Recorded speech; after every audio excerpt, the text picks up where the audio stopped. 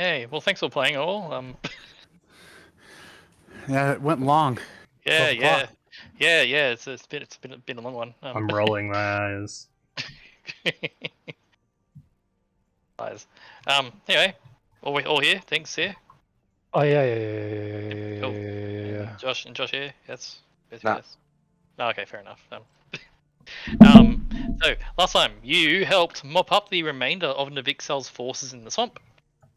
Archie guided a mass greater restoration to remove the Slard tadpoles from the infected survivors of the battle. You all begin to set onto your next projects, so your allies set onto the next projects. So Phaela and the Order of the Blue Moon are remaining in the swamp to rebuild and re-educate Navixel's followers. The Bullywugs quietly shuffled off to their own pocket of the swamp, as their job is now done, and now they are home.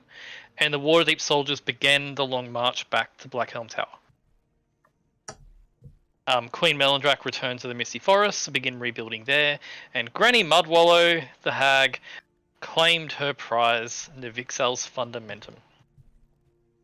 She did say she'd be happy to help in future, if needed. Oh, that's a good idea, guys. I don't want to give her more fundamentums than I need to be honest. I want the next one. I have plans. Gonna eat it. Yes, But I- yeah, you returned to Waterdeep with Valiant. You met with Lady Silverhand, Orlam, Onthar, and Siokira to discuss some things. Orlam wasn't happy about the losses in the swamp, but overall victory was achieved. Dragon dead, 1 of 5. Siokira, who's been relatively quiet and just sort of watching all these council meetings, spoke up, and it seems Siokira is the lawmaker of the council. All about being like impartial and making sure the law is followed. Crimes are paid for, etc. Siokira stated that Queen Melindrak would be allowed to see her husband. However, Melindrak must face punishment for what he has done, and also that Valiant must face judgment for his crimes. However, Valiant's crimes, the punishment will be lessened because he was not in full control.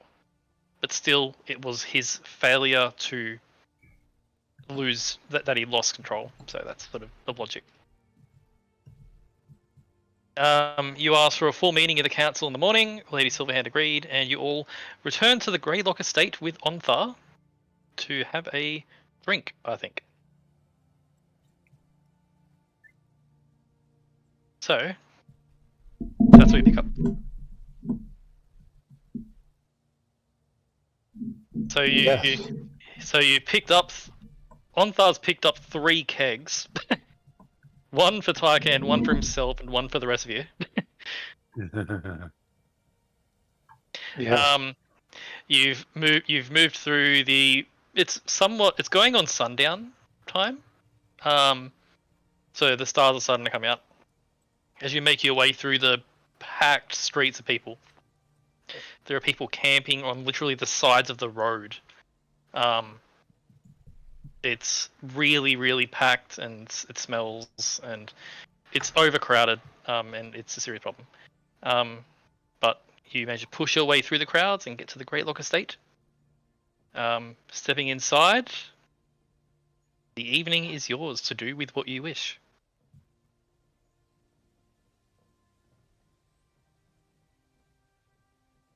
I think resting and drinking is on the cards. Yeah. Not too much drinking from Archie though.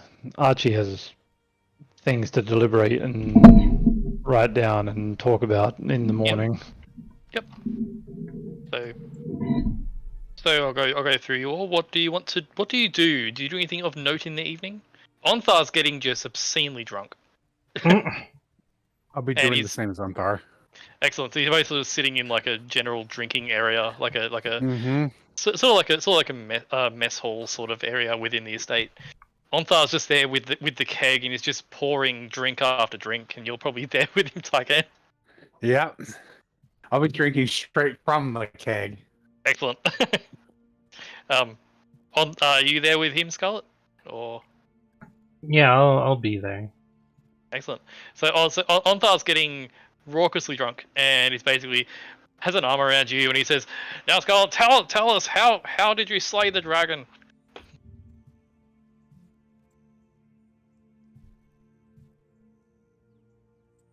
Tell us about your victory. Sure. She'll tell the tale. Do you embellish it? Not as much as a bard would. Okay. She Onthar's just yeah. she's a knight of sorts and honorable. She didn't get the final blow, that's for sure. As you say that part of it, Onthar says, I was too weak to even stand up long enough for you to hit it down. We'll go with that. Sure. And how about you? And he sort of like just pats you on the shoulder, Tygan. I stabbed it really hard. Onthar says, I wish I could have been there. Would have given it the old one of these, and he just sort of pokes a chair with his walking stick and just shatters the chair. You should have. It would have been great. You're gonna fix that, right? Fix what now? The chair. I'm sitting. I haven't broken this chair. What chair? Wait, Are you calling me fat? Are you calling me fat, Scarlet?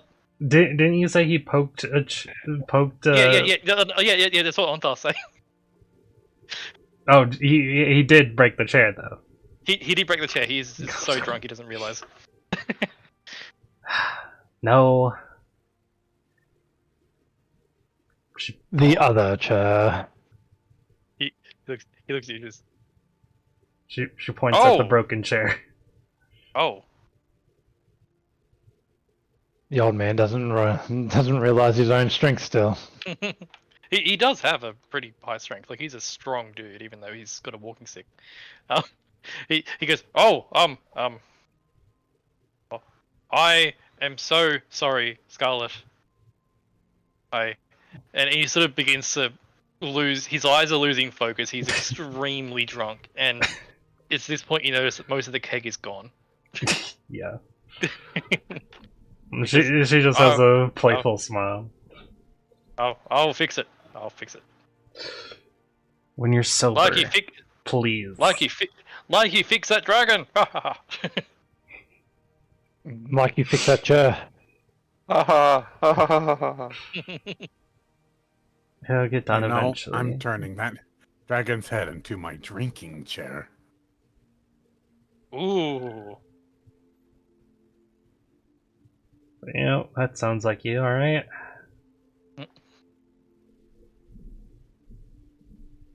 Well, at least everyone's normal.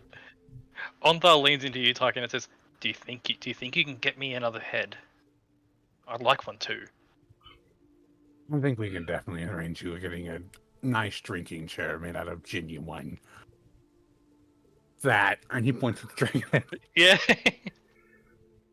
Oh, and by The the amount way, of times that Tyken has slammed that head on the table is quite large. Please don't break I'm my surprised table. his jaw is still intact. oh sorry, and by the way, because I forgot, when you drag this head through the city, Damn it. people gave you a very wide berth, and there are the beginnings of rumors about, is it real? What does this mean? How was that head in here anyway? Lube. That's not what I meant. The estate has a wide double door. And That's not what I meant! it's all I pretty meant wide. the dragon word. He spat on it. Oh, see, it's dead now. It counts as an object in the rules. Yes. Okay. Pushes up glass. Because I remember I think I remember one disintegrating from a dragon ward when they're That was dead. a fresh dead one. That was a fresh dead one. This was very dead. Okay, fair enough. Just had to make sure. But yeah. So as you guys are drinking and making merry, what is Thanrea and Kalaya doing? In particular, are you drinking as well? Yeah. Yeah, cool. There is a keg for you and Archie and Scarlet to hook into. As you're making merry. Archie doing anything in particular? I'd be drinking slowly, but I'd be writing notes in my book about the dragon and about the meeting with what's his name? Arthanag. Arzenag. I knew it started with an A. Hmm. I'd be also writing down about the meeting tomorrow and what I need to bring up and what needs to happen, as well as organizing something. This wall. This wall. Because if they're getting more powerful, that means I need something more powerful to stop them. Scarlet would probably drink very slowly as well, because who knows when the dragon will show up in her home house. Or Well, I need to figure out something that Arzenag is doing to make it so they can get through the Dragon Ward. So Oh wait, that's right. He can get in. You were Wait, told no, he Scarlet, he can just get in. Scarlet was told 3 days. Oh, you were all told 3 days. No. yes, Yeah. I know. But yeah, as Archie, as you're contemplating this, the bit of paper you're writing on has formulas on it, and like brainstorming ideas, and you're sort of doing your wizarding thing. The rest of you are drinking, making merry. Onthar is just laughing heartily at everything that's going on, regaling you with stories of his glory and listening to yours. This goes on for about a couple of hours. It's probably about 8-9-ish p.m. The city is dark outside, when one of the servants steps into the room where you were all drinking. A young woman, human woman, in simple servant robes, steps in and says, Lady Greylock, I'm sorry to disturb your merrymaking. No worries. A very kind gentleman left a gift. He requested I pass it on to you. Where is it? Right here. And she steps out from around the corner, and she has a really nice wicker basket with some pastries in it and a very nice bottle of wine. Is there a note that came with it? There is. You can see there is a note wedged in within the pastries. Ah, thank you. She'll take the basket. Yep, the servant bows ahead and wanders on out. And she'll sit down. Pass me the wine. Now you have your drink. Then she will take out the paper. Okay. read it. And for all of you, the pastries smell like sweet, and it's very good smelling pastries. Pass As me you a pastry. 1 second. as you open up the letter, it is neatly sealed with a little wax seal with a crest you don't recognize. As you open it, the letter is in common, and it is addressed to Scarlet and Friends. And My it's a favorite very TV show for Saturday morning. and it is a very short letter, basically saying, "Congratulations on your victory. I didn't want to impose on the celebrations, but I wanted to offer a gesture of goodwill. This one's on me, and it's signed Arzenag." That's what I expected. Well, Tyken, you're your taste tester. She pulls out a pastry and hands it to him. Time to find out if this is poison, and he'll just shove the whole thing in his mouth. Okay, as Tygan pulls up the bottle, Archie, looking up from your notes. Pastry, not bottle. Other pastry, cool. The pastry is good. In fact, Scarlet, you know that this is a pastry from a local bakery. So it isn't like, yeah, it's an actual. He They're actual kind of does something to it. I don't know. Archie, you recognize the bottle of wine. It is a vintage from Neverwinter. Oh, Okay, that's kind of funny. that plate did. It's a vintage from Neverwinter. In particular, Archie, this was one of the wines that when you did occasionally drink, when you weren't teaching, this was one of your favorites.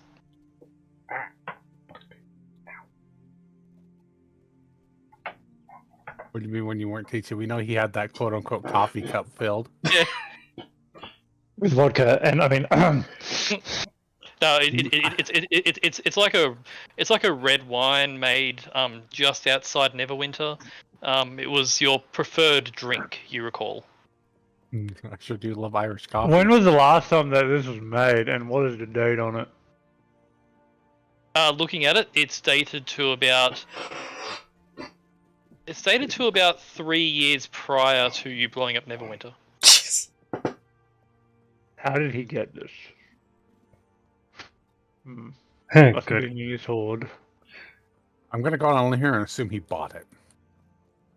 From Oh, where? yes. It's from Neverwinter. From Neverwinter, the place that's destroyed. He didn't buy it from Neverwinter. He probably bought it from Winter Never. Yeah, 3 years before Neverwinter blew up. Sure.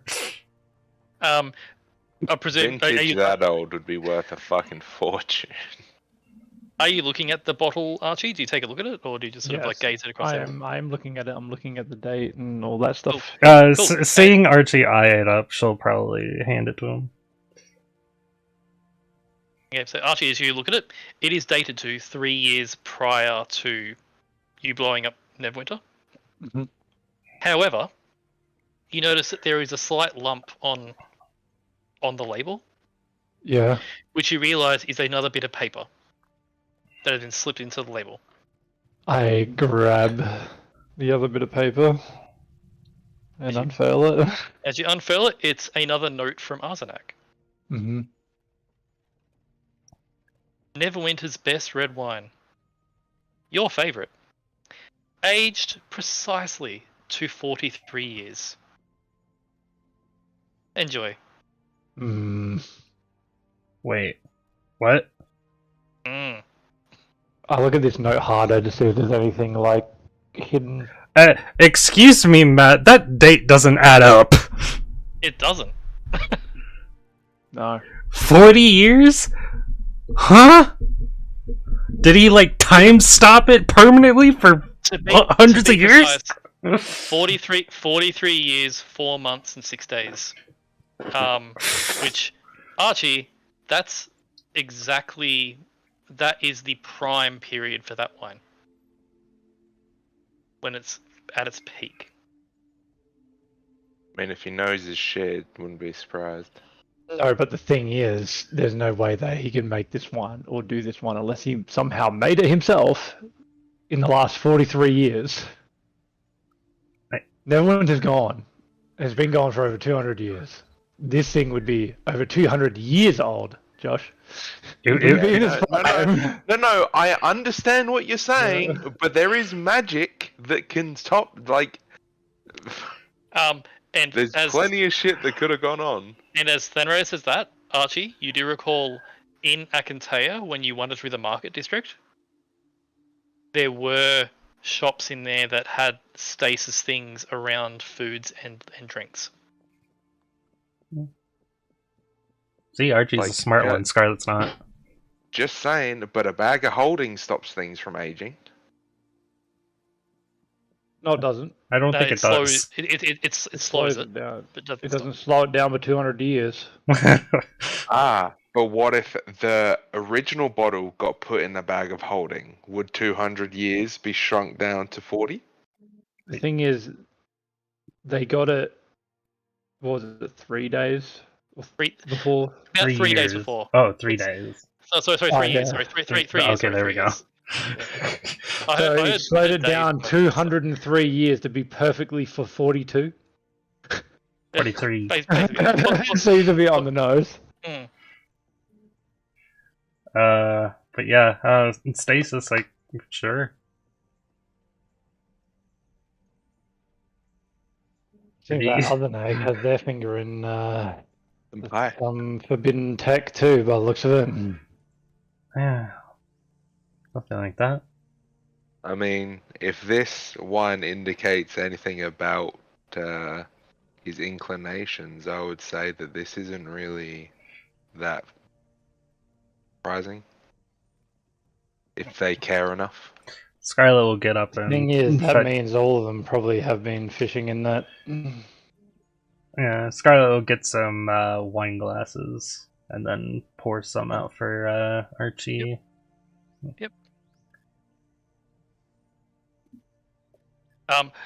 As you're pouring it out, Onthar's picked up the keg and is draining the last of his keg into his mouth. Does Onthar have shoelaces?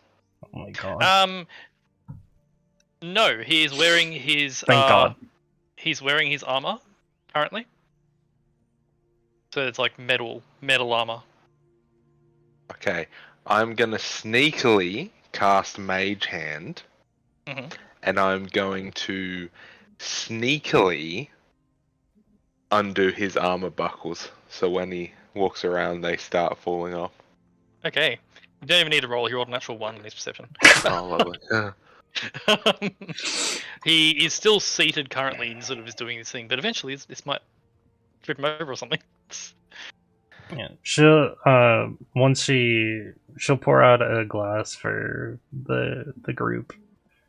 Yep. For whoever Yep. wants. Yep. A taste. Hell yeah.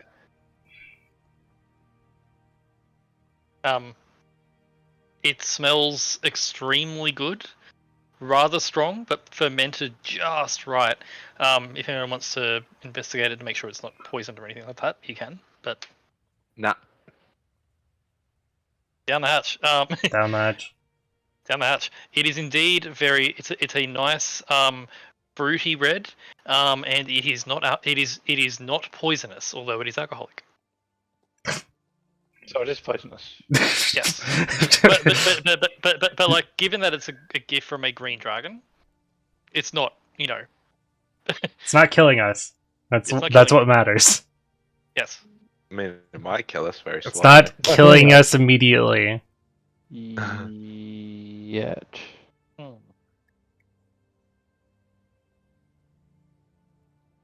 Archie, Alright. just take the damn drink. And Archie, there's no magical aura on it at all. It is. You've been eyeing it up this entire time. Just take a drink. I swirl it around, give it a sniff. Mm. Be Archie as does not pretentious as I take. could. Archie doesn't take a drink. Okay. As you, for Van Raya, this is definitely the sort of wine a distinguished professor might drink. I bring out my teapot and pour myself a cup of tea and have that instead. Okay. My taste has Archie's. changed. Mm. Archie says. Sure. Hmm.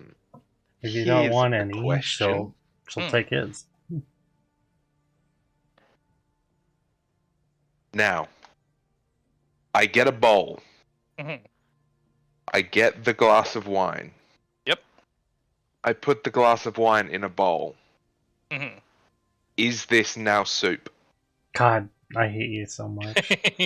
It's actually a fruit juice. I pull out a Alcoholic. spoon and start drinking it with the spoon. Is it now soup? Fruit juice. Fruit soup? Yeah, sure. Fruit So- bisque.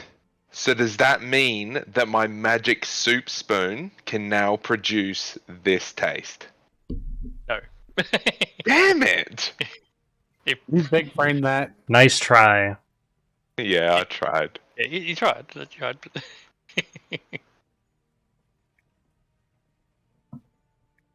But yeah, Archie drinking your tea. You're not taking part of the wine. Everyone else is. Yep. I'm not Oh, taking well. part in the one Archie has changed, and he doesn't take gifts from dragons, especially dragons that he doesn't like.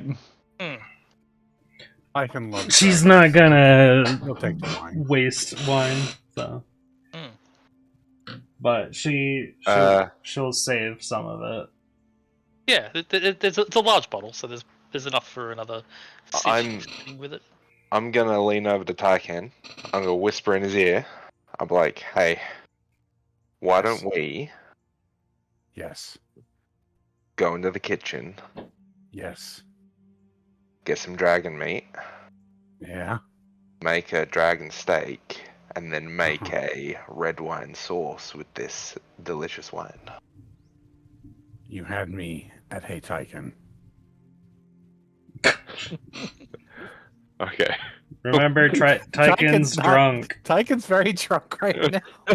We both stumble into the kitchen. Okay. You And don't just- get and- the and- entire I'm bottle. staring- I've got the dragon head under one arm and the keg over one Yeah. shoulder. Okay. As you two She'll- stumble in the kitchen. She'll find something and pour like a batch of wine into it, and then put the bottle away, or tell like one of the servants to find like a stasis unit.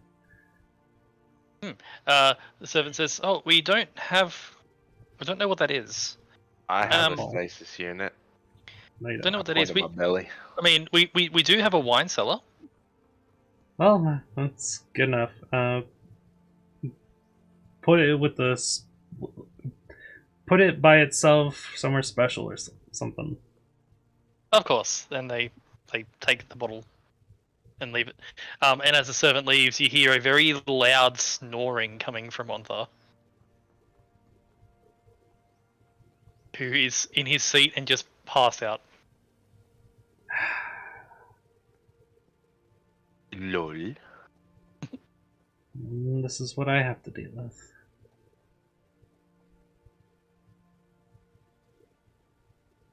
Hey, is there a room for Ontharr that won't get broken? You know that Ontharr does have a room here. Yeah, she'll Yep. either drag or pick him up and put him there. Yep, two of the servants will come and help you. I have 18 strength. I can do it pretty well. Okay, they sort of go, "Oh, I'm sorry," and they'll open doors for you and stuff, and you Yeah, she'll pick him appreciate up that. he's quite heavy, but you're strong. You can carry him. Yeah. And you drag him to his room, and you tuck him into bed. Nope. Snoring very loudly. And there is a big smile on his face, Scarlet, as you tuck him away, as you put him in his bed. Good. It's a smile you haven't seen. Like, he's been smiling whenever he sees you, but this is a smile you haven't seen since you've come back. When was the last time I saw it?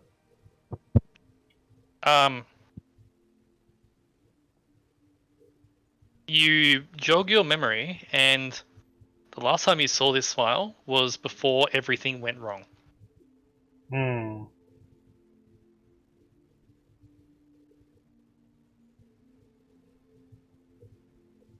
But there he is, snoring away in his bed. Puncture.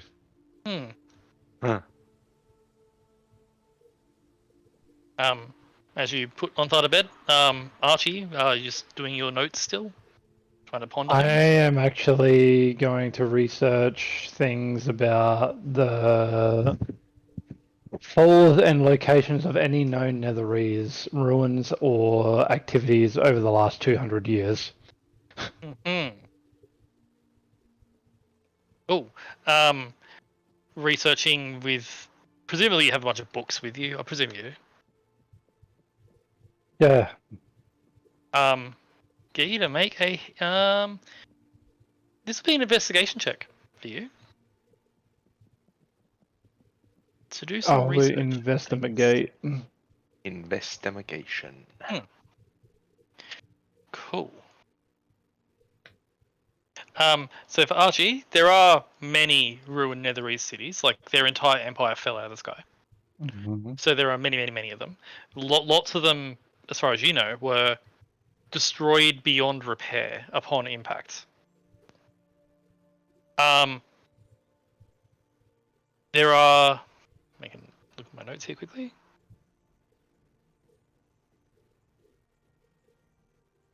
There are 3 cities that have been located,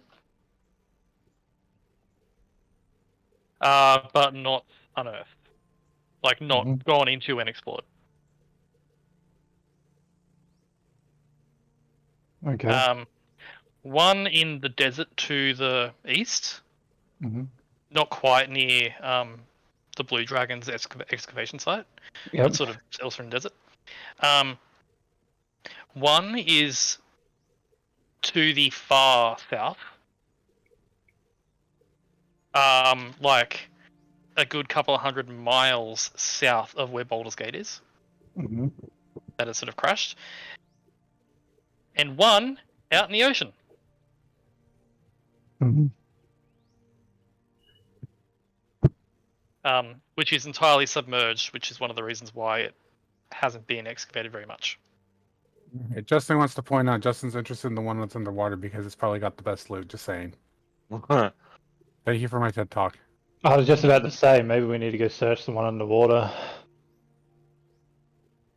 But it's going to be really hard fighting automatons underwater. No. We got a swimmer on our team. We'll just stick Scarlet on him. He's not wrong. And for Archie, Hello. this does correlate with information that you did receive ages ago on an item called the Guardian's Tier. Well, that's Which the thing was- Tygan talked about. Yes, which was said to be in a sunken Netherese city, based on the records you found in Akintea.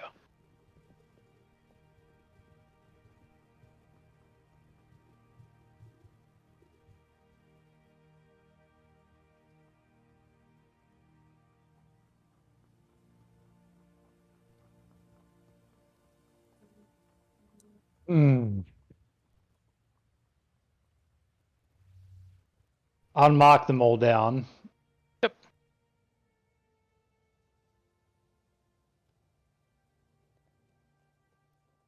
There's so much to do, yet so little time. Archibald would ruminate with himself a little bit about there's so many things that are possibly needed and needed to be searched, but so little time to do so himself with his group. Also, now that he knows about the dragons getting stronger, but also the gems being a thing of correlation to that, means that if we kill Frigidax, that means that the 3 main ones that we're worried about are also going to get stronger, which means Frigidax is also stronger now too. Right. Yep. And to remind you, because you may have forgotten, Arzenag did say that Frigidax was basically dead. Yeah. Basically. But not actually dead yet. Yes.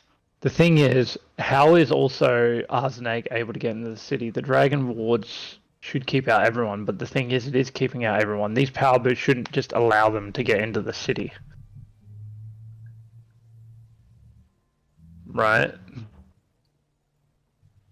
Can I pose a suggestion? But With a suggestive suggestion. Yep. What's What that? if Arzenag is a double agent?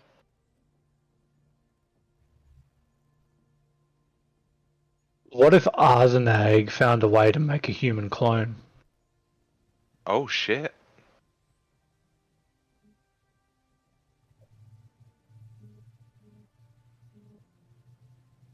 I mean, What if Arzenag isn't actually a dragon?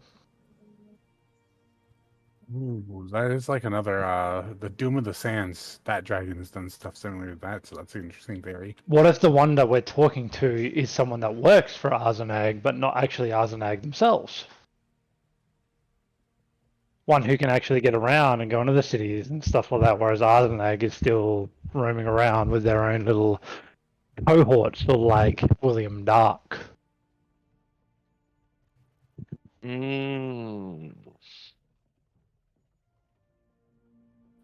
That is pretty. That's Because actually Archie really would good theory. know that he'd make these dragon wards so dragons can't get in. They can't just like get a little bit more powerful and just get in.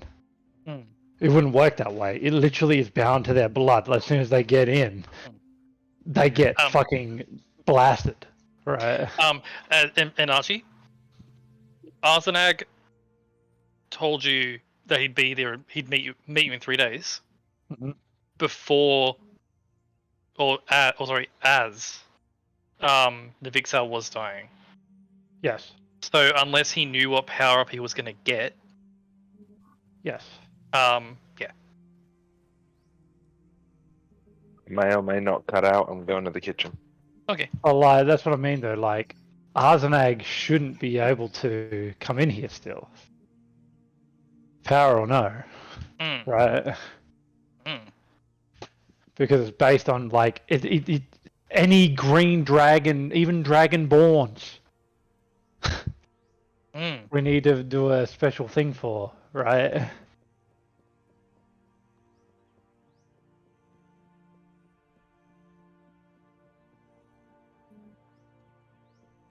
Mm. But this gem is of the hells. Hmm. Is the gem making it so Arzenag can come in here?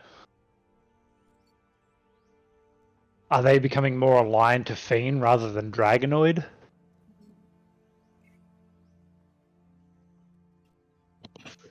Archie circles that in his book. Mhm.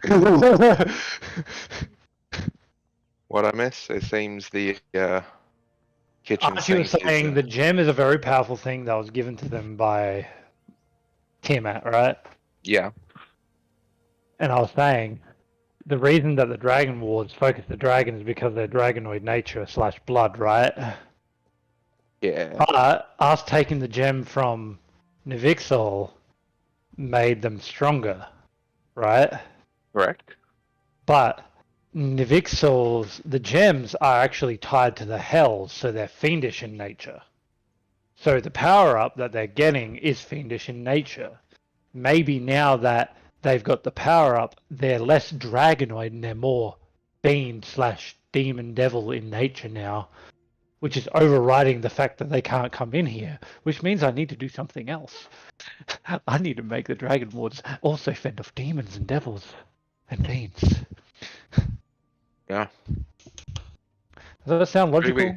Pretty big loophole, yeah.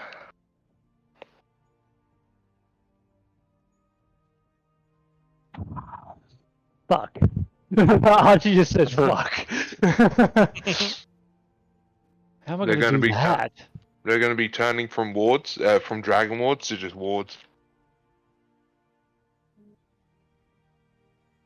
Well, warding off the hells would be a good thing anyway. Sure. And there's already magic that does that. Forbiddance? I believe Or is that's still or is it called something else? higher parties. We'll have a look. Yes. Forbidden is what you're thinking of. The spell damages creatures of a type, celestials, elementals, fae, fiend, or undead. There's also the one that makes it so they can't. It also makes it so they can't move Yep. into right. Mm. What if they're turning into celestial? Well, that doesn't make sense because we have the gem and we know that it's based in the hells, right? And guess what? The gem's not blowing up here in the area, right? I mean, that's true. So it would have to be Fiend or Demon Devil. It's not Celestial made because it was made by Bell. As you are very aware of, as that. Yeah, no. no. But it was also given by God. Yes, but that doesn't make it Celestial in nature. I guess that's true. So like saying, oh yeah, just because I have the hand of fucking Vecna, it's Celestial. No, it's undead. You know? Yeah. Or like necrotic, right? Are these points hitting close, Matt? I'm not saying anything. No, but like they make sense. Yeah, like all these ideas Yeah. do make sense. Unfortunately for Archie, it's very hard without examining the creature itself. Which I can do Mm, because I have a Tycan, mm, and Tycan has a paladin ability mm. True. that allows them to pick undead and fiends and stuff. Mm. Mm. How come everything ends up being like, oh yeah, blah blah blah, I need to do this. I have a Tycan. I am the Swiss I Army am a knife. Swiss Army knife for this situation. Oh god. Hmm. But yeah, as Archie, you do this, ponder these things, make notes, circle things, cross out other things as you're brainstorming potential ways Arzenag could be doing this.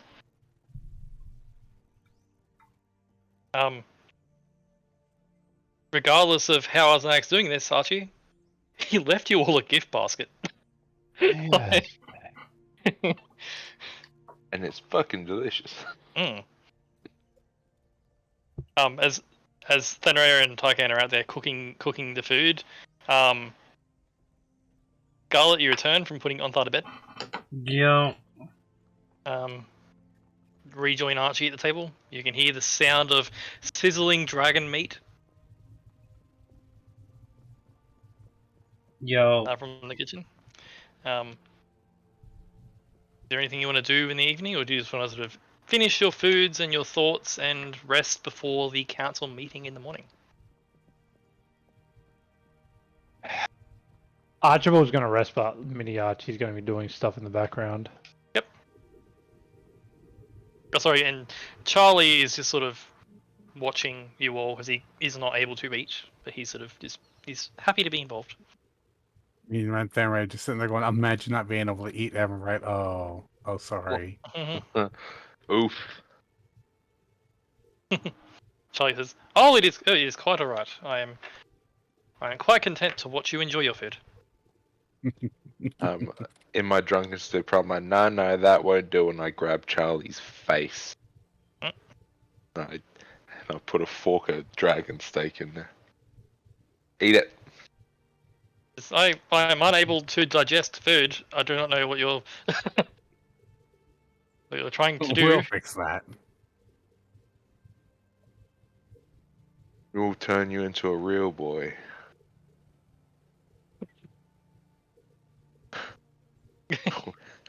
He looks very confused. We need to go skin a homeless man.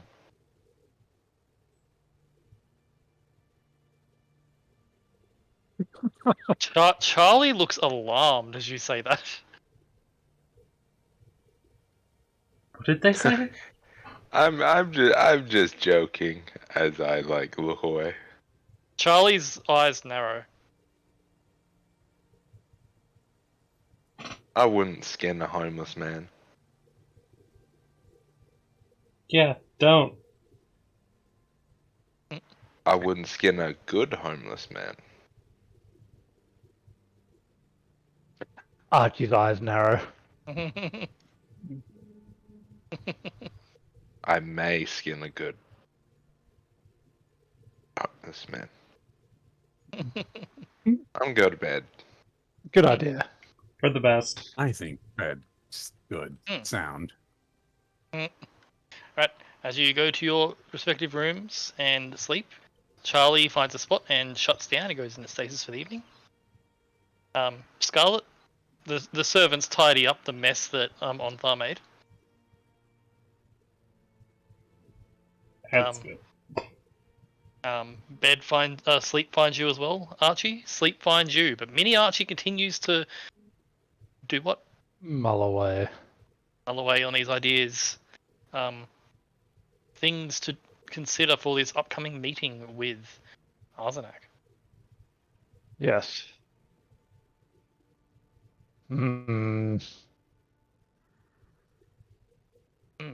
As you're all sleeping restfully. Taiken, Yes. while you are asleep, Hmm. you feel a presence attempt to touch your mind while you're asleep. Can I Does- detect what kind of presence? It feels familiar and not hostile. It can come in. Okay. As you feel this, you're dreaming. You are asleep, and Mhm. suddenly this presence touches your mind and washes over you, and you're in the astral sea. It's Mother. And before you, you see the angelic form of Irana, your mother. You'd say, hello, Mother. Hello, Taiken. I want to thank you personally for what you did. I'm no thanks needed. I'm just happy that it will end up helping you. Helped a great deal. She gestures a hand out in a direction, and the vision clarifies. You can see it's you're not seeing what is actually going on, but she's showing you a vision of to give you an idea of what's going on. Mm-hmm. You see Tiamat in her massive, godlike draconic form being driven back by a combined force of angels and ships, flying ships, Ooh. which you recognize to be Githyanki. Ooh. Ooh. But in every vision you've seen with Arana, it was desperate fighting, losing ground, and now it's been switched. It's not a straight up winning against Tiamat, but they are pushing Tiamat back.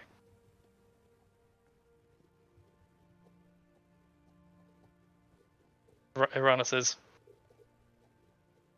"What you did sapped a portion of her power away,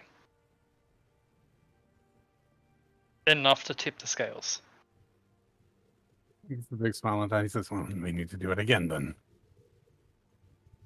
The more you can do, the easier this will be for us.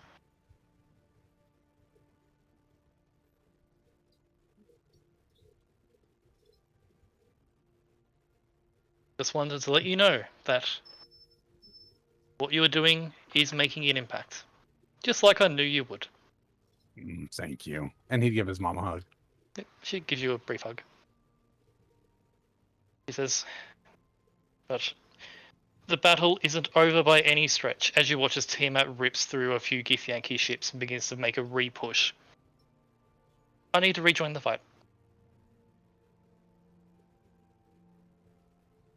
I trust you'll keep going. With everything I've got. Excellent. If you need me, just pray. I will. And in a flash, you're back to your bed in your own dreams.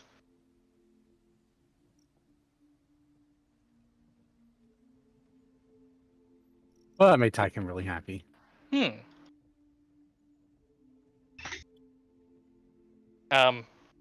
rest of you all sleep well.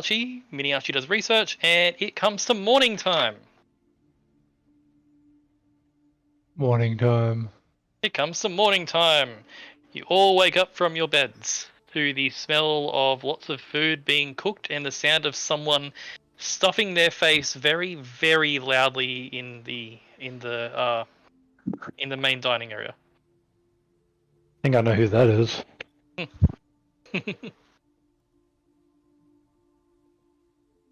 I move.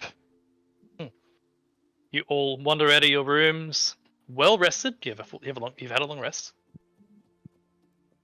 Hit the button if you want to. You see, there is Ontha with literally a pile of bacon Bad. and a mug of ale. Oh, the best hangover cure is more alcohol. Tyken's just going to lay on hands himself to get rid of that hangover.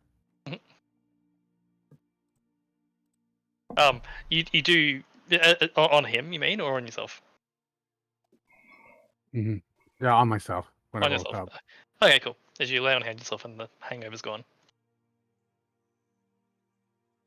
As you wander on out and do that, Onthar looks at you and says, "Tychon, Yes. you should take your hangover like a man. I would if I wasn't having to do important things. It's all part of the experience." I do agree. He has plenty of time to experience later on. Oh, I suppose. He looks at you, Scarlet, and says, "Scarlet, I'm sorry about the chair. I may have gotten a little bit drunk." A little, huh? A little bit. A It's little bit. fine. I've already given some coin to one of the servants, and they've gone to fetch a new one. I appreciate it.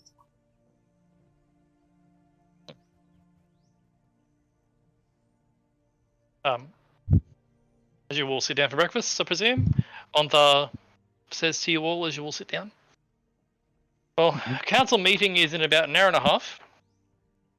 Yep. Most members are going to be attending. Most. Most." Mm-hmm.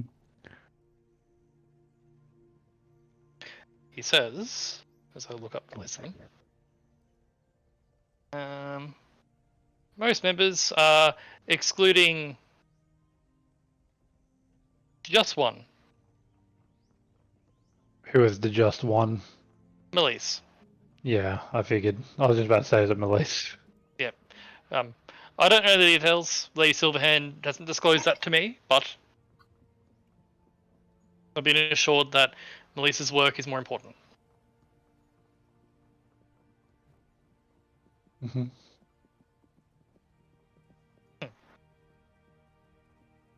But I have some things to do, but I will see you all there, yes? Yes. Excellent. He just shovels the last few handfuls of bacon into his mouth. And says, "I'll see you all there," as he pats you on the head, Scarlet, before wandering out. See you around. See you soon. Don't be late to the meeting. Lady Silverhand doesn't like people being late. Try not to be. And with that, he hobbles on out. You hear the clop, clop, clop of his walking stick. And he leaves. It's just you guys and Charlie around the table.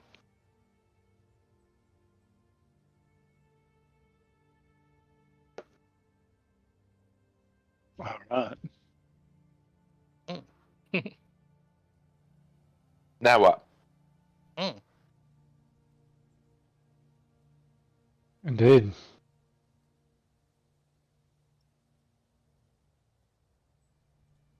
We should probably get ready for the meeting. As well as ready for our next move.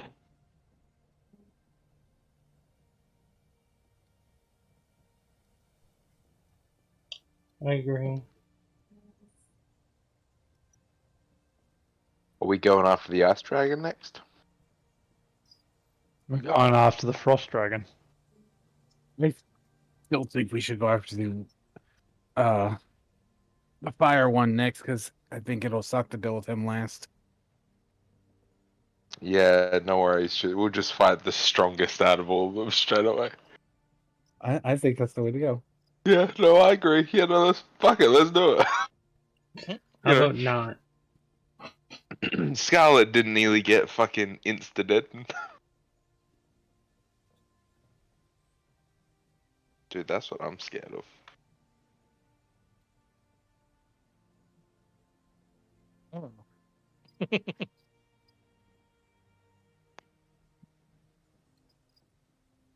Well, Arzenag, not Arzenag, friggin' Frigidax was next on our list. As well as going to Baldur's Gate, so...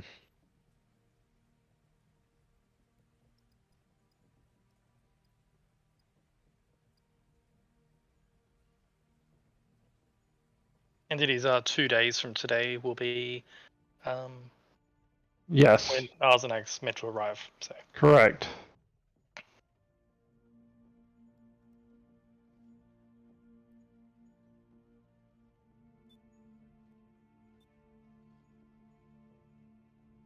What do you all do?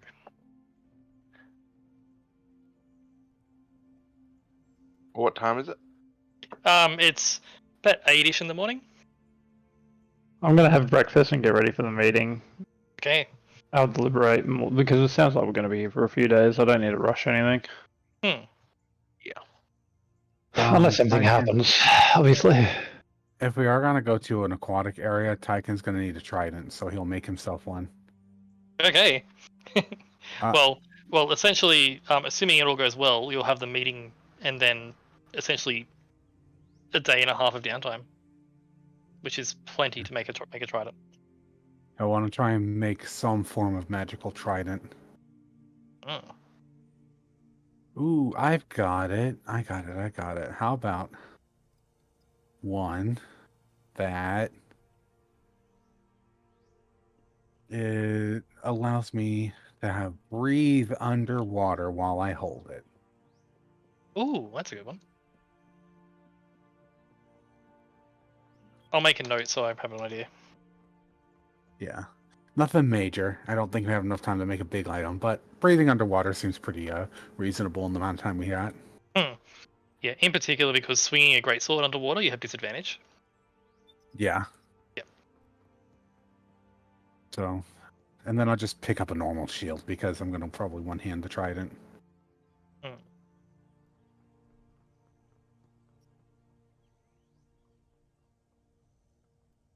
Shields are certainly a thing. So you all breakfast is made for you thanks to the servants in the estate. You all are rejuvenated and ready for a political meeting. You prepare yourselves, and I need to ask: are you going to be on time, early, or late? I'm gonna be early. I can be Okay. early. Same. Okay. As you prepare yourselves and make your way to get to the Palace of Waterdeep a little bit early, wandering through the streets, is Kalia with you? Yep. Cool. People give Kalia a very wide berth. I give him a little hat. Okay, he has a little hat. People still give the warg a wide berth.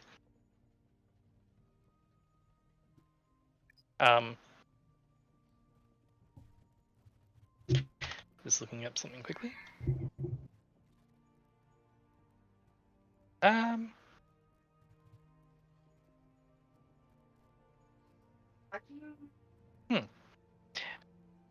As you are walking along. So, as you're all walking along through the streets of Waterdeep, past all the crowds of people moving about their day, it's a little bit overcast, but not raining.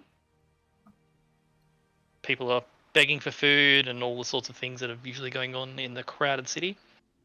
Archie, you're wearing your glasses at all times, yes? Yes. Cool. As you're walking along, you notice in the crowd there's a crowd of people just sort of begging on either side of the street, and on the left side of the street, as you're making your way towards the palace, there is someone in the crowd has the faintest hint of divination magic on them.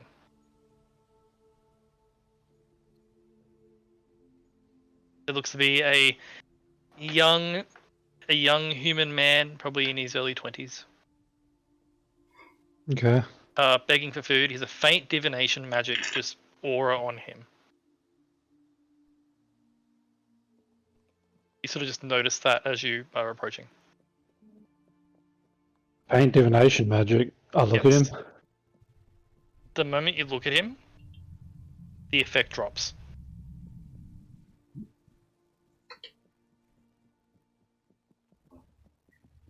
He's with a crowd of about 15 people that are all sort of sitting there huddled, leaning against sitting against the wall. They have little collection plates out and they're just begging for coin. I activate my glasses. Cool. Is you sort of just walking with the group, casually just tap the glasses to activate them. Mhm. And as you activate them, you see everything else is as it should be. Mm-hmm. except for that young human man. You see Doppelganger. How odd.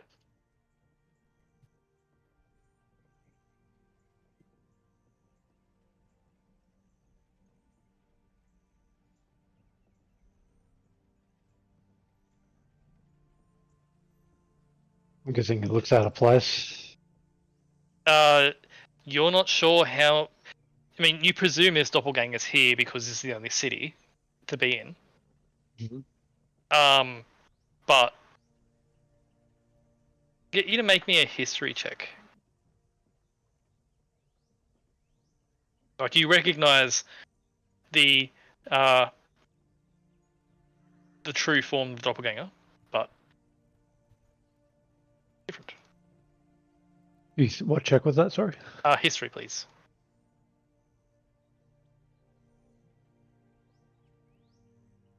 Archie, you recall, doppelgangers are able to read people's thoughts.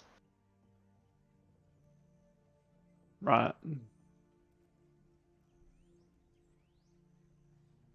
You're not sure whose thoughts it was seeing, because reading thoughts is, it's on yourself, and it allows you to read others.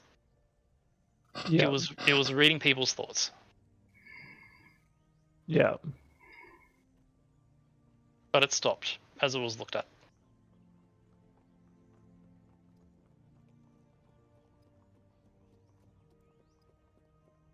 The rest of your group is completely oblivious to this.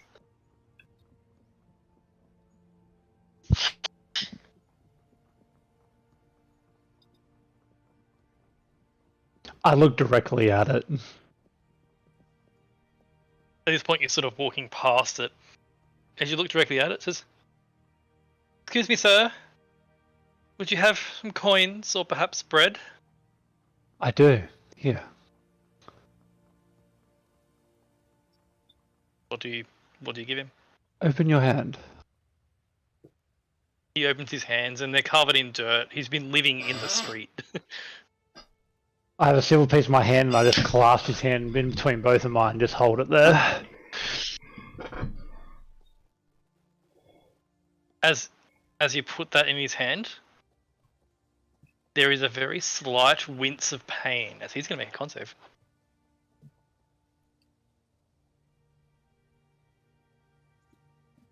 There's a very slight wince of pain, but he fights through it and says, "Well, thank you, sir. Thank you. Thank you. Thank you."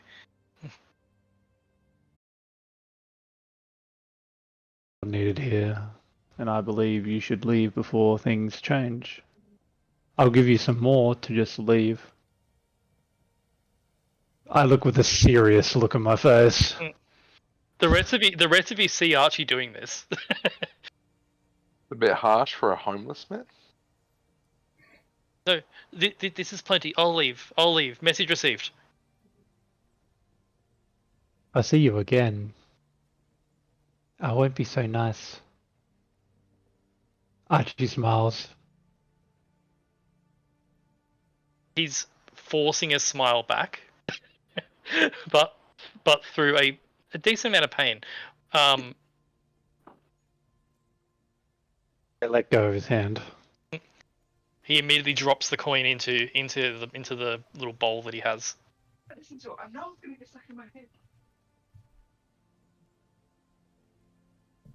Takes the bowl, stands up, and hurries off in the direction away from where you're traveling. Yeah.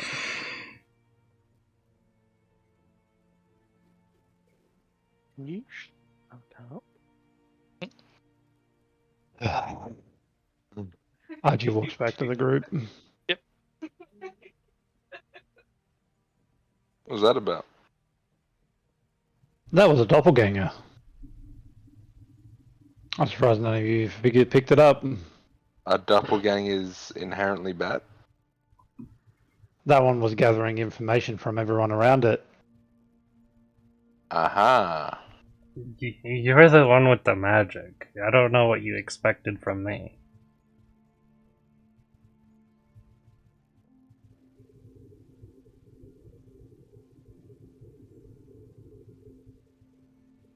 I'm just told it to leave. If I see it again, I'll ask it a little bit more thoroughly to leave. Fair enough.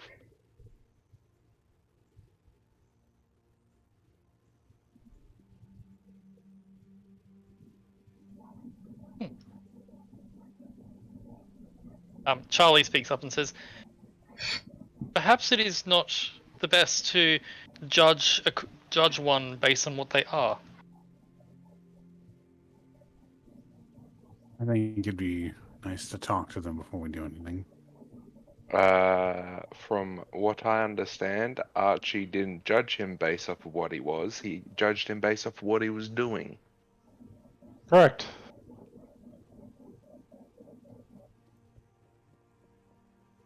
But still, one must presume innocence. I think someone stealing all the knowledge of unknowing people around them is not very innocent.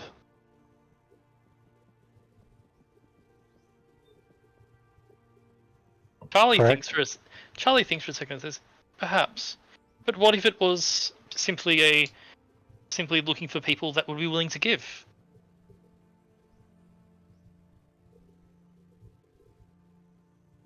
That's an assumption that I'm not going to go into right now. We have a bit more pressing matters. Maybe something that you can ask later on if they come around again, like Dyken said, where they want to talk if they're around again. I would like that. I would like to converse with one.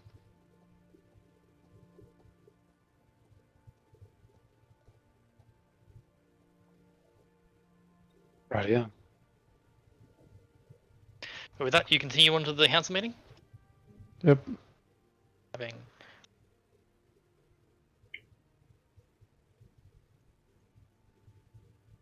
cool. Without much other issue, just walking past crowds of people. Archie, no other doppelgangers that you see. Mm-hmm.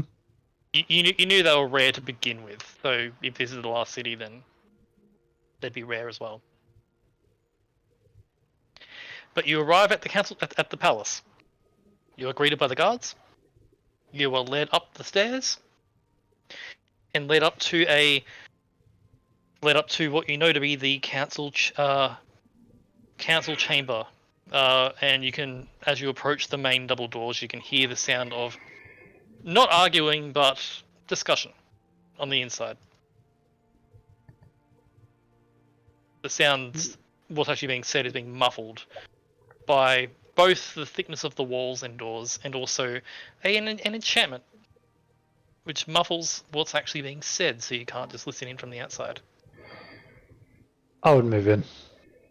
As you move up, the guards open the door for you, and as you step in, you see basically the entire council, but Melise.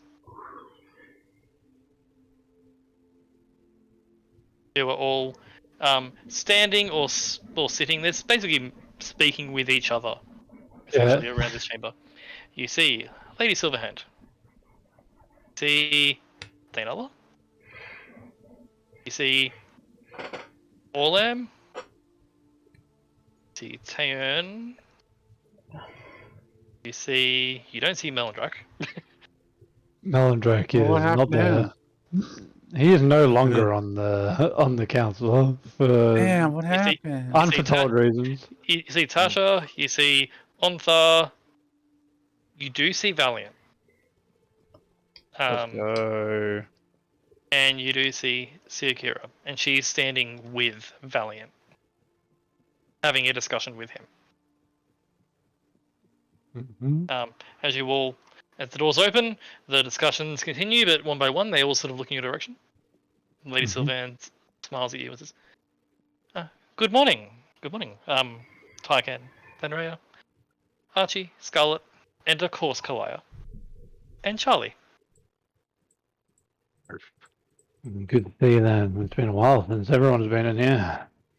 Yes, we've, as Dainala speaks up and says, "Well, I've been busy with my own research, but Lady Silverhand says my attendance here today was important, so here I am." I've got something for you too, don't worry. I think you're gonna like it. Oh. Well, I'm glad I made time. I'm glad you did too. Lady Silverhand then speaks up and says, "Everyone's here, please sit." Very well.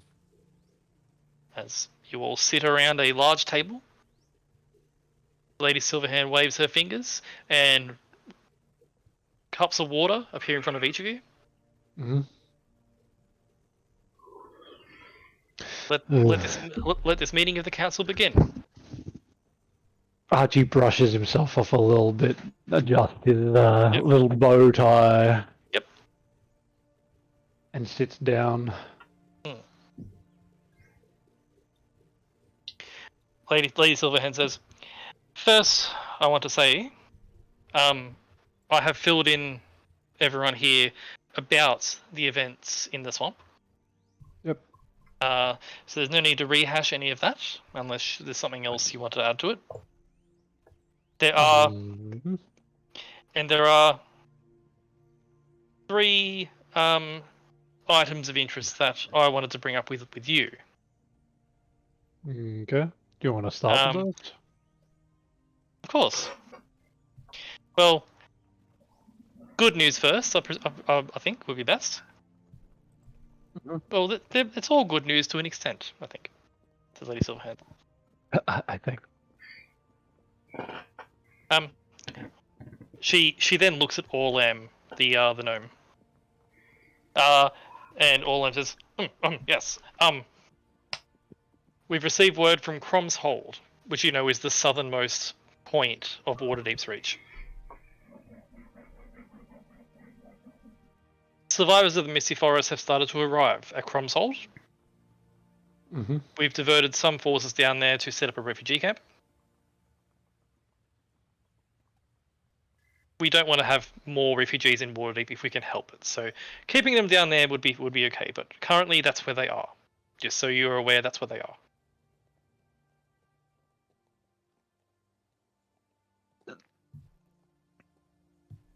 So there is that. Which I'm happy there's survivors at all, says Orlam. All right. That's good to know. Yes, just wanted to let you know that they won't be coming to Waterdeep. The streets, as you know, are full, as it is. Understood. He then looks back to Lady Silverhand, who says, the other bit of news, I'm not sure if it's good or bad, but it is to do with our missing member of the council here, Melise of the Emerald Enclave. Yes. I have been in contact with her, and the council will begin to mutter amongst themselves as she says that. Mm-hmm. They were forced to fall back from their position of scouting at the device. And you know that Lady Silverhand is being particular about the words she uses to not disclose everything. Yeah. They've been forced to fall back from their position at Yazam Alex's device due to a rather large battle that erupted there. A battle. Yes.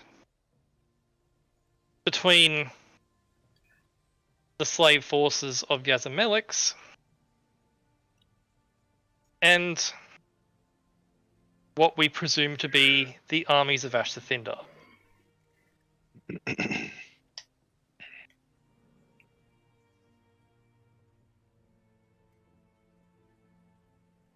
Interesting. That is quite interesting, in fact. It is ongoing.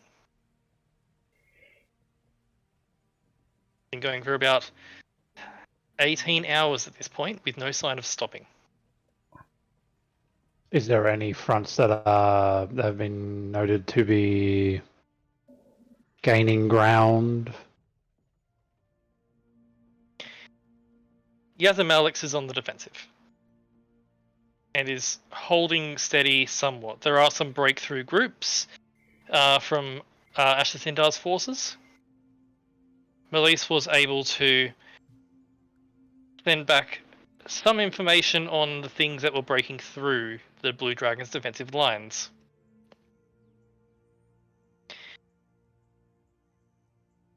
She sent back these, and Lady Silverhand waves her hand, and a minor illusion appears in the middle of the table.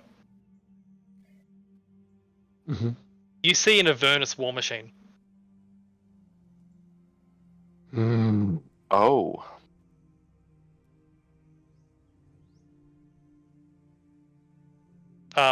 For reference, this is about the size of a bus. It That's has bad. 8 wheels covered in spikes and weapons of all sorts, being ridden by red Abishai and humans in a sort of a combined crew.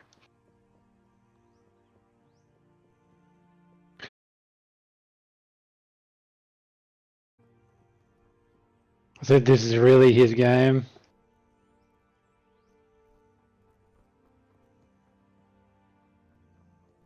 Lady Silverhand says, "This is the information we received from Melise. There are many of these vehicles, and others, but these vehicles were being used as line breakers, essentially." So Asher Thindar is working with the Hells. So Asher Thindar is connected to the Hells. Daynala speaks up and says, "Well, they're all from the Hells." Yes. But the thing is, the other ones don't seem to be having, you know, I guess the Abishai are amalgamations of the Hells, right? They are. Abishai are native to the Hells. Mm. Like, Abishai would be expected, because the Vixel had black Abishai. Mm-hmm. So Abishai are to be expected. Infernal war machines are not. And Archie, I'll say you have had the chance to study war machines in the past. Well, the thing is, the one that usually uses war machines and has control of the war machines is one person in Avernus. Her name is Bell.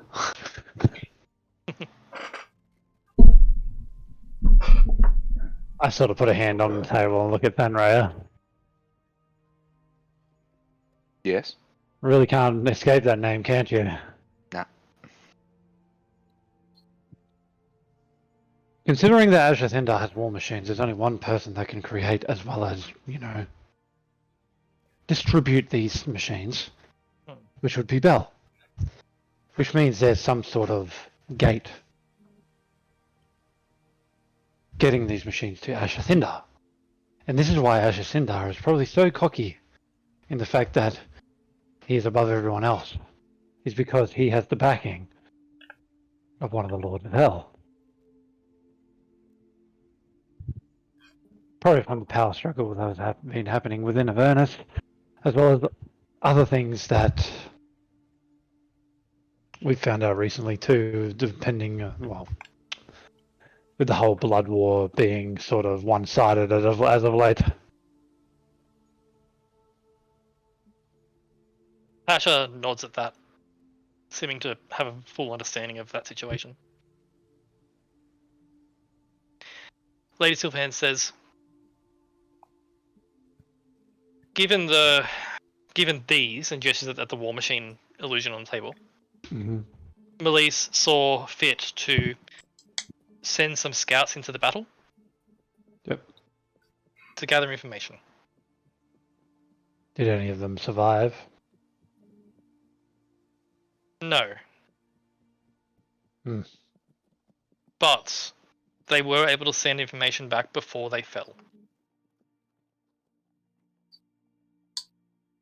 Melise shared the same thought as me. She wanted to know if William Dark was in that battle. Was he?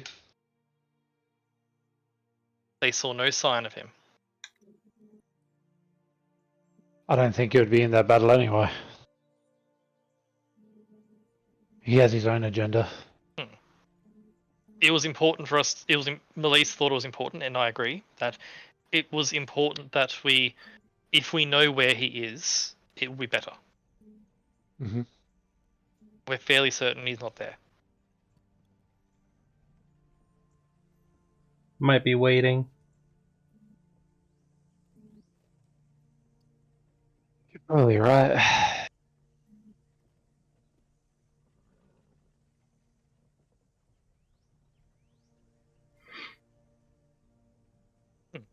Lady Sylvan says, that's the other bit of information. The final piece, as she looks at Siakira, who stands up and says, I have had the night to consider my judgment on the crimes of Valiant. And Valiant sort of bows his head. Mm-hmm. He will not face prison or the gallows, for his actions were not his doing. However, for failing to have the willpower to prevent what happens, he will be stood down from the council effective immediately. Okay. What will he be doing instead, as well as having all the information that he already has of the council?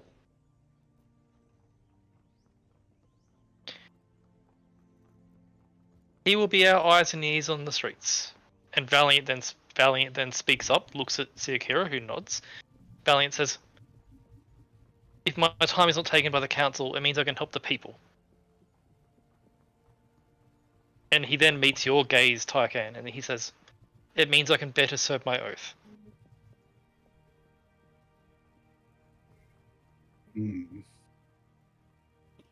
Well,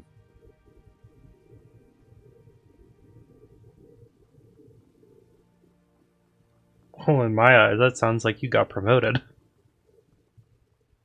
you can speak and better serve the oath, so I have no complaints.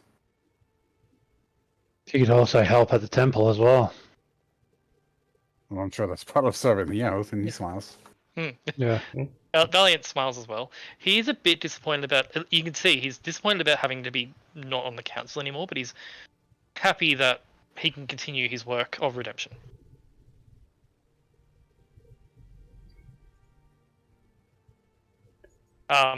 Lady Silverhand says, "Those are all the matters we wanted to discuss. The floor is open to you, all of you."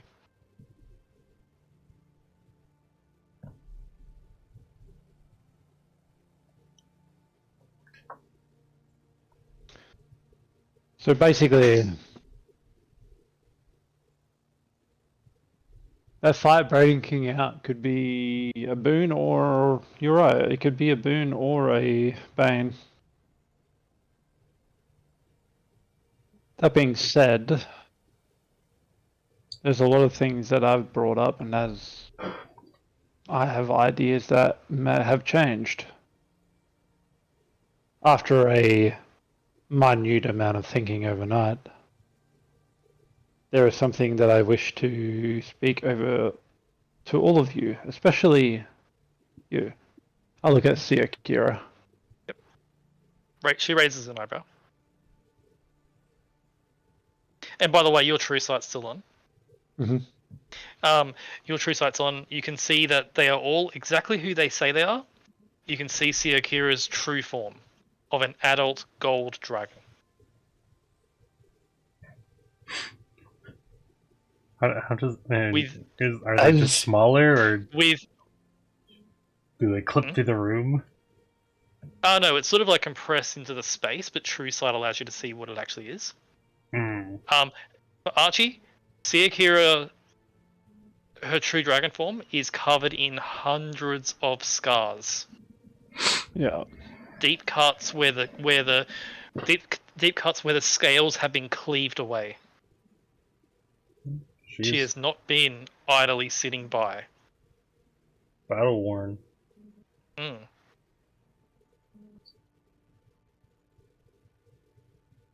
The gem that you got shown yesterday. It was a nature of the hells, correct? She nods. With the power of that gem, could it be able to change one's true nature? You asking Siakira that? Yes. She ponders for a second and says,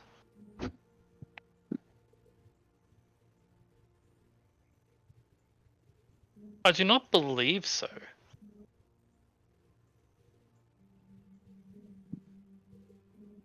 Why do you ask?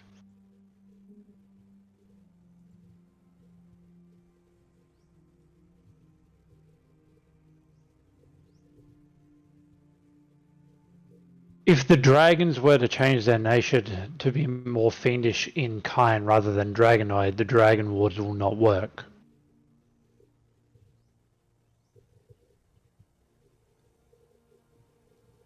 As they fend off against dragonoids. And as you say that, Dragon-blooded. as you say that, Orlam speaks up and says, "Is this hypothetical, or are you telling us right now that the dragon wards don't work at all?" No, I'm just saying if these dragons keep growing in power, and it does change their nature, say after another 1 or 2,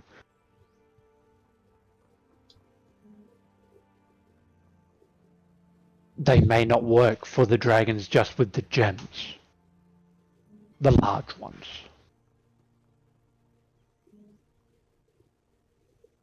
Arzenag. Ashathindar. Frigidax. And Yameliax? Yazamilix. Yazamilix. Yazamalix, I think. Which one's that one? I don't even remember that Yeah. name. It's It's the blue one. It's a blue one. Oh, We only figured out about the blue one. That's why. Do you understand what I'm trying to put down here? And the plan for me to lock them off onto one side of the world would have to change too, because I was going to base the wall off of Dragonoid. But now I would have to base it off Dragonoids, fiends, demons, and devils.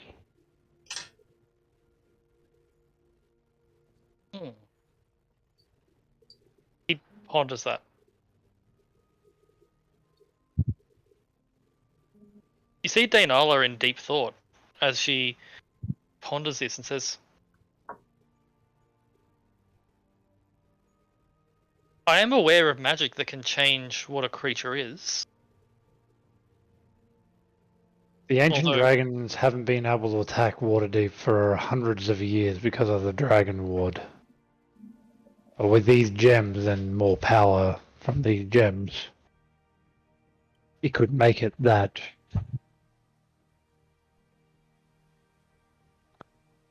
they possibly could if their nature themselves is changed based on magical means, correct? Perhaps.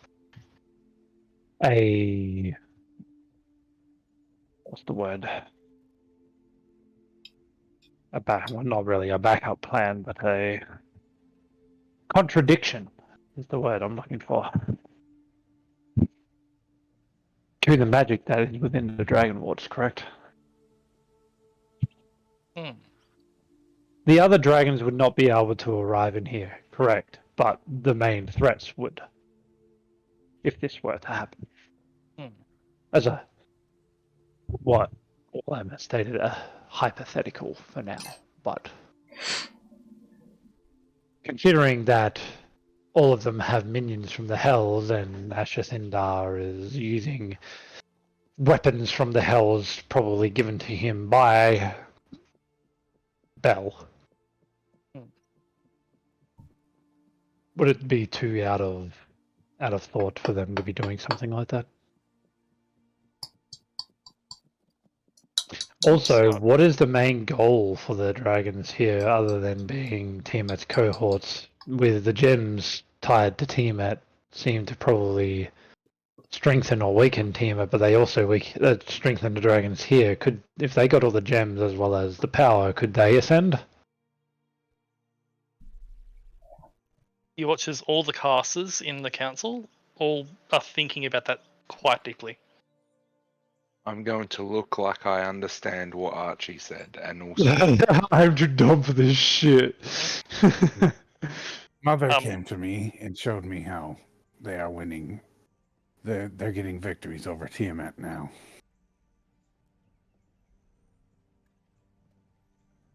hey Archie. Hello.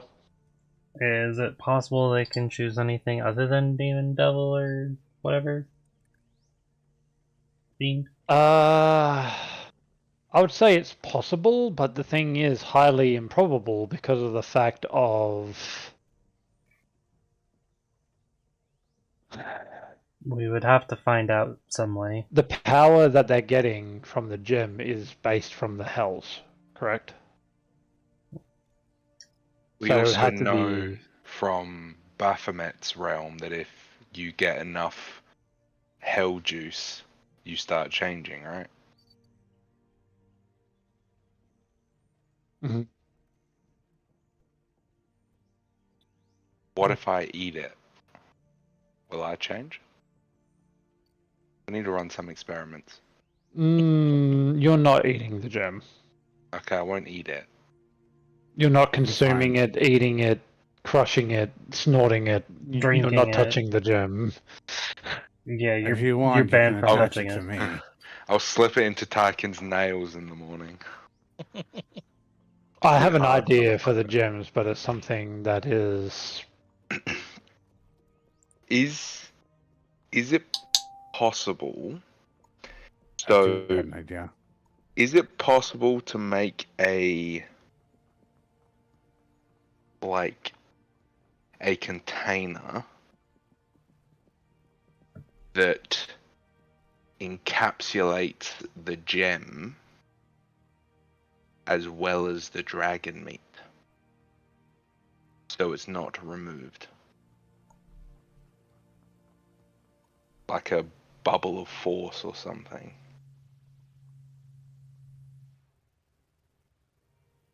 Are you asking me that or Archie? Archie. dragon meat. Yeah,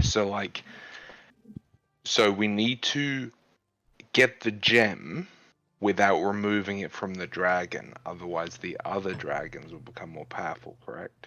And in them becoming more powerful, there's a big chance that they are also turning more fiendish or devilish. I don't think that's going to work because most magical items usually need some sort of sentient mind to actually, you know. But the thing is also, when that thing was still connected to Nivixol, it was regenerating Nivixol. Yeah. Which is the other thing would be is putting it in a semblance of stasis. But the thing is that would mean what Tarkin just said, that Tiamat would not get any weaker.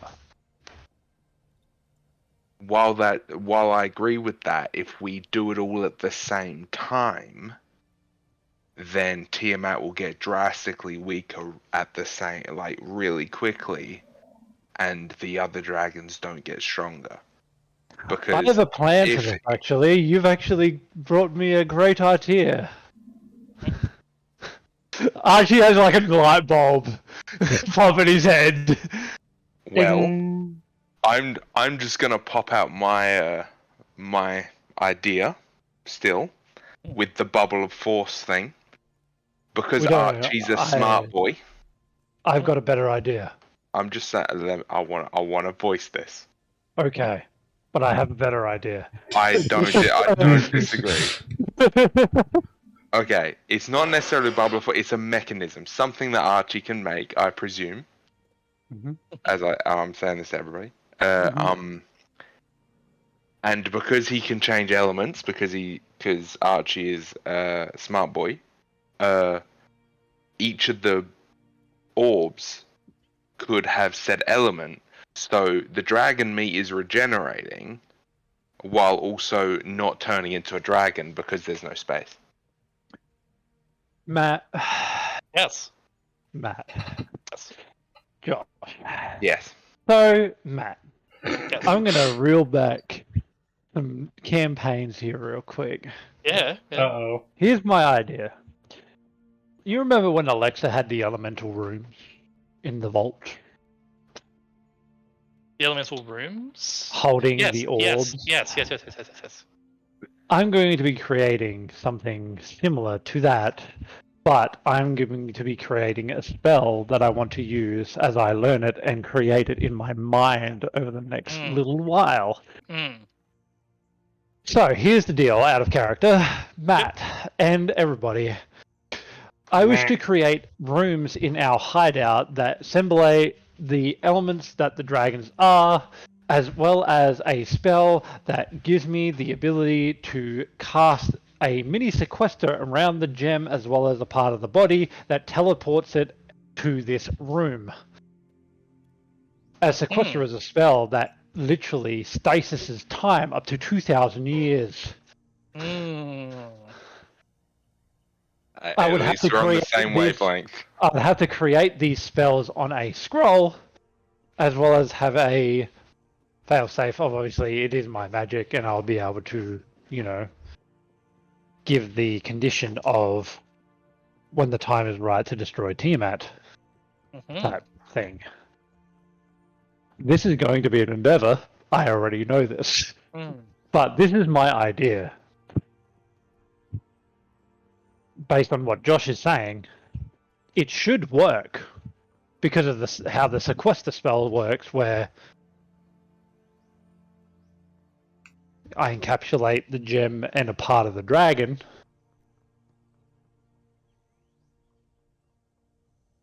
And then we And when the time is right, move just it. de-sequester it and break them all. Correct. Or, yeah, grab the gems out so we can use them. yeah, yes. For Archie, it will be a project. Yes. This will be a downtime activity, essentially. Yes, it can be done. Absolutely. The hardest part will be getting sequester. Are you voicing this to the council?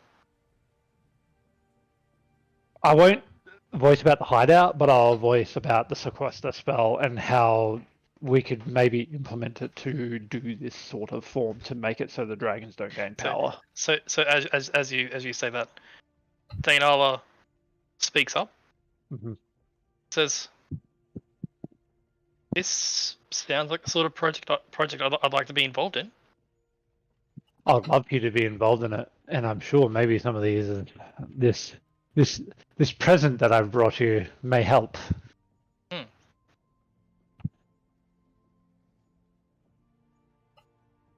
But you would have to. I would want to alter the spell to be able to move the sequester to a destination where I want it. So we don't have to spread our forces thin to grab these gems at a later date from, former dragon lairs.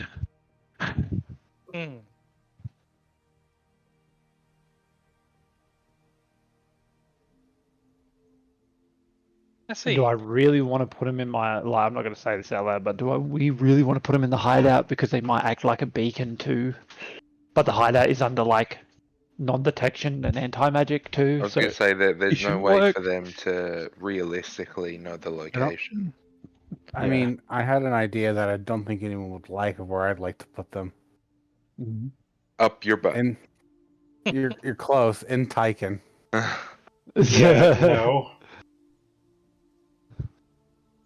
That sounds awful. Tyke. Oh, His name is Tycan, not Ty cannot. Exactly. I'm so tempted to be like, well, we pulled this out of a dragon's chest. What happens if I put it in mine?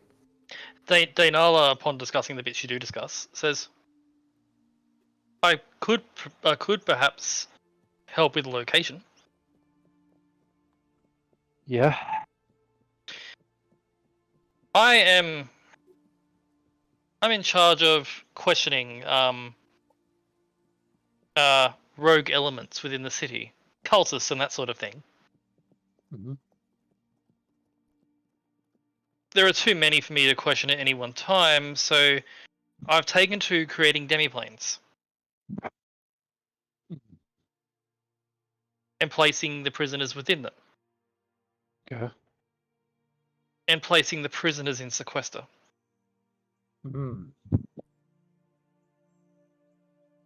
That's pretty much what I was thinking as well. In and out of character.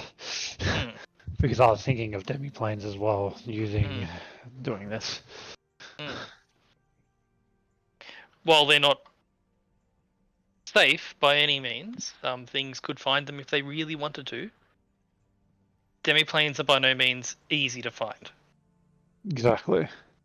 And I don't think we really have the time to find them. That being said, I have a few ideas swirling, and I'll be able to get onto that. But I think this is a good idea. How does it feel being smart for once, then, Ray? You jump from freaking Archie. How dare you? I'll have you know I'm average. Averagely dumb or averagely smart? I'm in the middle. Ah, Is at this point that I could be Orlam really stupid or really smart. is at this point that Orlam speaks up. Sometimes It's- maybe good, sometimes maybe shit. Orlam speaks up and says, "Well, that's all good and well with you magic people, but I'd like to get back to the thing we're talking about, how the Dragon Wars may not work." this can is see- how we Yeah, can... and like he's a soldier, so he's only listening to the words that matter to him. Really, that he doesn't get the magic. This is how the magic people will help with the Dragon Wards. We wouldn't have to really go over the top with the Dragon Wards too much. If we can hamper the dragons from gaining power. I see, but you mentioned specifically that the Dragon Wards may not work. Mhm. Do I need to prepare for this? Not now. Or is this just a theory? Just a hypothetical in case Well, the removing thing this- is, that as you already know, I'm already setting up a failsafe for the Dragon Wards myself. Right. So it is only hypothetical, it's not something to be immediately concerned about. I am unsure about any of this because I have not spotted a ancient dragon within the city realms yet.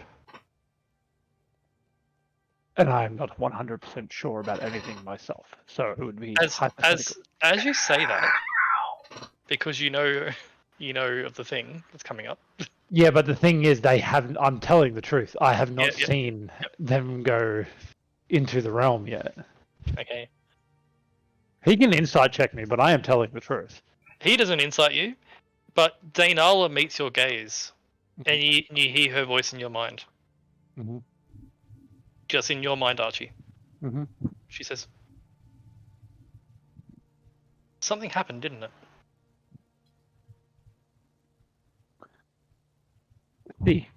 I say it in a different language. I say it in Elven. Yep. I'm like, yes. Do we And need that's to be, all I say. do we need to be concerned?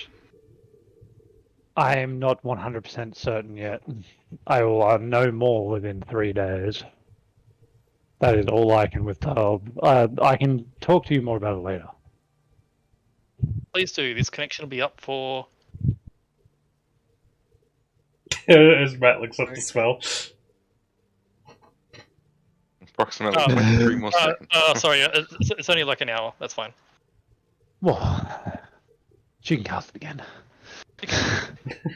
In an hour. She nods, and then the connection drops, Never mind. understanding that it won't last long enough. But there is a look of concern which she very quickly hides. Yeah.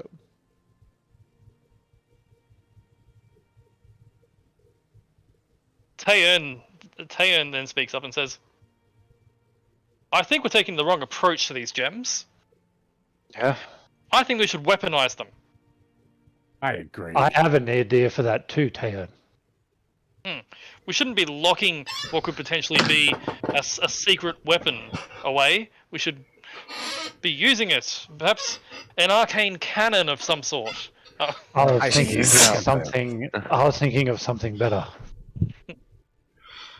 So this goes on to part 2 of why I don't want to destroy the gems. I was going to do the exact same thing as Taeyeon said. When the time is right to take down Tiamat, they will be the thing that will help us in doing so. Which means we will need some sort of implement to use the gems against Tiamat.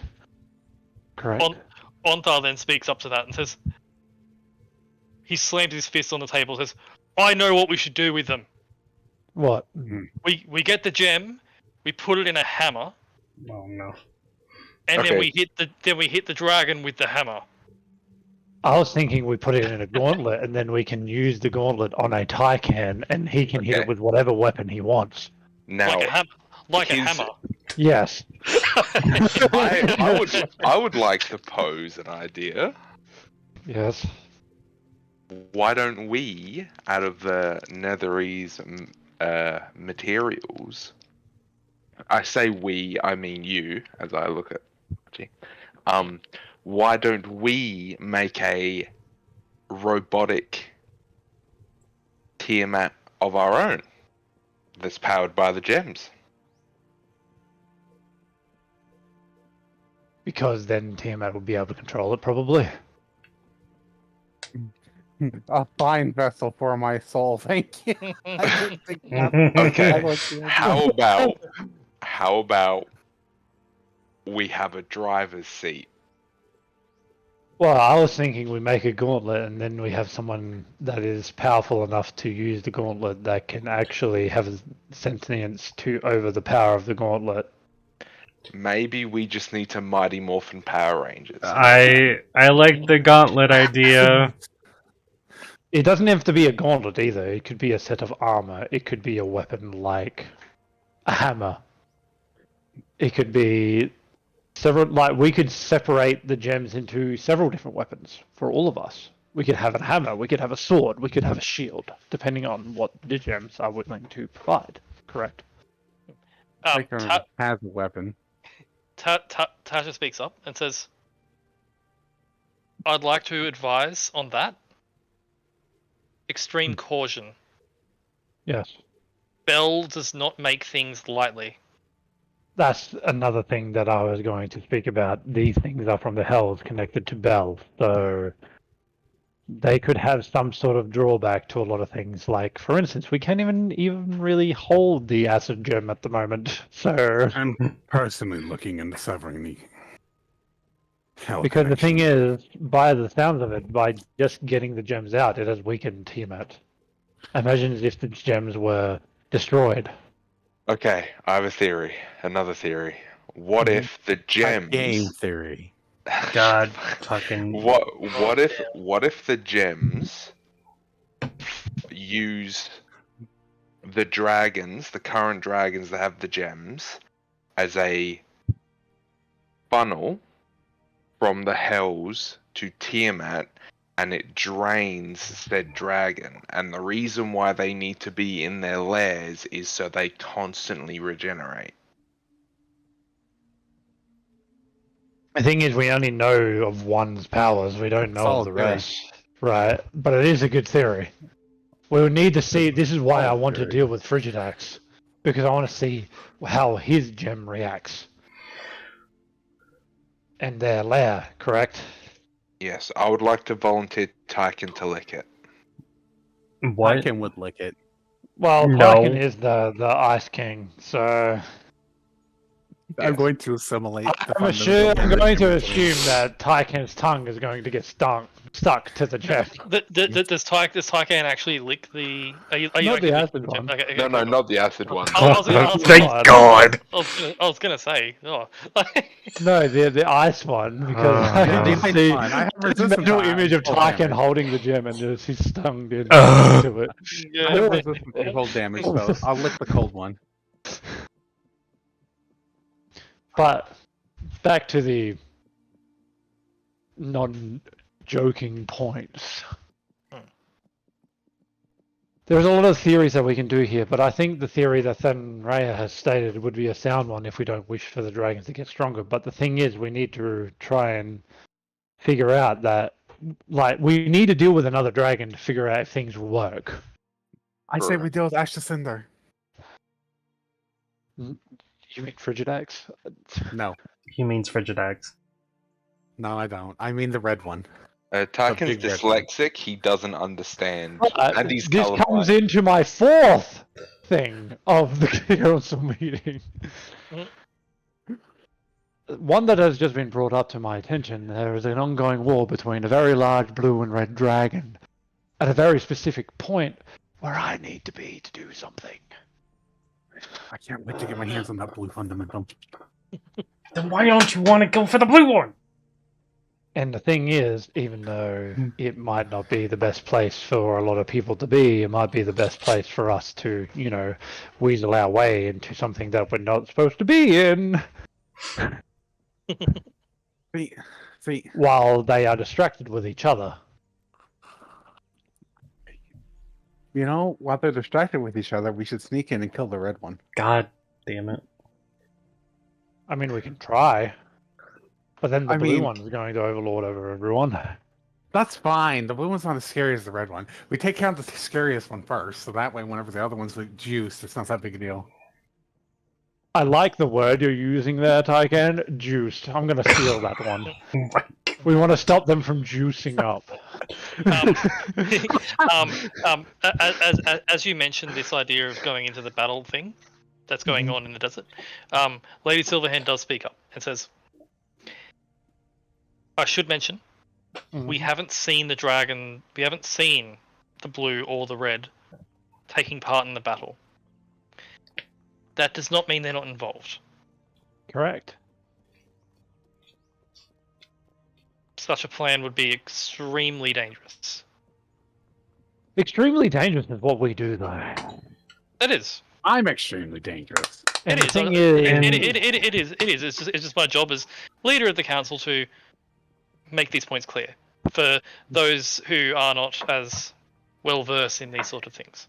but the thing is also, the plans that are usually the most dangerous are usually the ones that prove the most rewarding. And fun. And the thing is, I don't think Frigidax is going anywhere. Arzenag seems to be probably going along their own schemes. And this is the first time we've heard of, well, since we've been awake, where two of the dragons are each at each other's throats over something. And they want something. And I know what they want. You know what they want. And I know what I want. I know what I want to. But that being said, I still need to plan, and I will need all the magical heads to plan. That includes you, I find it, Tasha. Because your expertise is going to be really important now that we possibly may be dealing with fiends and the hells. I'm at your disposal.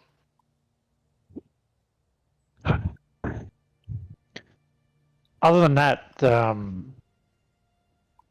I wanted to bring up how are things going within the city other than the overpopulation. How's the food going now that we've cleared things up? How is the temples and stuff running? Is there any more soldiers being recruited? Orlam gives you Orlam the gnome. Yep. Begins giving you a brief rundown that with all the with the boundaries expanding somewhat, especially with the fear of Nivixel no longer there, people are starting to move out and resettle to an extent. And while food is still short, it's not as short as it was. Well, with my plan for this wall, I'm hoping to give us leeway to actually provide civilization for a bit and give us some breathing room so we can actually have people live again. The thing that I am planning is, long story short, Fake news. I'm going to give you this knowledge. I communed with Ioun about this war, and Ioun has stated that it is only to be used to hold off the dragons, as well as to help get power, well, not power, but wrestle the Doom over Faerun. But as soon as it is done, it will be removed immediately. That is nonsense, says Taeern. He looks quite angry. If we have something like that at our disposal, we should keep it. This Prevent- isn't. This isn't. This isn't Sorry. this isn't something that I'm willing to budge on. This is something the gods have stated, I was and gonna I am say, going to abide by their law. Otherwise, we'll have another Carthus on our hand. this isn't a negotiation. Taeyeon looks furious. This is the thing that we're dealing with, Taeyeon. You want to make a trump card, use it once, and then destroy it. Yes. Yes. Correct. Mm-hmm. A trump card so strong. I don't want to destroy it. I just want to unpower it and give no one else the passcode. So you want to bring a trump card into play, use it, and then keep it for yourself. No, the gods will keep it.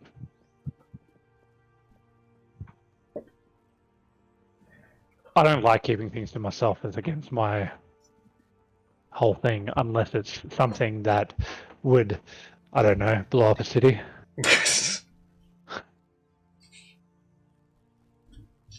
And what if this happens again? And what if you're not about next time? Ioun would have the answer. Ioun would be the one holding the passcode. As well as Ioun would be able to commune with the other gods to give it if needed. And where was Ioun 200 years ago?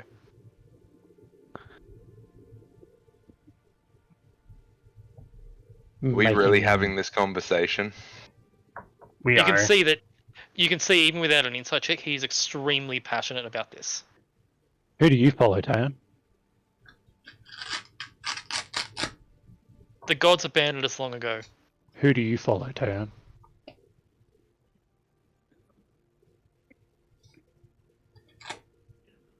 I follow one. my own. I follow my own judgment. And I am also following the judgment of myself, as well as the dealings that I have made with people along the way, whether it be God, whether it be devil, whether it be demon, whether it be human, whether it be dragon, whether it be a child, whether it be a baby, whether it be myself, my friends, or family. I see everyone on equal footing. I have made a deal, well, not a deal, a mutual agreement with Ioun about this, and I will uphold my own honor towards that deal. If you wish to make a deal with Ioun about this, you're free to do so. I'm sure she'll talk to you if you pray hard enough. She's all about knowledge, and she's all about giving and receiving. If you wish to have a discussion with her, I'm sure she can give you her time. He narrows his eyes at you. Also, if I'll add, I suggest you find someone soon, otherwise you'll be in the wall of Kellamvor.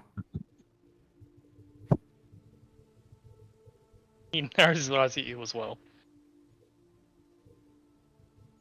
I don't know, I think you understand the amount of dealings I've been doing with a lot of different beings of our realms.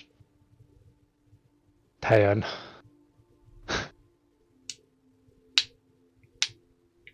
Many powerful beings, many weak beings. Many beings that if I said the wrong thing, it wouldn't just be my life on the line, which would make Onta very angry. Not Onta. The Orlam. Very angry.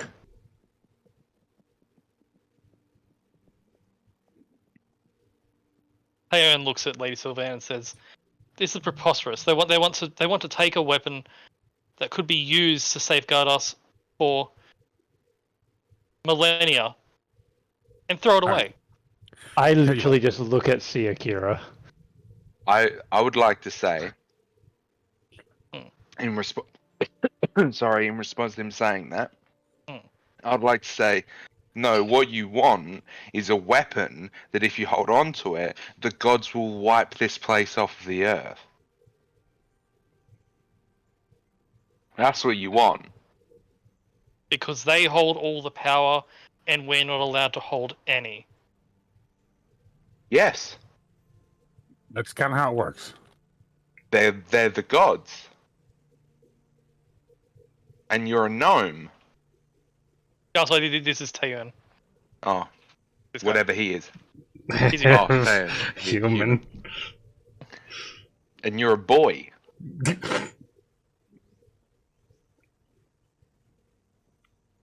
No, he's older than you. Technically, no. Well. Borg My speak. point still stands. They did Why do you think they did nothing? Yet everything that's happening is because of one. One intervened, the others didn't stop it.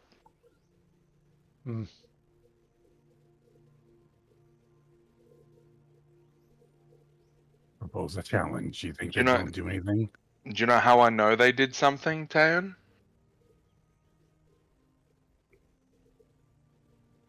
We're here. And this is the most progress you lot have done in the past 200 years, so know your place, I guess. And all of you are a temporary measure as well. Iken would stand up and say, "You want to test something? I am eternal. I do my best to serve Helm. Fight me and see what it's like to face something that has a hand of a god in it." They just lube it up first. Jesus Christ. But bring the KY. I'm not here to make any more idle threats. This Hey- isn't a threat. Taeyeon glares at you, Taikan, and says, "You died once before, and I'm back. we both know you won't be around forever. This wall could be around forever. It could provide long-lasting security." It could also be destroyed immediately, depending on if it's made right or wrong. So, no to the spar. Just so I know, you're not taking me up on that. He does look to be a wizarding type, so Tiger doesn't care. He doesn't go. He's just not trying to kill him. It's just going to be a friendly round. You know, a few rounds of bare knuckle boxing.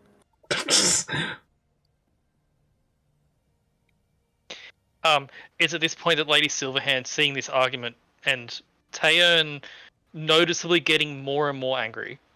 Lady Silverhand looks at Dainala and nods, and Dainala nods back, and Dainala looks at all of you, and you hear Dainala's voice in your heads. Dainala says, "He's angry for a reason." Hey, I haven't done anything. He prayed to Ayun Sure he to is. save. He prayed to Ayun to save the city of Silvery Moon, and his prayers were not answered. Please give the old man some slack.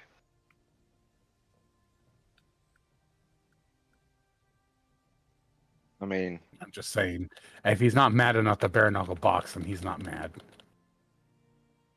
I haven't gotten violent yet, so I think I'm giving him enough slack. I am going violent, but in a very controlled and refereed manner.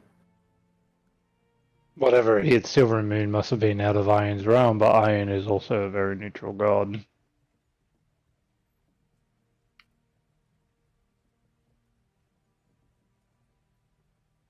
Dainala's voice continuing in your head says,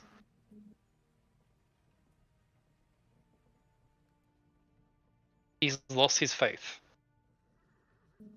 He's lost a lot of things, so have we all. But the thing is, getting an all-powerful weapon won't help bring faith or anything back. I agree. And the voice is directed towards Taikan, although you cannot hear it. Force will not bring him back to faith. Well, it's not about that. It's about a couple of guys going and having some bare knuckle boxing. Did it all the time back home. And then hanging out in a hot tub at least 5 feet away. 5 feet 1 inch is the custom of my people. Yeah. Daynala then cuts off the telepathic communication. Message has been sent.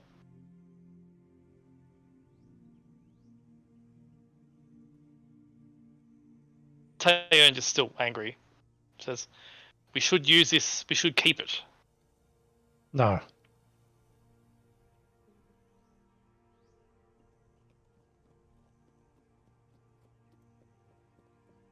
But it's not something we can do.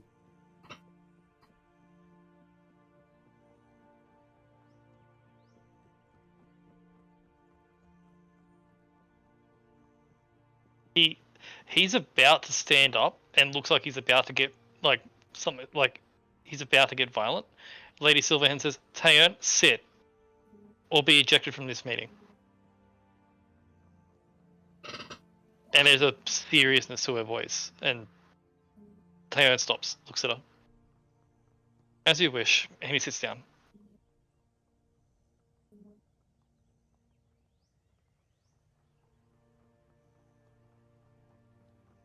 As he sits down, Tasha speaks up and says,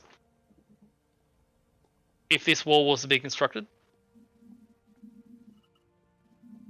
there are some things I'd like to guarantee. Mm-hmm. A few things, but the first one that comes to mind, of course, the big one. We need to make sure Bell does not get his hands on any aspect of it.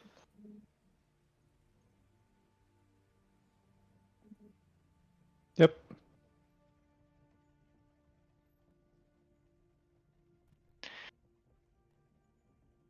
And we can't talk." And she then looks at Taeyeon and says, "We can't even consider the option of destroying the thing when it hasn't even been built."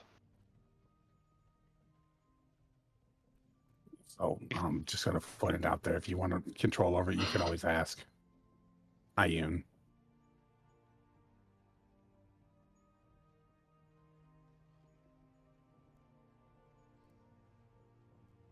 Taeyeon just sits quietly. Tasha says, "But this is a long-term goal regardless. You have my support in this project, Archie." Very good. "At my discretion," she says. Yeah.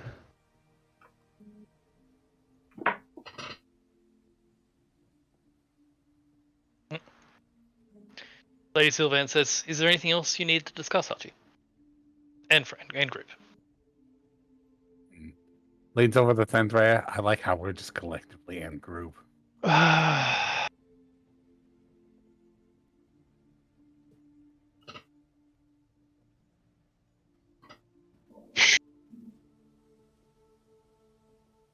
guess it would be on what we plan to do, I guess.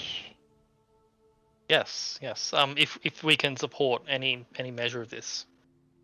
As you already know about the Misty Forest, that is a side project of our own to start off with, but the thing is obviously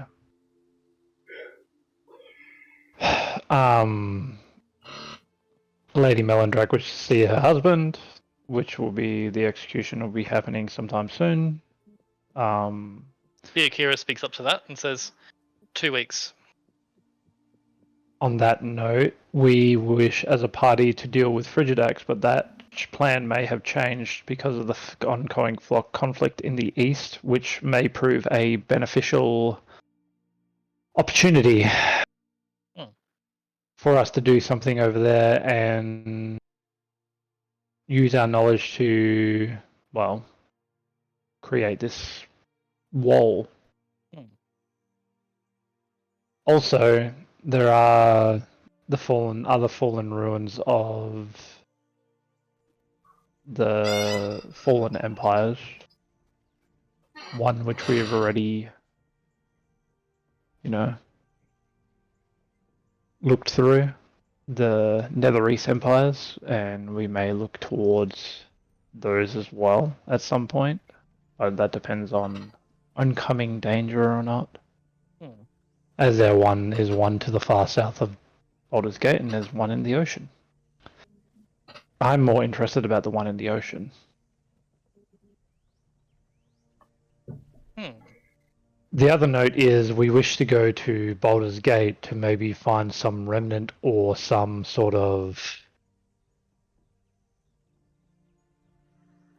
relic or some sort of help to deal with William Dark, as that's where William Dark used to reside before everything happened, and now he's back.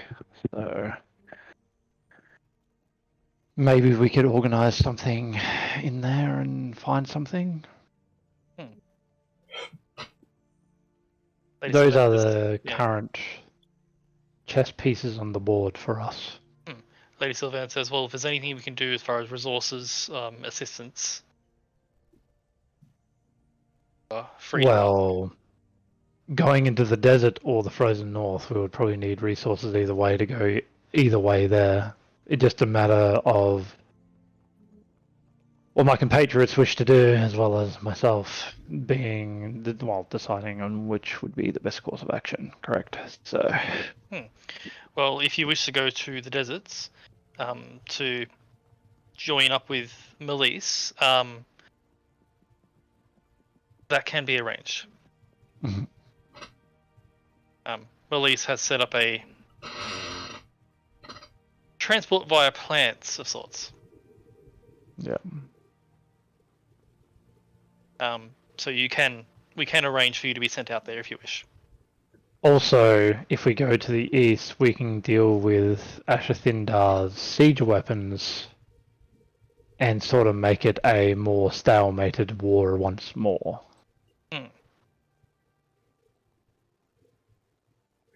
Which could give us more time as well. Or at the very least, information to Silverhand. Correct. That being said, the tides are definitely, I wouldn't say turning, but they're definitely not as one-sided as it was before. We're not dealing with a tsunami. We're dealing more with roiling storms on the seas, which is a little bit easier to manage.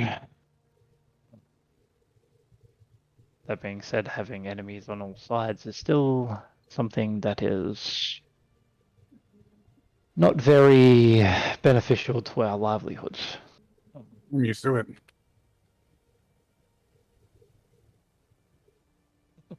Yes, but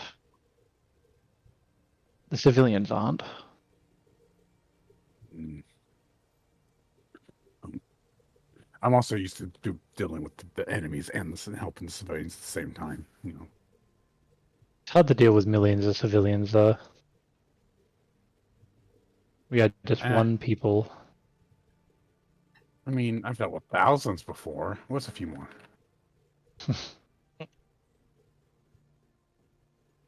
Is there anything else that anyone else would like to bring up about these situations, or willing to help with certain situations like heading to the east or going north or going to Baldur's Gate? We will be here at least for the next 3 to 4 days. Lady Sylvan says, if there's anything you need regarding them, you need only ask. You know where I am. The one that I know we can help with is sending you out to the desert. Yeah. You've already shown that you are capable of teleportation. But we can offer that if that helps as well.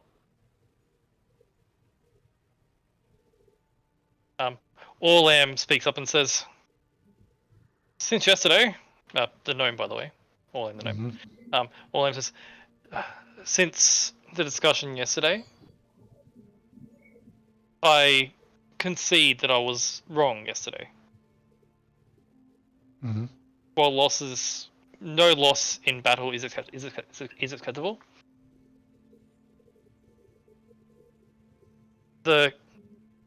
we can't avoid it forever. if you need some forces, some reinforcements, I can suggest I can offer some help in that regard.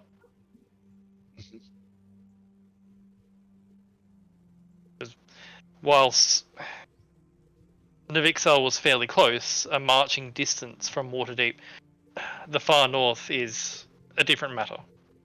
Yeah. I mean, the forces here aren't used to the harshness of the north. Looking at you, Tyken. But It'll be a little bit cold up there. Just pack a coat. if more bodies is what you need, then I'll see what I can do.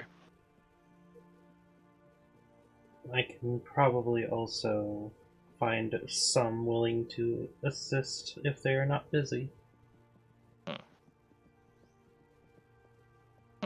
Well, they're all busy, says Orlam, but I said my own forces.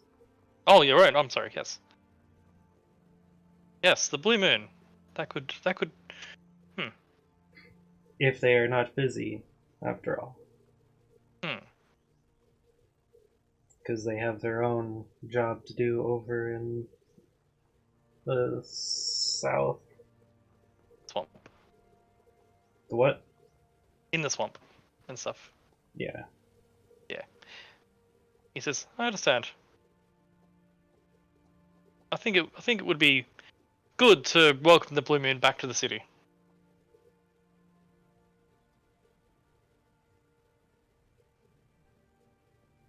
It will depend on what they say, since they have changed a bit.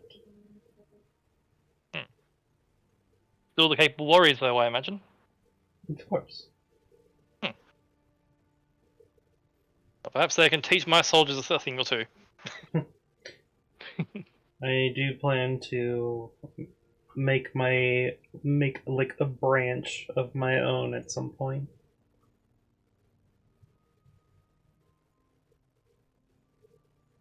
Orlam says, well,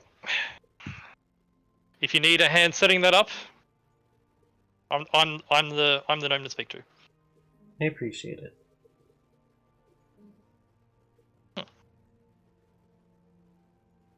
Lady Sylvan says, any more business then?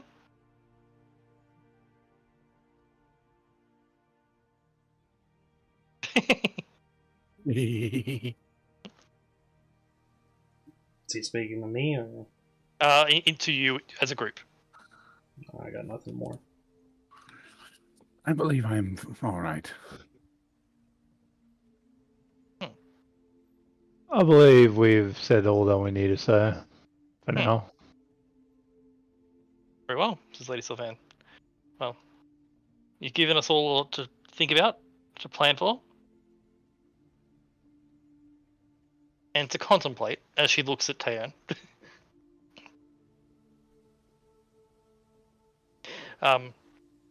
Onthar says, there is one thing I want to do. You said you're going to the north, yes? At some point? Yep. Mm-hmm. Home. I'd like to come with you. Oh, All right. sure. I don't see why not. I mean, I would have liked to come and I would have liked to join the forces against the Vixal, but mud is terrible on my leg. How do you feel about snow then?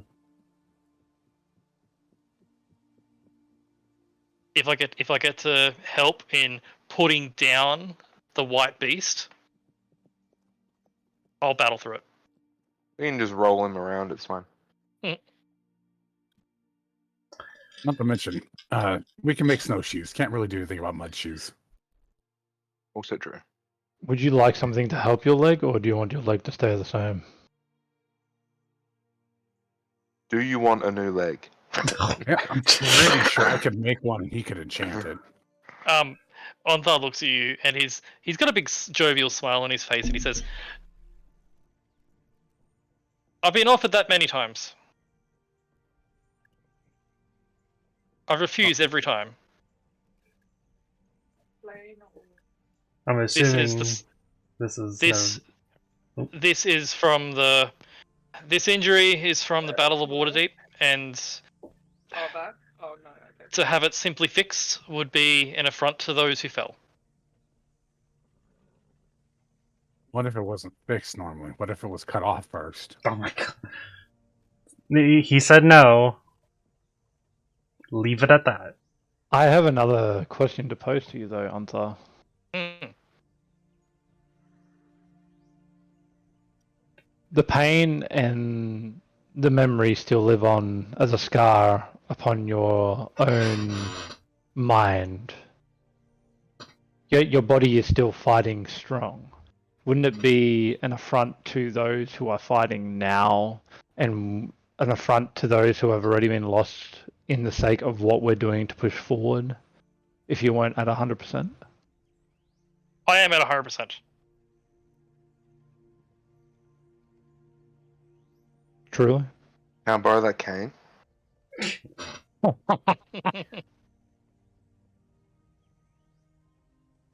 I'm just going to leave you to stew on that thought. I appreciate what you're trying to do, but Mhm. I assure you, I'm fighting fit.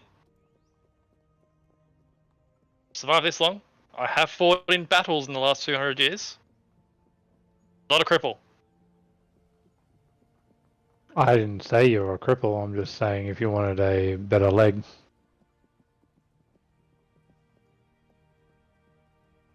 What about a mechanical brace?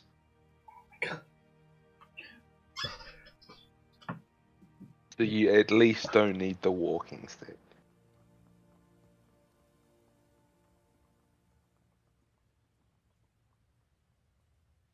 He looks at you and says, I haven't shown you it, have I? I don't think you've shown any of us. This motherfucker's going to pull out a mech. Oh my I was just god. saying, next to an ironmonger just like falls from the sky and he hops in it. Oh my god. He pulls up the walking stick, and it looks like just a metallic walking stick. Cornflakes. Crunchy. Archie, you detect magic. It's magical. Assumed so. He and it has like a nice little like metallic sort of ball at the top for him to hold on to. He moves his hand down to the pole. He holds it. And he taps it on the ground, and with a ding, the handhold at the top turns into a Warhammer head. It transfigures into a Warhammer head made of adamantine. Uh-huh. This is my weapon. So what, you just have the cane as a front? Oh, it helps me to move, but I can move without it.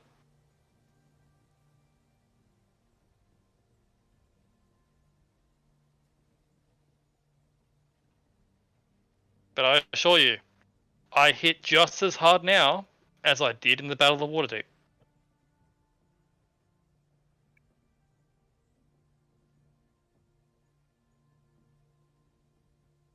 I believe him. I believe him too, considering what he did to that chair last night. So wait, you're telling me you touched my chair with your hammer, and it broke? Said I'm sorry, and I said I'm sorry, and I paid for a new one. Auto crits on objects, I guess. Yeah. Just giving you shit, Antar. Don't worry about it. He says, oh, that's okay, and he reaches over and sort of pats you on the head. How is he doing that, by the way? How is he patting me on the head when I'm standing taller than him? Well, you're all sitting. God damn it. So isn't Untar and Scarlet like the same height? Just on the outside. No, shut the fuck up. Onthar is shorter, but he does have a seat that's slightly higher, so they're all the same level. I mean, Orlam the gnome is on like a booster seat.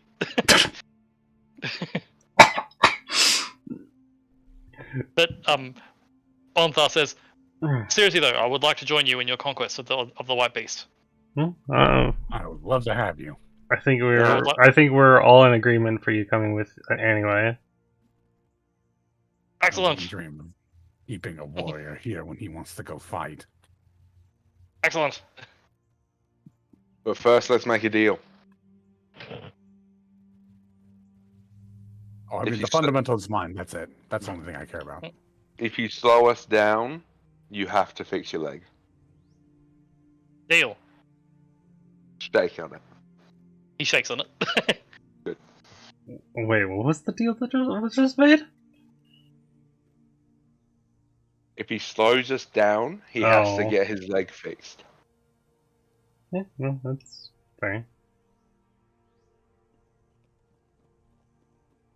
Watch you slow him down. Probably. You need to get your leg fixed. You know, if Oh, we wait. slow him down, we're never living it down. Nope, he'll make sure of it. Well, I'll be ready to go. When do you want to leave? Well, I gotta make a thing first. So We I have need an to depend. appointment. Well, we need to depend on. We need to decide on where we're going first. Hmm. Whether we're going east first or north. Oh, okay. Well, I will have my things ready for a crusade to the north by tomorrow.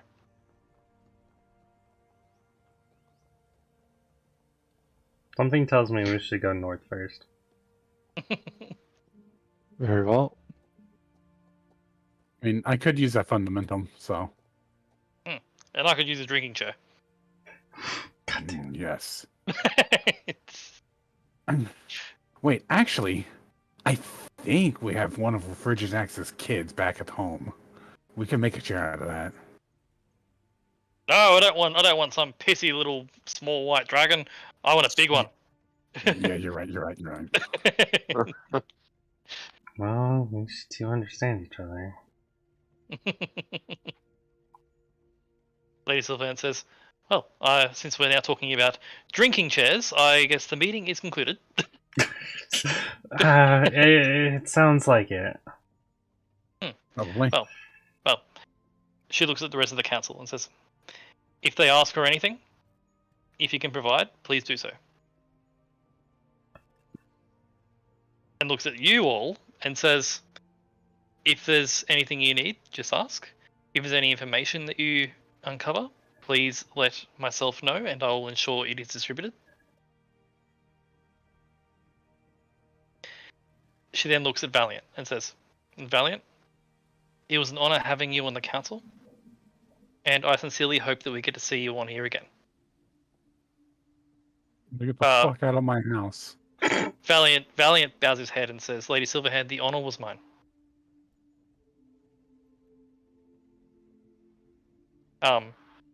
And with that, Lady Silverhand adjourns the council. All of them get up and begin to do their own things. You watch as Taeyeon stands up, doesn't say a word to any of you, just gives you this like glare, turns, takes a few steps, and casts a dimension door and steps through it, and he's gone. Yeah, no, that's fair. Orlam stands up, gives you all a nod, and turns around and walks away. Zainala smiles at you all and turns around, gets off the chair, and literally floats away.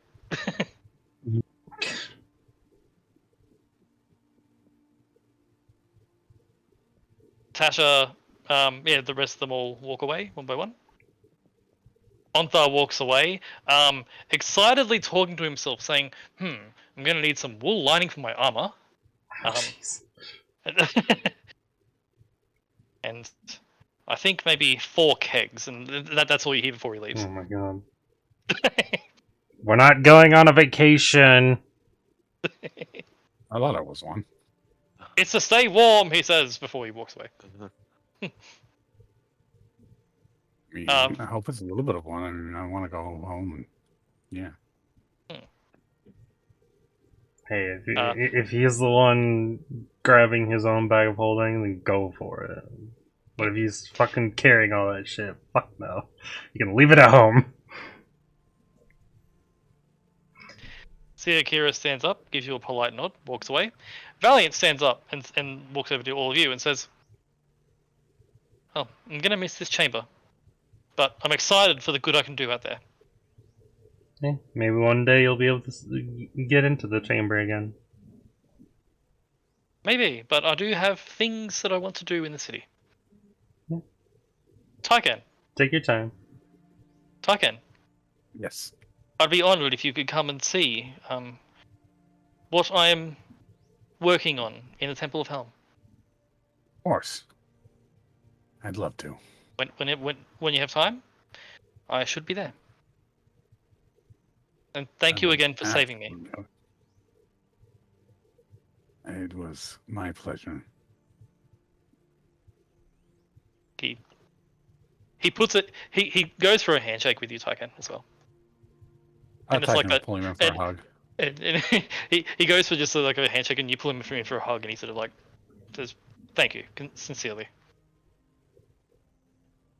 You're most welcome, my brother. With that, he breaks it off and he leaves as well, leaving you just with Lady Silverhand in the room.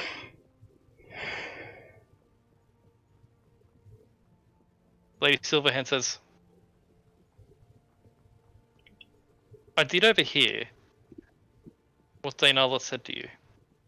What you said back. Mm-hmm. Yes. About the Dragon Ward. Yes. I expected that. Is there a breach?" Possibly. I will know in 2 days. If there is, please let me know. This is what I'm saying. Like, I will not know until 2 days, and I need to confirm everything for myself to know what's going on. I'm going to be. I have plans, but the thing is, I don't want everyone to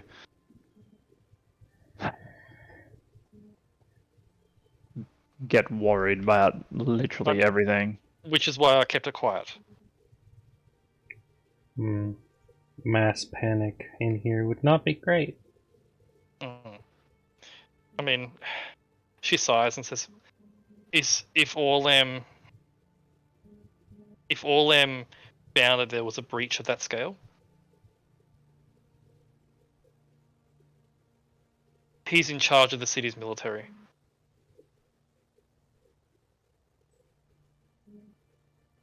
He would, I know. if anyone was to do something drastic, it would be him. So, please. I don't know. I think there's someone else that's willing to do something very drastic soon too.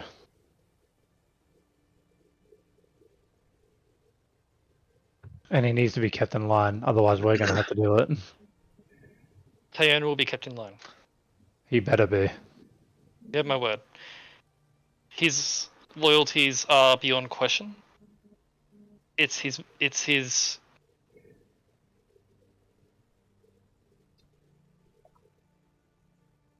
what he's been through that changes things. It's complicated. I understand, but the thing is, you can't let your emotion outweigh the values of everyone else, as well as beings above our power. Mm. He might have lost faith, but the thing is, he should know full well what this faith entails.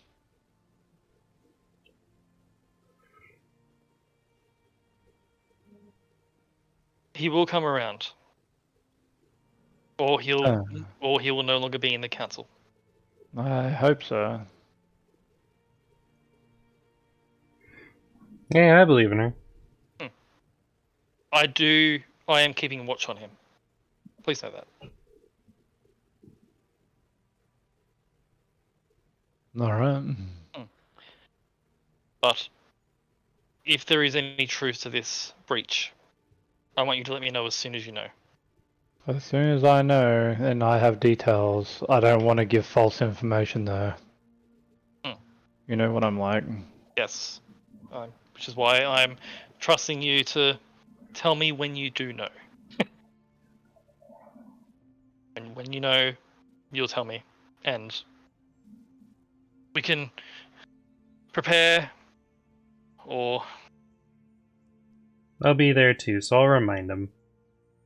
I don't want to say panic, but you know what I mean.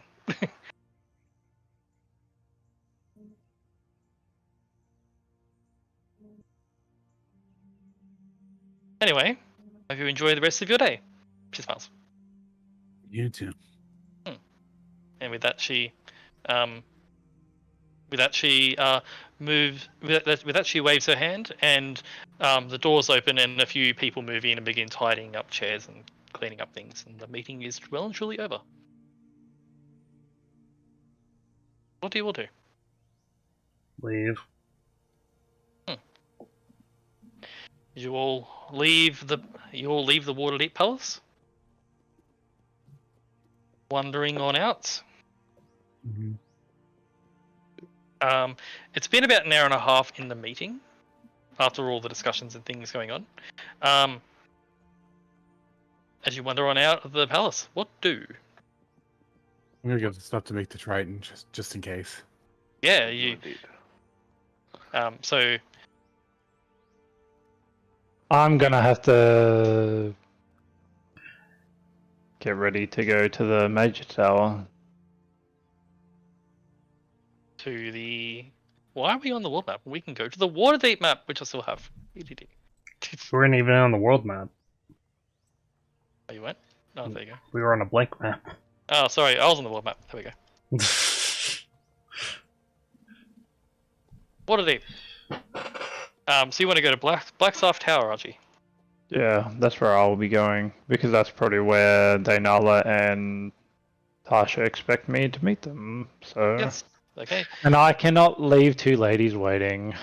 Yes, indeed. Okay. So Archie's going there. Where is Sanrea going? I'm gonna go to the blacksmith guy and see if my shit's ready. Okay. And Tycan, where are you going?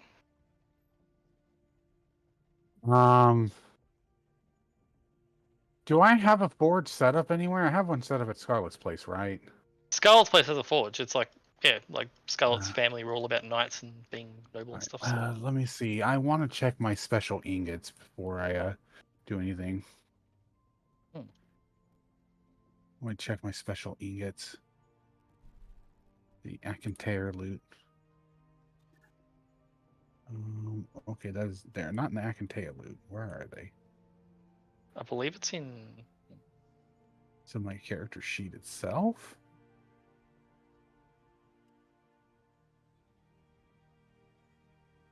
I don't think it's in my character sheet itself. Is it party loot? No, it's not party loot.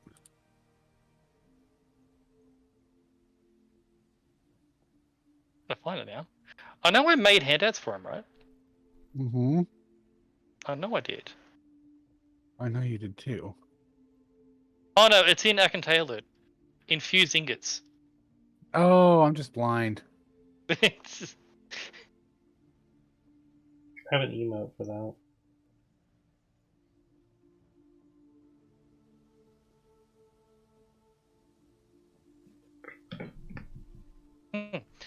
So Tycan is going to where? Forage. Forage. If I You're gonna can- forage. You're gonna forage. Okay. Yes. Or Forg. So Tycan's going to the Greylock Estate to forge. Where is Scarlet going?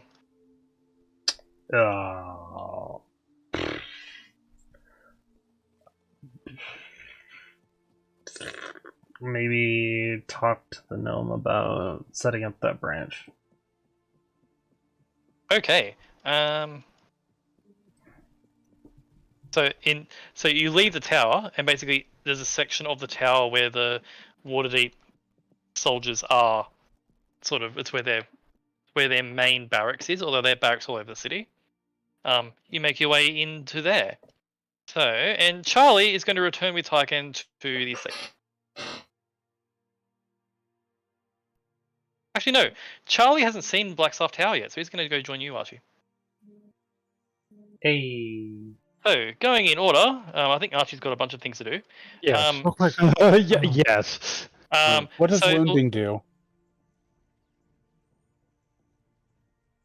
Real Did I quick. make note? I didn't make a note of what it does. Because I know there's like other wounding properties on weapons, but I'm wondering if it's the same one. I Isn't wounding can't regain hit points? I have no idea. Or am I thinking of something else? I did not make a note of it, so I'll do it right now.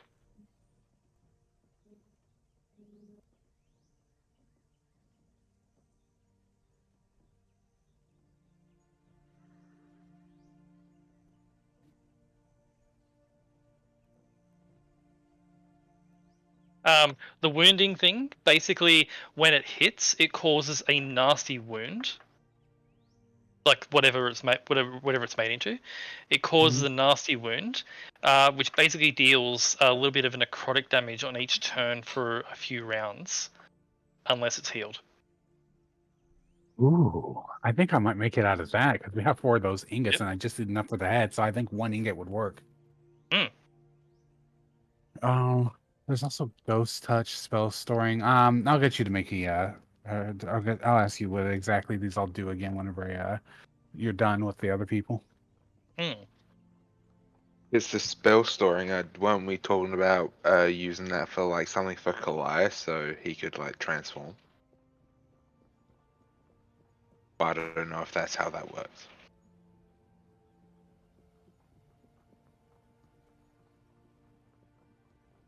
We Sorry? could try, but again, yeah, I don't know if that's how that works.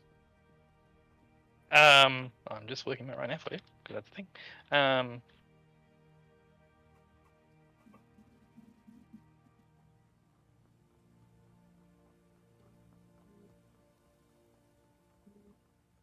Cool, and then we got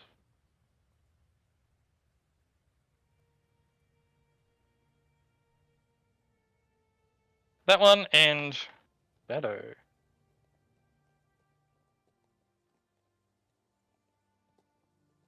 I'll need to work out the Shadow one.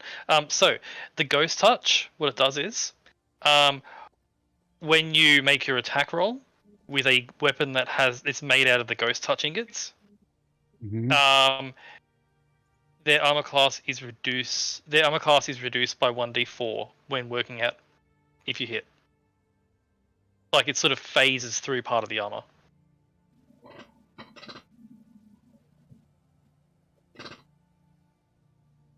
It reduces their armor class. That is awesome. I might make it out of that. Not gonna lie. Spell storing can store a spell slot up to 3rd level, which can be expended on a hit, and it will regenerate that spell slot after a day. Okay, that's also cool. So it's a way of easily doing that. I have to work out the Shadow one, but the blinding one is con save on a hit, or they're blind for a few rounds. Make the shaft out of that. Oh, we just alloying this up. Yeah.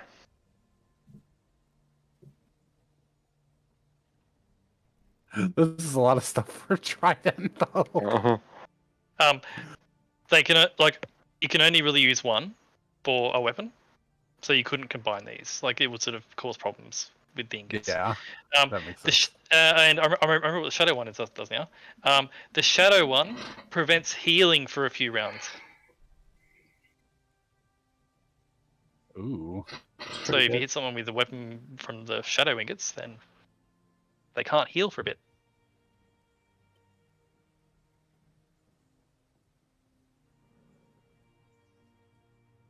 That.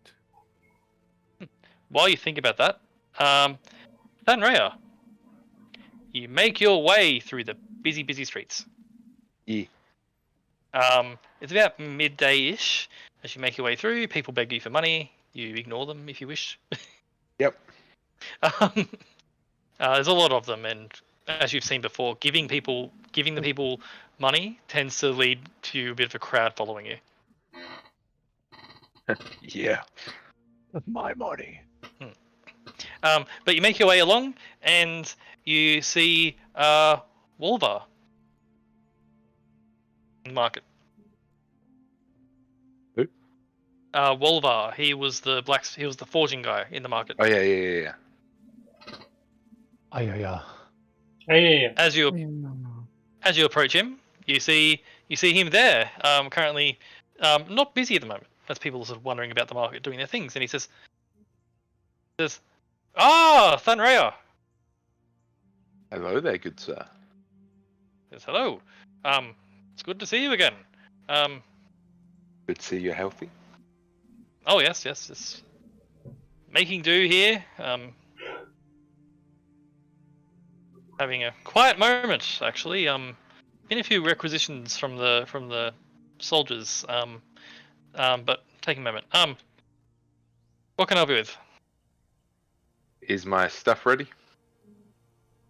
Your stuff. Seems to think for a second. Oh yes.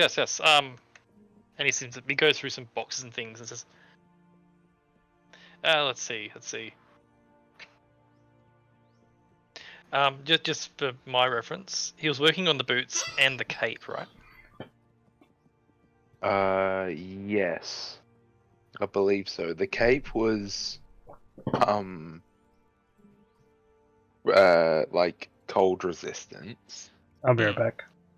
And I can't remember what the boots were. Yeah. It was a cape that gives immune to cold temperatures and resistance to damage. Yeah.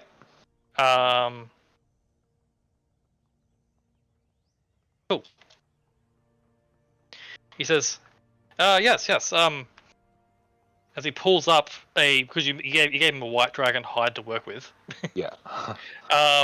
He pulls up a white dragon cape with some nice little metal buckles on it that can like connect to the shoulders of your current armor.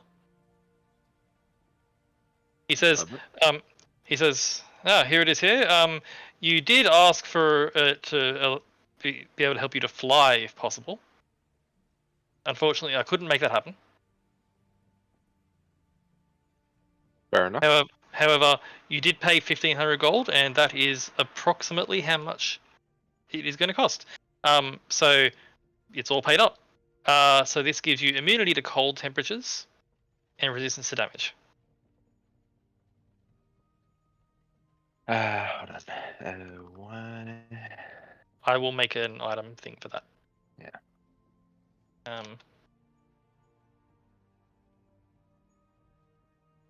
He says, as he hands it over to you, he says, "So I take it you're hunting that dragon soon, then?" Potentially. We're either going up or down, so. Well, I wish you all the best in that regard. Oh, but we're not done, good sir. No, we're not. Out of game, you were like, we're not?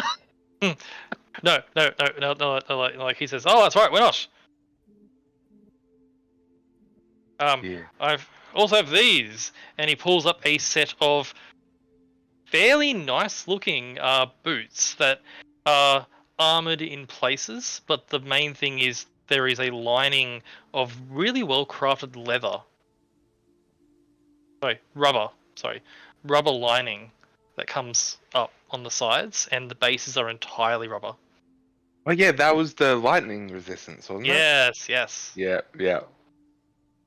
He says, these are not paid for though. Motherfucker. How much are the boots? 1,500 gold piece. 1,500 gold piece. I made a particular note about this. 1,500 gold piece cost unpaid. Yes.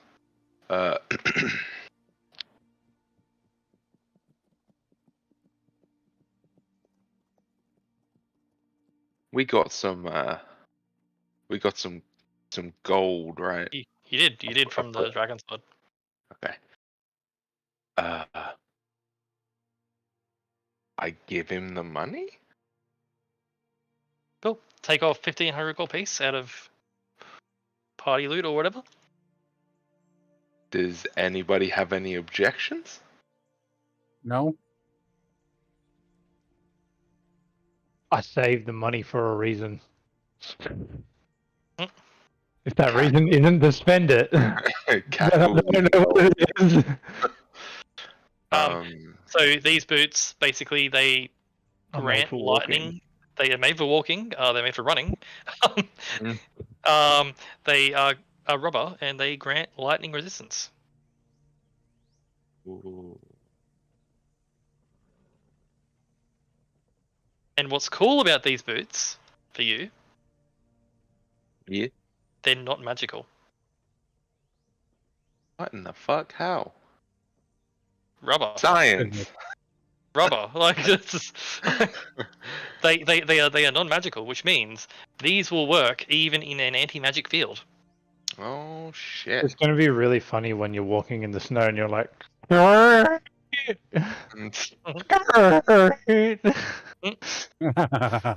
and then they start breaking in the snow because they're too cold because they're made of rubber. He does hand you a bottle of oil as well. I can just think that they're those rubber boots that people wear on fishing boats. Yeah. Oh my god, Thunray- I hope not. for Thenrea, he hands you a bottle of oil. Yeah. And says if you're planning on wearing these up north, like the boots up north, Yeah. keep them well oiled. That'll keep the cold from getting to them. I like Rubber. my boots. I like my women well oiled. Rubber does crack if it gets too cold. Yep. So just take care of them. I'll do my darndest. Excellent. Hold on. Boot oil. It's more of a flavor thing. Like, I'm gonna presume that you use it and that's fine because they're not magical and therefore are vulnerable to stuff. I don't. Well, And incidentally, when you try them on, it's like walking on clouds. It's just so comfy. So It's soft.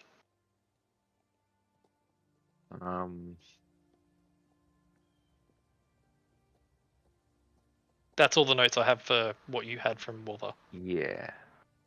Necrotic, radiant, acid, cold, and lightning resistance. Mm. I have fire resistance written here, and oh yeah, because I got the brooch thing. Yes. Some fire resistance as well. ah yes, Josh Is is there- resistant to everything. Is there any other element?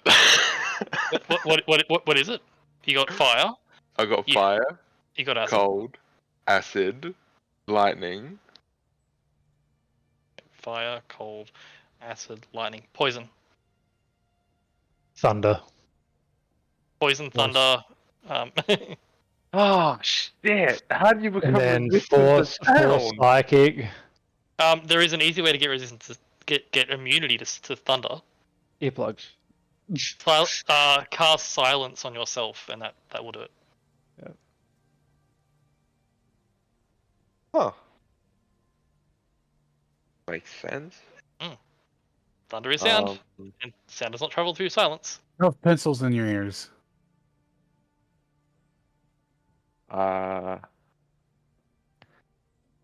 Although thunder's quite a rare damage type, to be fair. Correct. This is why Shadow's such a good level 2 spell. Yes. And everyone's like, oh, it only does 3-8, but it does huge damage to fucking objects as well as is thunder damage. Yes. As well as if you need to make noise, Shatter is the way to go. Mm. also a decent size. It's also really good if you want to threaten an avalanche. It's basically a weaker fireball. I look at it. I'm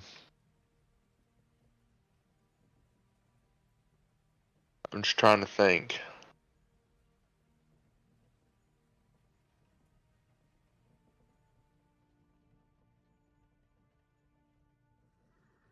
Do you reckon if I try and get any more resistances, that'd be too OP? You're literally a werewolf with 7 resistances already. I don't think you're on the verge of not being any more OP. Yeah. I think you're past that point. I would like to ask if he is capable Hmm. of creating inner lining for my armor that can reduce the force of something. Nudge, nudge, wink, wink. That's you're gonna literally have to get me to do something like that, so I can give you Yeah. like arcane plating or some shit like that, because Yeah, that like- is yeah. a very magical thing. Like Yeah. shield is literally like one of the only things that stops Force. Yeah, that's what I was like. It might be a bit of an ask. Yeah. Force damage is something that would be in Archie's wheelhouse, not this guy's. Yeah, that's fair. Wolvar is basically just a blacksmith. Force resistance is very hard to come by because force resistance itself is probably one of the most expensive resistances you can get because of how Yeah. force is just like magical damage. Period. Yeah. Like Yeah. you're literally asking for magical resistance pretty much. Hey, can you Because a make lot of the things magical in the resist- new a lot of the things in the new update are transferring force resistance to like magical resistance to force resistance pretty Yeah. much. Because that's exactly what force is. monks get around it. Monk's thing's actually changing to force damage. So yeah, no, that's magical what I was saying. But for Thenray, as you asking that, he says, I'm afraid not. I mean, I can give you some advice how to deal with force damage. Nah, it's alright. Oh, no, I have some solid advice for it. Don't get hit. Don't get hit. Oh,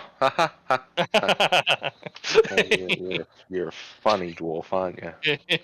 well, you know, I'd like to be. He's going to be short on time in a minute. I will, as I transfer, I shake his hand, Yep, you shake his hand. He shakes your hand. and I'll put a bag with 100 gold piece in it and say, probably won't be needing anything from you for a while, so this is just a little bonus for your quick work. Oh, thank you very much. If you need me, you know where I am. Indeed.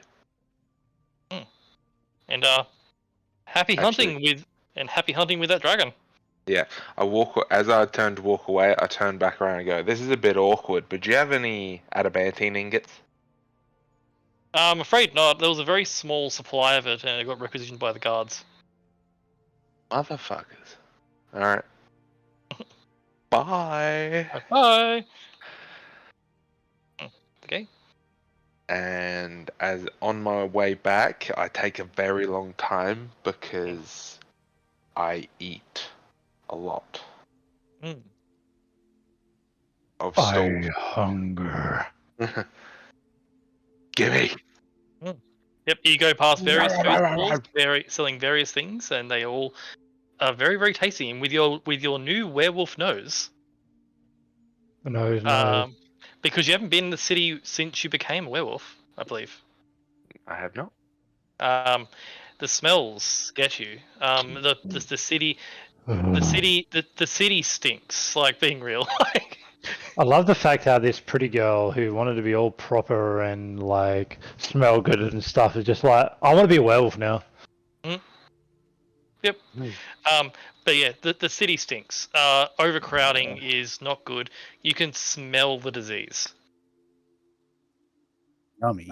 I literally walk around with like 2 bits of meat like wedged in my nostrils.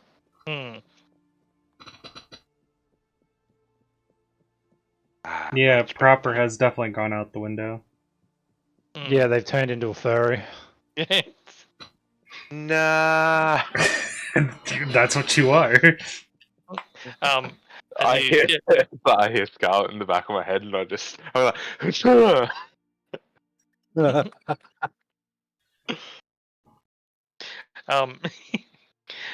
but yeah, you make your way the long way. Are you looking for anything or just wandering? No.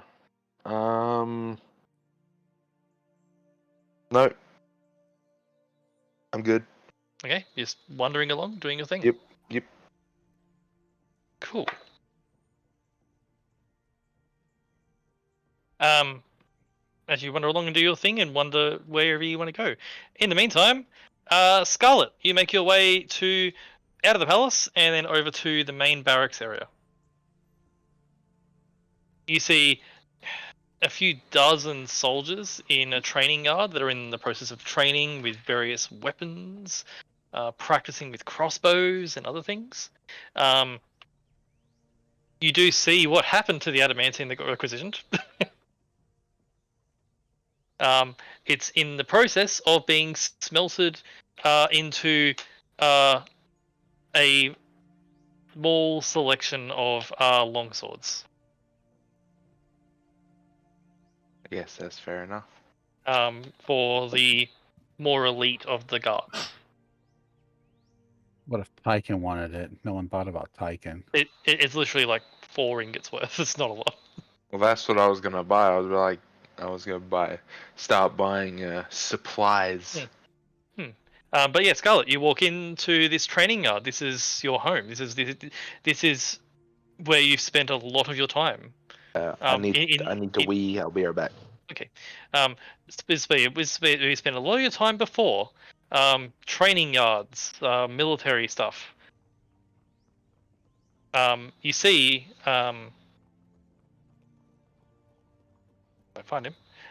You see Orlam, currently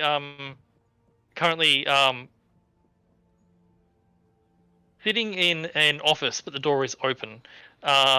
Currently talking to people, and you can overhear them talking about, like him talking to other soldiers about patrol routes, moving extra guards to the southern areas of the city, etc. As you approach.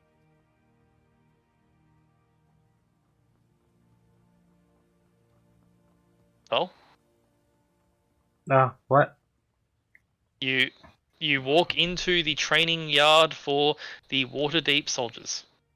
Right. Yes. You see Orlam there at in like an office sort of thing, but the door is open.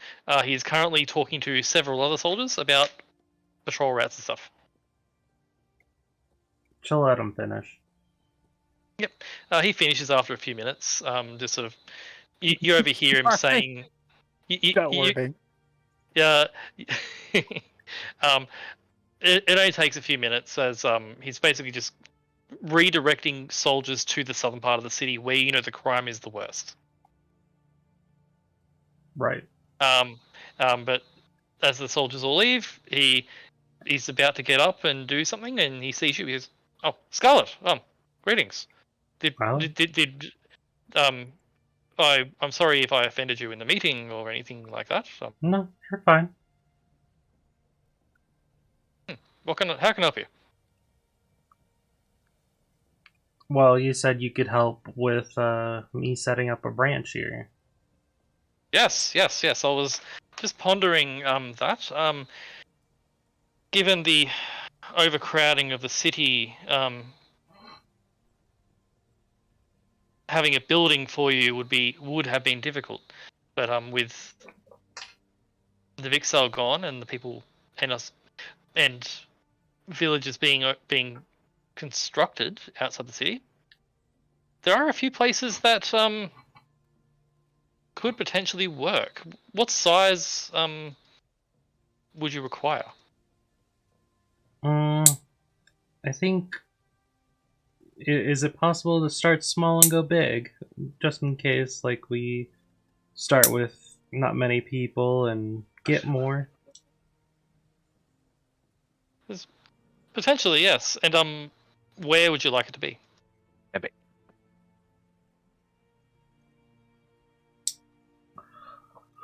Let's see. Where am I? He shows you a map of the city, and there are multiple spots. For the purpose of this, where do you want it to be? Good point.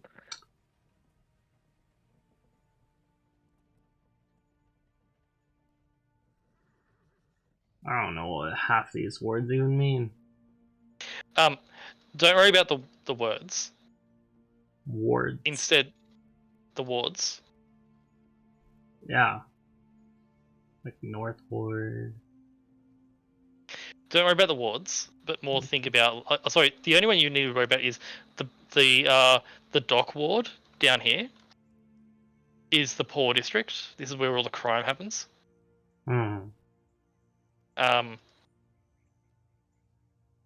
the Upper Downs up here is more of the rich district, Mm-hmm.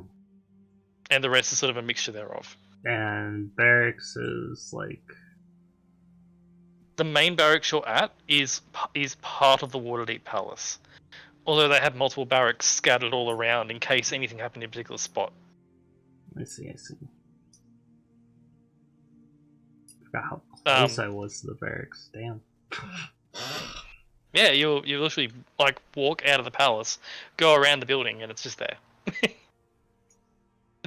This is the head barracks, where also the Waterdeep Palace guards rally at. So, but there are others. There's also barracks at each of the gates and everything like that.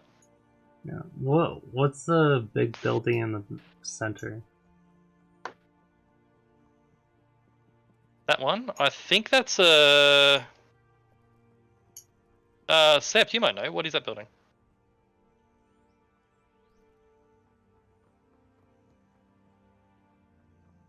Sept, do be muted. Possibly. I was muted. Hey. I was muted this whole time. I was talking. Oh my goodness. And we were just ignoring. Like, the thing is, though, some of the stuff you guys would say was, like, perfectly coincided. It was... So anyway, what building? Yeah, what building? Never mind, I've already Googled it because I'm very good at Googling. This building here is Castle Waterdeep. Oh, that's... Oh, yeah. That's Castle Waterdeep, by the way, guys.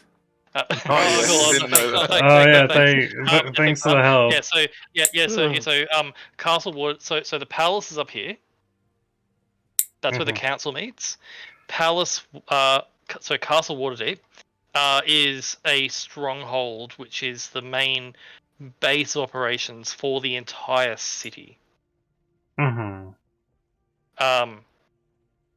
If one of the points on the map that Orlam has marked is that Orlam says this, like we do use this Castle Waterdeep for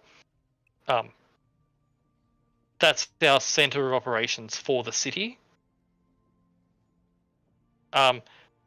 We can make room in there if you wish to start up your order there.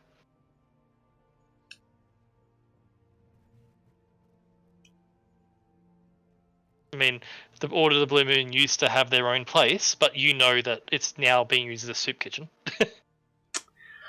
Yeah, it sure is. Orlam says the Blue Moon did have its own thing before, but I think if we are really going to work together to defend this city and beyond, perhaps having a combined base of operations may be beneficial. I think that would be good for now. Well, I'll send word to the soldiers to make some room for you. I appreciate it. In fact, there used to be a place in Waterdeep called Slut Street. Why do you know that? Because they talked about renaming it in a recent article which the Coast posted. Well, that's some funny names. Like this one here is called Lackpurse Lane. I wonder what happens there, guys. Yeah. I wonder. Oh boy. Oh boy. But yeah, fucking birds. all I'm to say to you, once, obviously an operation like setting up the Blue Moon again here will take time, but I do want to offer some soldiers from my ranks for yours if they want to go. Like if you find someone that does meet what I imagine would be quite a high level of competence in battle, and they want to join you, I don't want to lock them out of joining the Order of the Blue Moon. Of course, I appreciate it. But yeah, if you're welcome to meet and greet the soldiers, offer them the the thing, offer them to join. Yep. They would be supported in that. Yes. She'll do that. She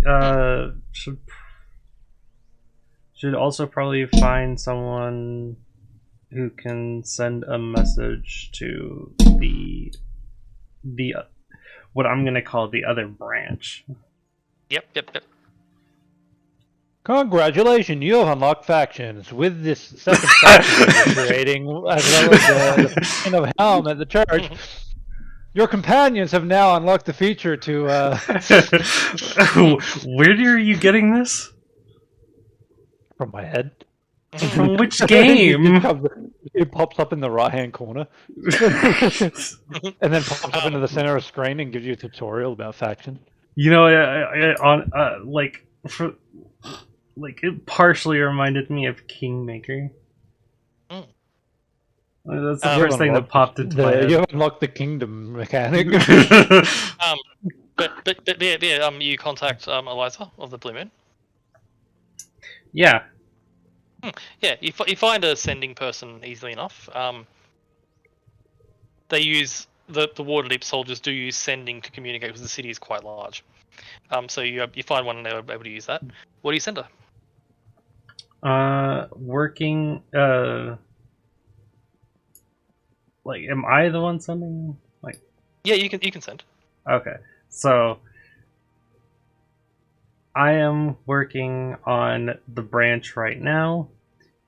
If there is any who wish to join this branch, you can send them this way as long as they can make the trek. Because it's a long way to get up here.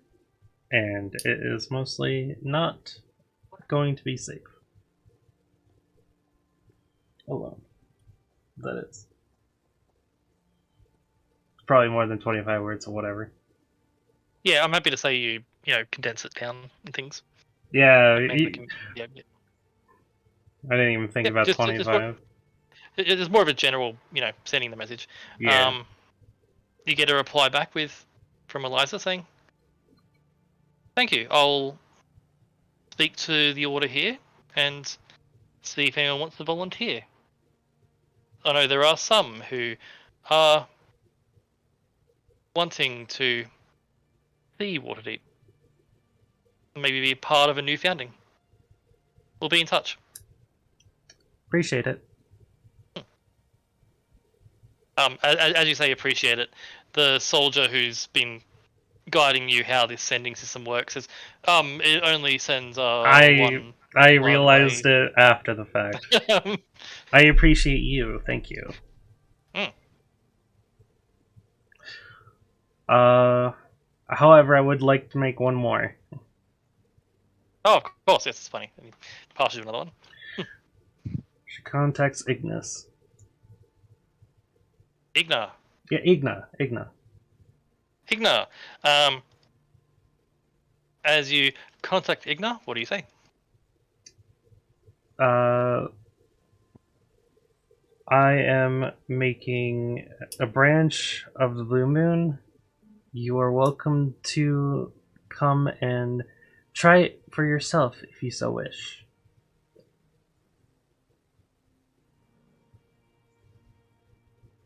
You get a reply back after a few minutes of, "Do I need to be a werewolf to join?" And that's it. That's why it's my branch. No.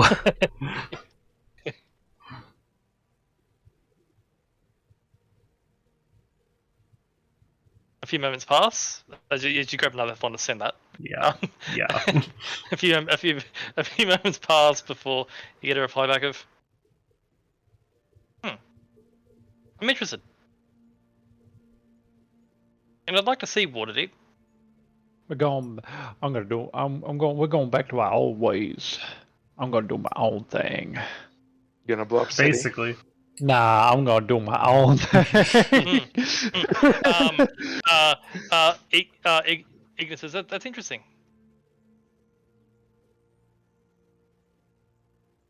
I might see you there.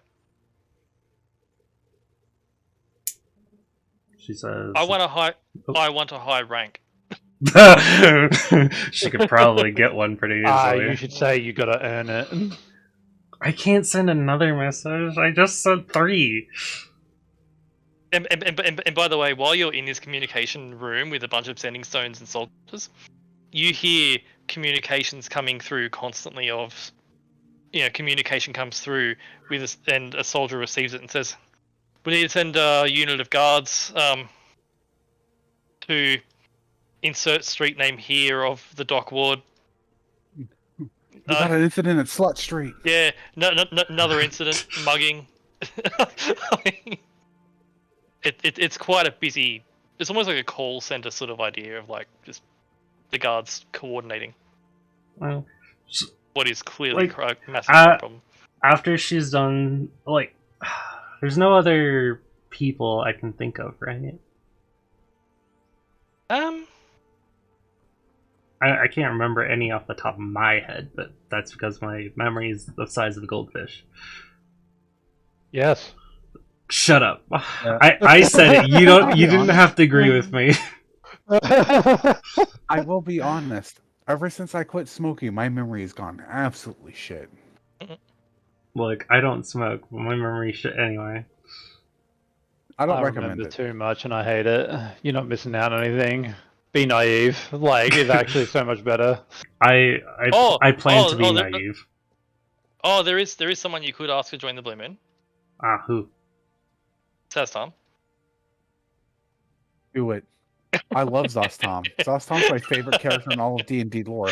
Invite him or else. No. I honestly could not tell you who that is. Aww. Zastom. It's literally the leader of the Red Mages. Oh the undead god, lich no, dude. stop. Oh my god. Remember no. the goldfish strikes again. Look, that guy has not come up in the story very often, in my opinion. It's just like in episode 12 or something. Yeah, he was early on. Yeah, episode 12. But He was yeah, also in the D&D movie. but yeah, so I don't remember He it. also was in the D&D movie.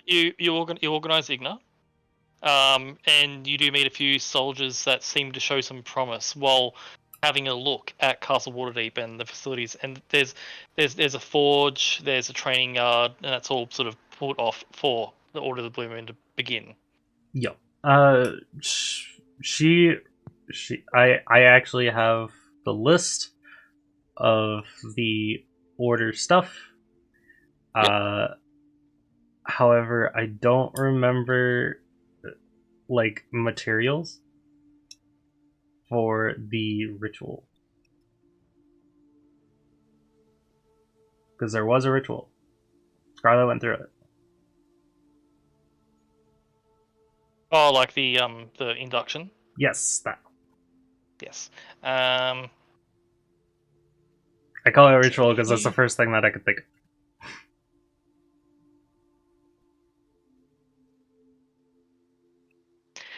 It was basically a simple oath to be spoken. Mm.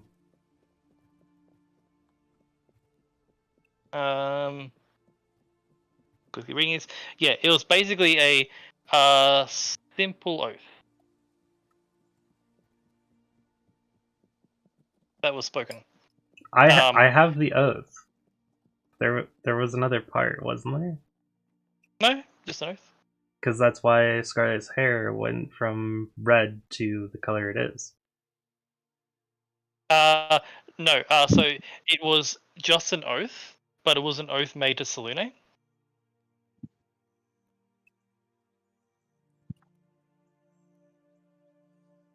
So Your build different.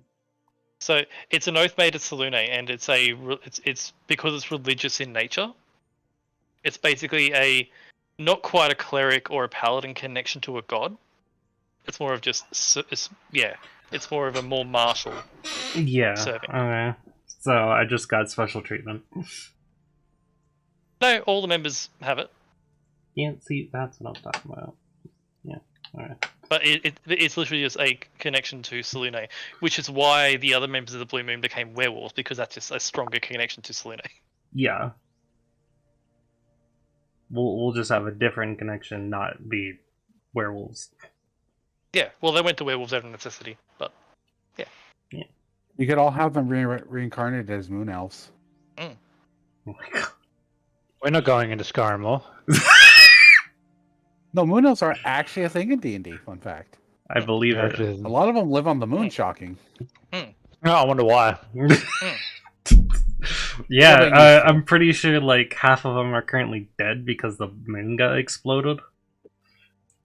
There's probably some. That's why I said half. Oh, this is what Tiamat's just a racist. I get it. but yeah, so the Scarlet spend the rest of the day just meeting soldiers, and Yeah. you She meet some. she like writes down the oath, puts it somewhere where they can see. She finds a banner to like. She gets someone to make the Blue Moon banner because hers is special. Orlam directs you to some people that specialize in making those sort of things. Yeah. So like the entrance to the area would probably have a flag on both sides of the for the Blue Moon. Then she'd like work on setting up inside as well. Yep. And then she'd find like an office for herself. Yeah, cool. Because you have all of that, you find all of that. There's lots of things to do. This would be this is more than a couple of days project, essentially. Yeah, and it's still Set up, near home, so it's not too far of a trek. Yeah, it's not. It's just down the street. Yep. So she'll probably she'll actually probably spend the next few days just like inside the Blue Moon place, trying to get things in order, see if people come in, talk to people. She'll probably be working most of the time, but like sleeping in her office. Yeah, cool. Yeah. You get people that are definitely interested, people that have heard about it. I'm gonna roll a bit of dice to figure out how many. A fair few people that do sort of ask questions about these banners as they're put up. The first question they ask is, do we have to become werewolves? Like after like the 5th time she gets that question, she makes another poster and puts it next to the banner saying, "You do not need to be a werewolf here." I just like slaps it there. It's just like, there, now I don't have to worry about it anymore. After you put that up, a young half-elven man approaches and says, "It doesn't say we don't have to be, but can we be?" Yeah. If you want to be a werewolf, I can direct you to them. His eyes go wide and he says, "Ooh." It is very dangerous, though. Oh, never mind. And he walks away. Never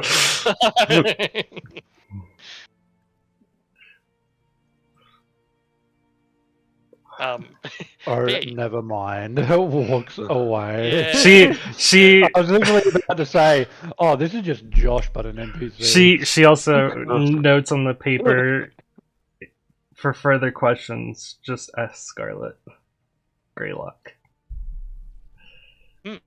Which she probably has her name on the office door. Yep. But yeah, you're busy for the next few days there, basically. Yeah. One of those days, she tries to get a pool and a climbing wall set up. Ooh, I like it. Because all of her branch will learn how to have Mariner as a trait. Ooh, I like it. I hope you can swim because you about to. If you want, if you want to be high up, you gotta learn how to swim. Igna, yes. Water and fire. As you can swim, it's fine. It's not like fire genasties can't swim. No. They just don't want to. Just a humanoid fire elemental in the water. It seems funny to me. That's what's gonna make it so great. But yeah, as a pool is set up, or the beginnings of it, they're going to use druids to dig out the ground and then fill it in and stuff. Yeah. Cool. So that's Scarlet for the next few days. I'd like to do a tidbit in between, like just to butt in. Yeah, absolutely. Archie will see this banner. Yes. Right. Yes. And the inner teacher and inner knowing of Archie thinks a very conniving thing. And during the 3 days before I go and do the Blacktail stuff, I make a stack of paperwork. And I go into Scarlet's desk without a word and just dump it there. What the fuck did you just dump on my desk?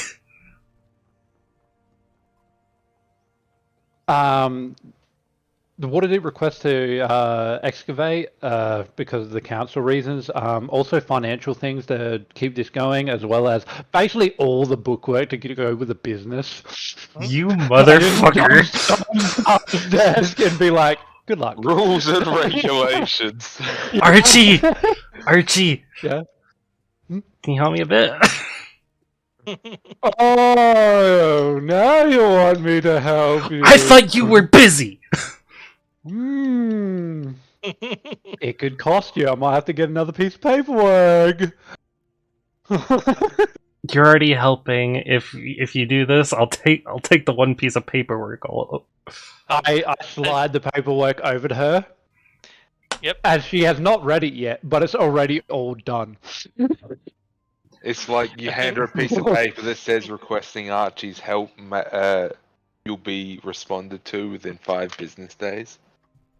Even though all the paperwork or all the stuff that she's already needed for this thing is all done by Archie already. You already did it all?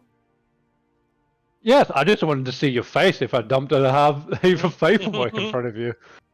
She just scoots the paperwork to the side and just face desks.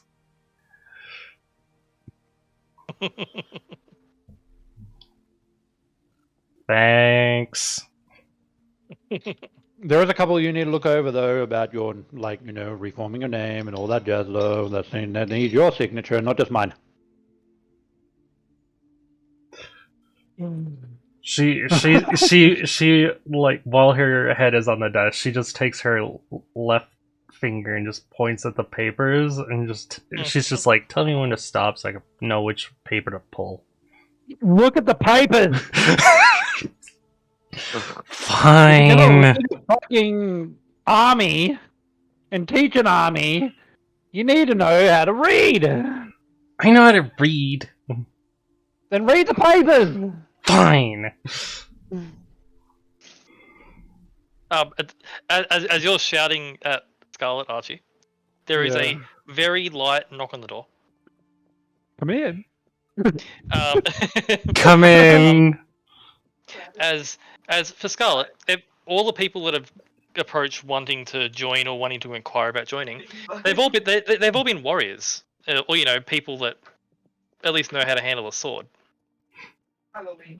This one, it looks to be a female half elf, probably in her early 30s.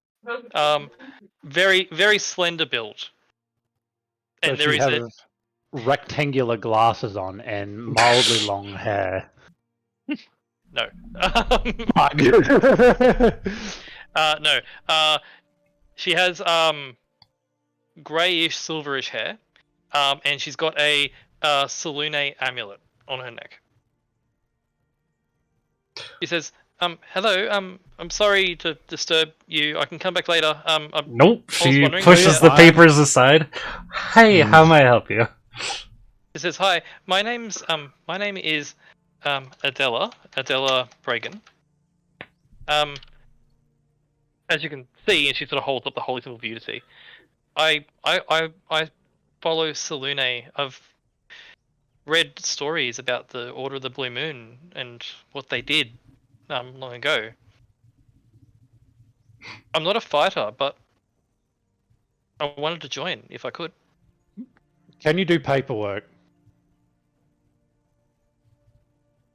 Yes, I can read in 6 languages. I You're studied perfect. bookkeeping.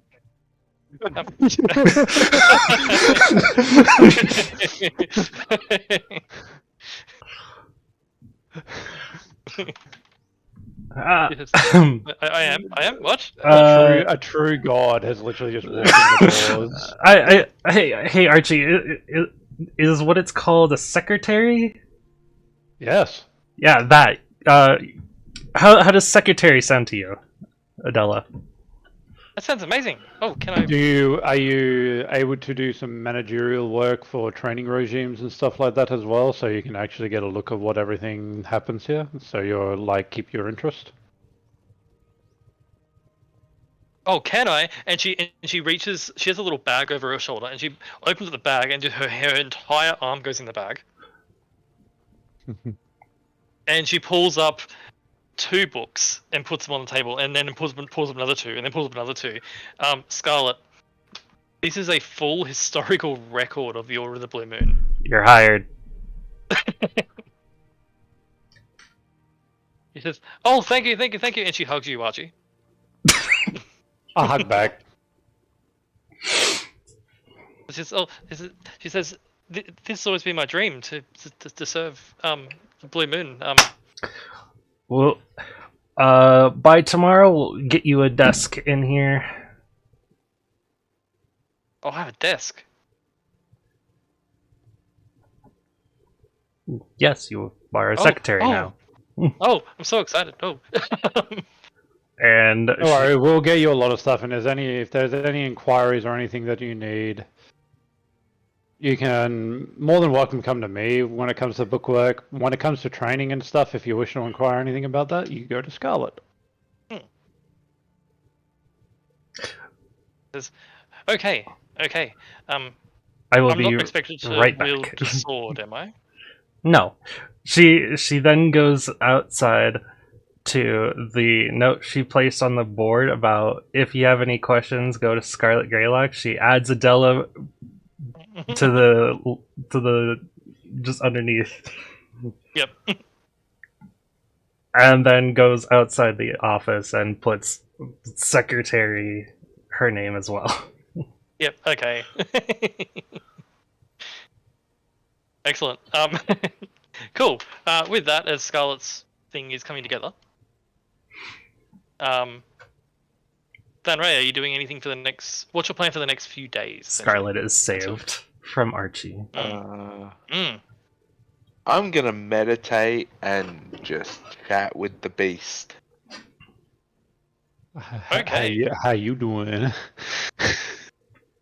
Okay. You commune with him. Learn. Yeah. The beast is excited about meeting this William Dark. It's curious about him.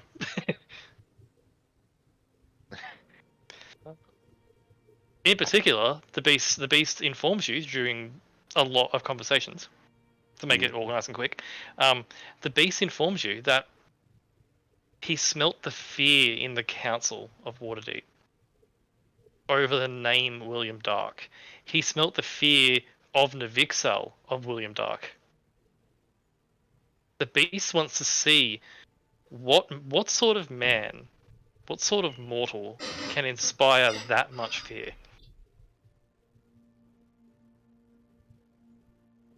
Over these few days, I'm gonna ask the beast if he can teach me how to smell fear. Just like naturally. Cool. Let me see your character sheet. AKA, I don't need to insight somebody to know they're scared, because I can smell it. It's an insight check regardless, just the beast is a high insight. Okay, can I have advantage on it then? I'll say over these few days, the beast does guide you to that. This is a fairly simple thing. He guides you on the tells of people, the way to know if someone's afraid. And you do get a bit of a field test of this by walking down the street with Kalaya. What an amazing test run. Just bring Kalaya. That'll do it. Bring Kalaya down the street and the people generally run away or move away. And over the next few days you are able to get a sense of how to read if a person is afraid or not. And you now have proficiency in insight. Ooh. I'll take it. That's fantastic.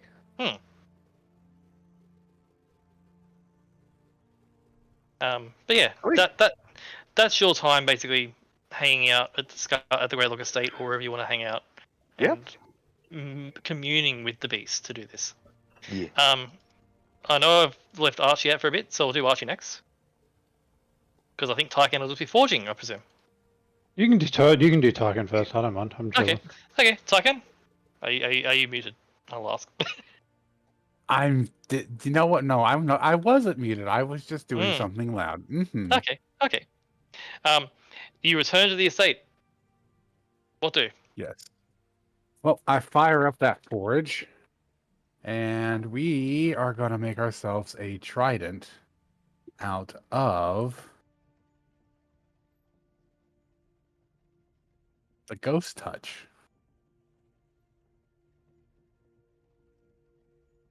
I'm going to go for, if I can, normal metal for the, like normal steel for the pole area, but the tip is, just so I can only use one ingot.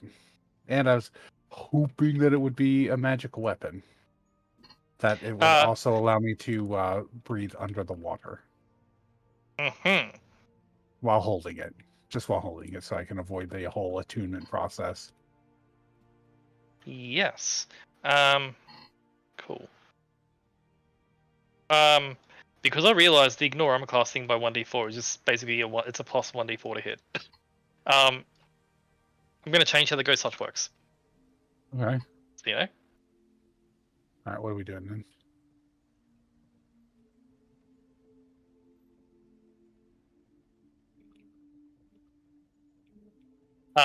So I'll change it to make more sense, because otherwise it's just a plus 1d4 to hit, and that's kind of boring. So basically, the item once made has 3 charges. You can spend a charge when making an attack. If you spend that charge when making the attack, the Ghost's Touch portion of the bit where you hit stuff becomes ethereal. You ignore a target's armored armor class. Ooh. So it's just simply 10 plus dex. Is their armor class. I do likey. Like it's sort of like it sort of like phases through the armor. Yeah. And ignores it. If you want to use the other one, that's fine, but that makes more sense. Yeah, it does. I'm pretty sure that's what I had before. So let's see. There's I'm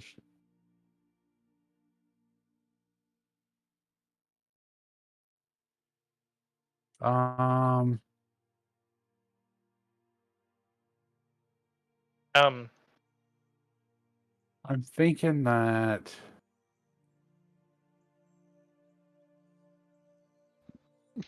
I'll go with, let's go with the Ghost Touch then.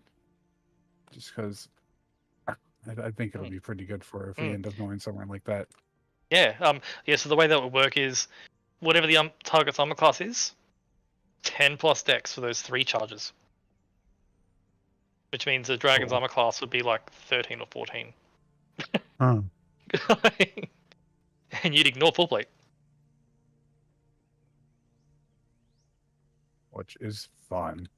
Um, So yeah, and we will go with yes. that for my trident.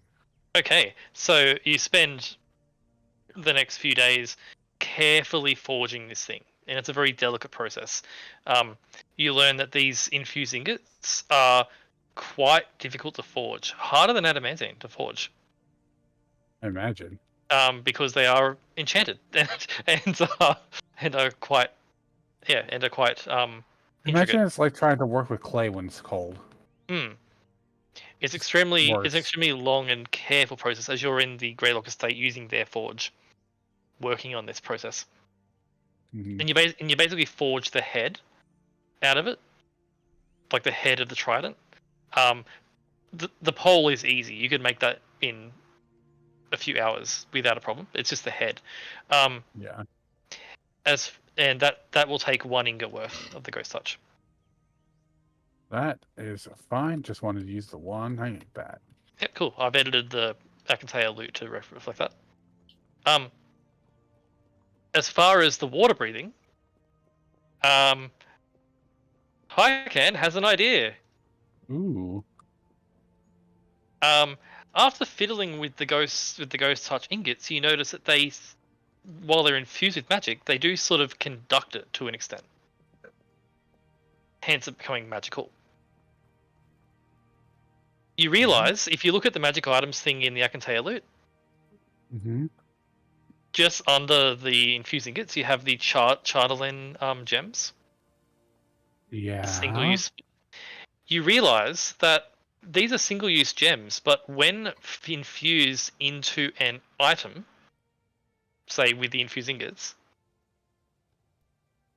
it allows for the gem to be reusable as it Ooh. reacts to it. While you can't store a high level spell in it, it limits what you can store in it. Mm-hmm. You're pretty sure you can get a 1-a-day cast of water breathing if you embed the gem into the trident. Ooh. I think I will. Who's turning into Jason Momoa? I don't know who that is. Aquaman? Aquaman. What's an Aquaman? And by the way, a 1-a-day water breathing is perfectly fine. Shark okay. Boy? For perpetual use because it's 24 hours. Let's go. Yeah, that's perfect. Cool.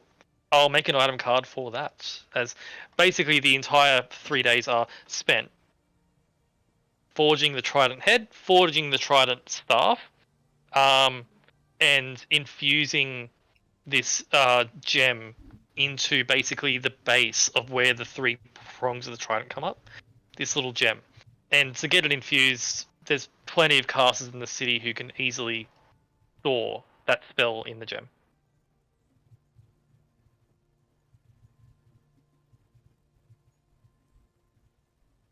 Make notes, Sol. Make notes. I'm making notes right in your DMs. Cool, excellent. I took away one of the gems. But yeah, Tyken. That's yours.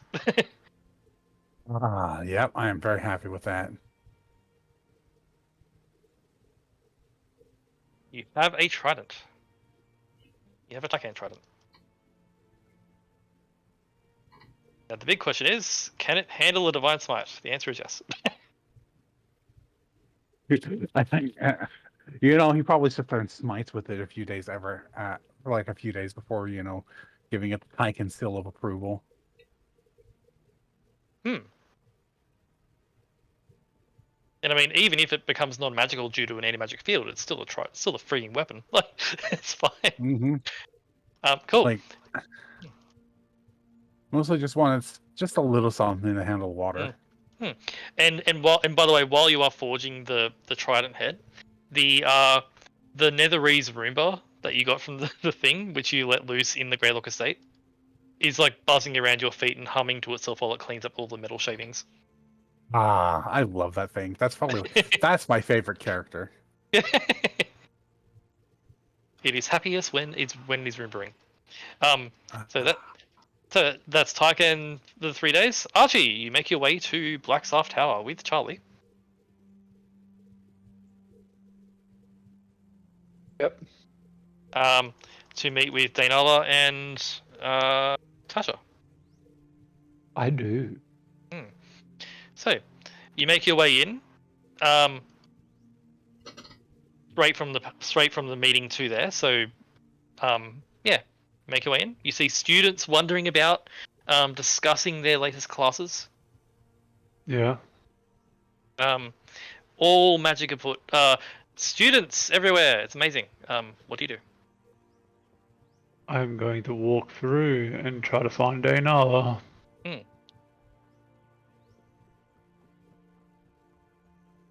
As you're walking along looking for Dainala, you hear the sound of a muffled explosion. Think you found her. No, that wouldn't be her. And then you hear her voice say, "Very good, very good. Next one, try again. Next one, have a go." I'm going to walk towards that. As you walk into what looks to be a large room, there is a magical whiteboard or blackboard at the front. This is a lesson on evocation magic and controlling it well. You see a bunch of students that are at the back of the room. Dainala is at the front of the room, and in the middle of the room is a domed wall of force with a scorch mark on the ground. The students are practicing fireball by firing a fireball into a tiny hole in the wall of force, thus limiting the explosion. I walk in. I cast Fireball. Upcast at the 7th level. As you walk in, a lot of the students look at you, and immediately there's harsh whispers of like, oh, "It's him! It's him!" Do continue. Who's next? Or do you wish me to show a little bit of show and tell? You see one of the students who was next, who looks to be a halfling woman. Yeah. Probably 17, 18. Steps up and she's like, well, she was about to do it, and she sees you and immediately starts shaking. She's like, "Oh, you can do it. I can do this. I can do this. I can do this." And she begins to mutter the incantation and point the finger. Mm-hmm.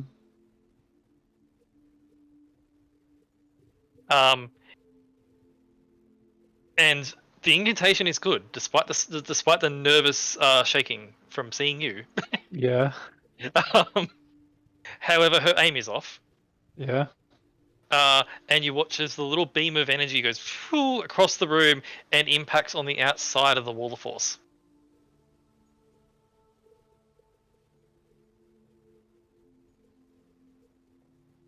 Is there anything else you would like to do with it?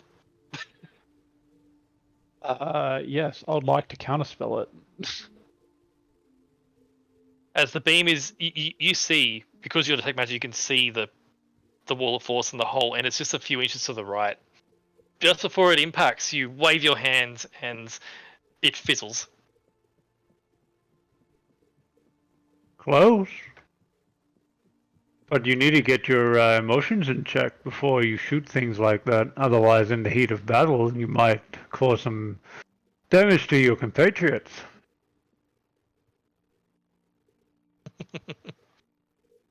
As you say that, she says, "Of course, Professor Bartholomew. I do apologize. It's just a living legend. I'm your biggest fan," and she runs away. Come back here. I'll show you. She's already gone. Come. She runs past you underneath your legs because she's a halfling. Runs out, and you look out, and you hear a magical word spoken, which you recognize as a Misty Step, and she's gone. Well, I'll show everyone else. And I can show her again later. Are you ready, Daynala? As you look at Daynala, you know she's like looking at you. She's like floating, just about a half foot off the ground. You can see that her hand was out as you were going to do counterspell. You're not sure what she was going to do. Yeah. It wasn't counterspell; it was something else. But she says, "You always were a bit of a show off. Yes. Please, students." Professor Archibald Bartholomew is here to give a demonstration. Yeah, I'll do a generic regular fireball to show first. One that was just that you've been throwing around. Yeah. I conjure the moat and say the incantations with my book. Yep. And I fling it directly through the middle of the hole. And it was just a normal fireball. Yep. But there's no mispronunciations. Just to the letter, to the book type deal. Clockwork for Archie. The students will go, "Oh, wow." But So smooth. there is other things that you can do. If you follow a certain realms of learning, you can manipulate spells to do more than just do fire. One of the Like students, as you say that, one of the students in the back of the class says, "Professor Bartholomew, that is, quite frankly, extremely simple." Is it? It is indeed. Look at this. As he's gonna sort of he actually pushes you aside. He's Okay. He's probably about 18 or 19 years old, and he's human, but he has an air of like nobility. Like Yeah. like he's the sort of person who his parents have paid for everything. sort of thing. Yeah. Just see. See. I think I know what I'm doing. He looks at all the students and says, "Watch how an expert does it." I look at all the students to see their look on their faces as he says that. They look annoyed at him. Do show me, and I'll be sure to critique you very highly for your bravado. Show me how it's done. He doesn't even open his spellbook. Okay. He begins to mutter an incantation. Would you like to make an Arcana check as a reaction rather than counterspelling him? Because it's only one reaction, so. Would you like to make an Arcana check? Yeah, I'll trust Daynala to do something if something goes wrong. Yep, okay. Make an Arcana check. This is absolutely not the incantation for Fireball. What is it in the incantation for? It's the incantation for Major Image. Oh, I see you're an illusory mage. As he releases the spell, and he casts it, and rather than a beam there is a beam, but it's rainbow colored, and as it gets to the inside, it explodes like a fireball, but it also makes a roaring sound like a demon's roar. And the flames are blue, and it looks much more intense. Some of the students are impressed. Can you do it again? You are not.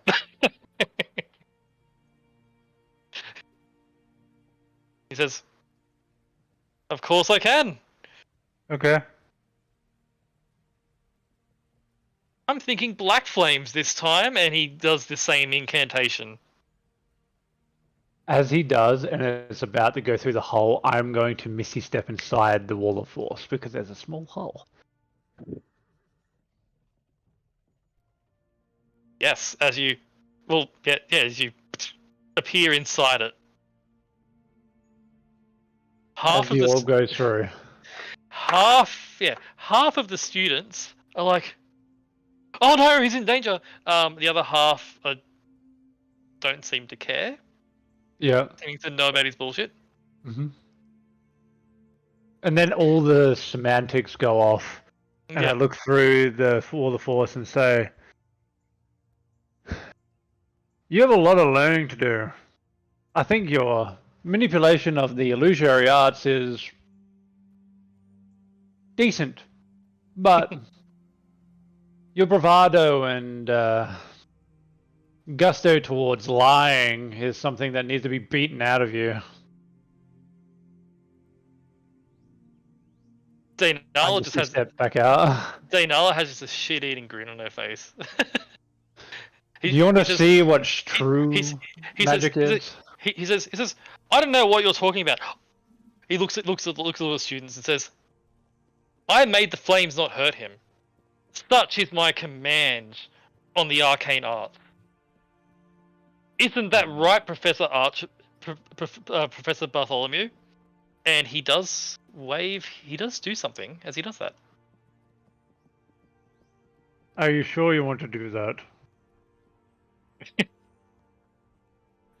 He does cast a spell, a very subtle spell, which is no verbal components. Just he simply waves his hand slightly. Cool. Do you want to counterspell him? No, I want to redirect it. Okay. To who? To who? To him.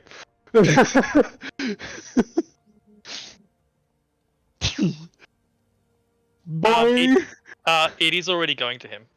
Just it's It's going to him. it's a self spell. Ah. He mutters an incantation to cast a spell on himself as he says, "Isn't that right, Professor?" I'm going to cast it on. I'm going to redirect it to me. Cool. Yeah. As you redirect it to yourself, Yep. I presume Mini Archie's floating near you. Yep.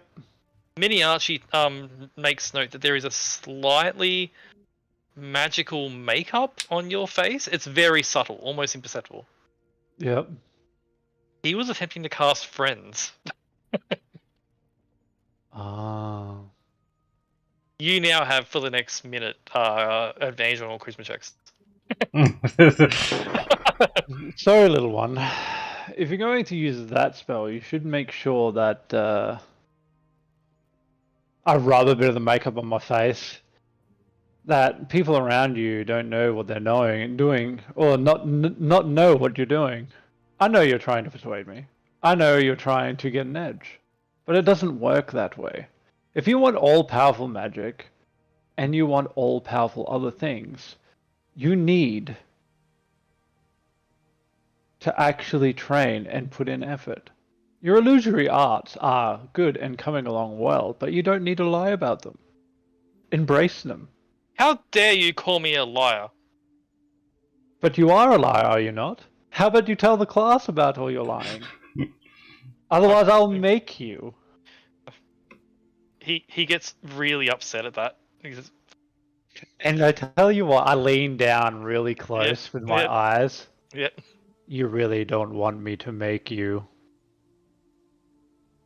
I'm gonna roll an intimidation. yeah, do it, do it." 21. Hey, let's go. There's a look of fear. He looks at the door. He says, he looks at the door and he runs towards the door. You can go invisible now if you want. I don't mind.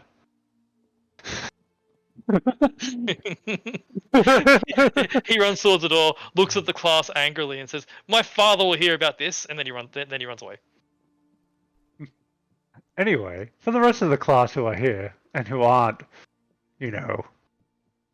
trying to show off, I'll show you a couple things that I know with my specialty.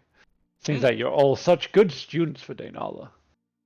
They all, the remainder of the class, are avidly listening to your every word. Our friend there was a very good user of the illusory arts, but I was talking about changing of elements. And changing of elements, an easier show would be using a spell that you already know, like Fireball. I show a Fireball, like the mote in my hand. As you all know, the elemental makeup of Fireball is fire. but things may change with different slight incantations and writing within one's book. And specialist training. You can start changing the elements of certain spells to your will. From fire, and then the ball changes to lightning, and then it changes to like a necrotic green-black energy, and then it changes to like an orb of like sound.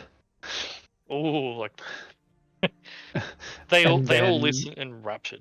It starts like sort of oozing off in this greeny acid. Mm. A wizard's, or even a sorcerer's, or even a warlock's advantage can be the element of surprise. My element of surprise is, well, elements.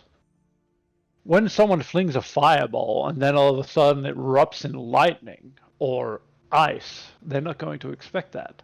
Like this.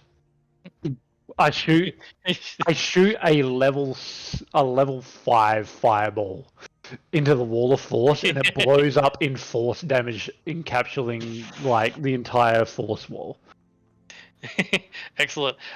As you release it, Dainala says, maybe you shouldn't use force in here, and when it explodes, and part of the floor is shattered out from underneath.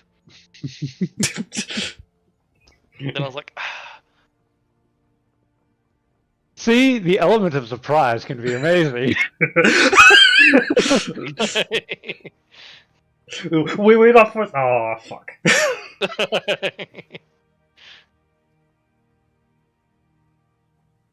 Dainala sighs and looks visibly annoyed.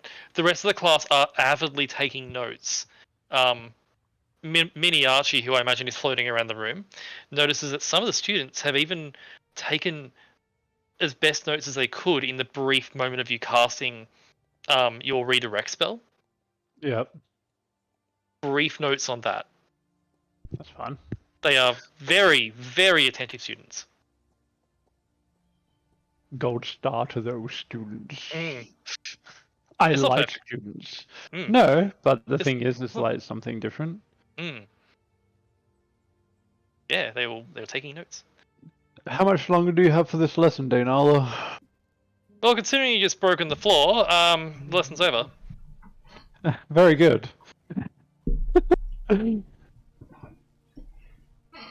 She looks at the class and says, "Everyone, you can have a minute to ask Professor Bartholomew any questions before you are dismissed." And immediately you're crowded by all the students. I would answer every single student's question. Because I know this is a ploy, because Dainala's angry at me. Yeah.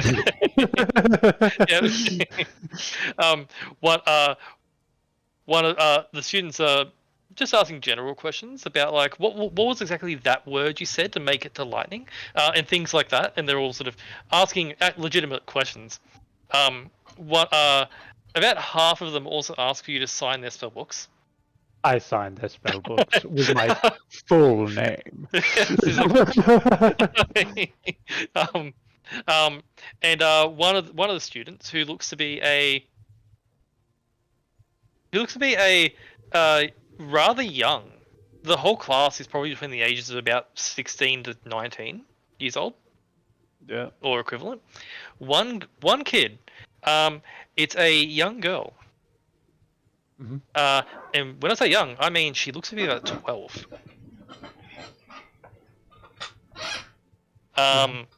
But she's in a class like this, which immediately says to you, gifted. Gifted? Gifted. Because this looks to be a class of people roughly of the age of 16 to 19, and she's 12. Mm-hmm. She's been moved up a year, or several. Yeah. She's smart.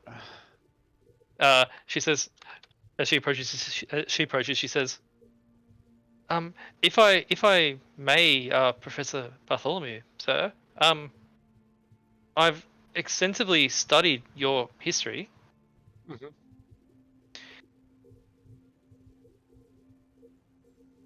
Yes. She says, I've been working on a spell that I read that you were able to cast, perhaps before. I don't want to presume. What is a spell? Show me your writings, and I'll have a look.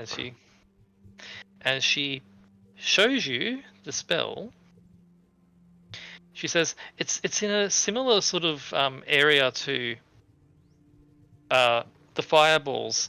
I didn't want to show off in front of the class, but it's this one here. I can't quite figure it out. And she shows you the page in her spellbook, and it's freaking thick, with notes and drawings and diagrams. The spell. Make me an Arcana check. We'll get Miniachi to help me on this one. Ooh.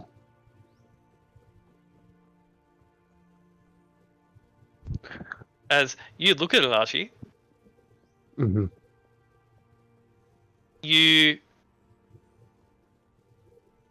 I'm going to say that's a success because you're very close to the DC, and this is a wizard spell. I'd literally flick over a few notes in my book if I didn't get it at first. Yeah. So you don't get it at first. You're like, huh, and you flick over your own notes because every wizard's writing is different. So that's the extra 1 point that I need. Yeah, and as you flick through your notes and you realize what spell it is that she was working on, and it's Synaptic Static.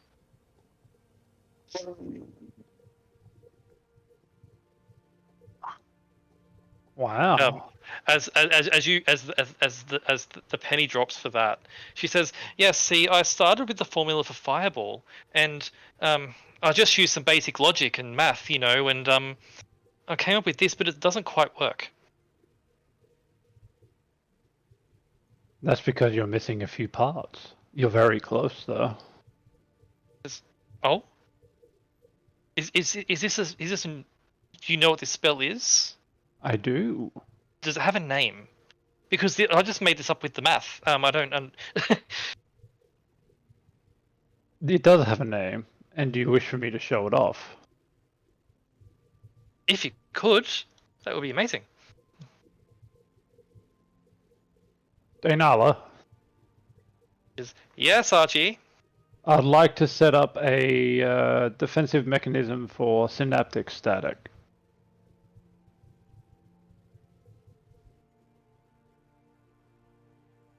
Fair enough. And she waves her hands and a wall of force bubble comes up. The spell you're looking for is Synaptic Static. It is genuinely if I remember correctly, lightning? Psychic. Sorry. Psychic. A mental-based magical spell. Very powerful. Very good in combat for slowing people down and getting their minds muddled a little bit. Here, I'll show you. I'm going to... I'll cast. I'll use an action. I don't think I'm going to really change, need spells. That's fine. I'm happy to say you have a means of doing it.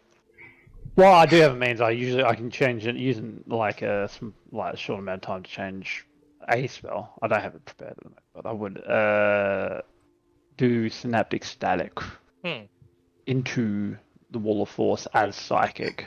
Okay. A blast of psychic energy. The young girl takes note and goes, "Oh, I see, of course." And she immediately goes to the page in her book, crosses out a few bits, and rewrites it all very rapidly.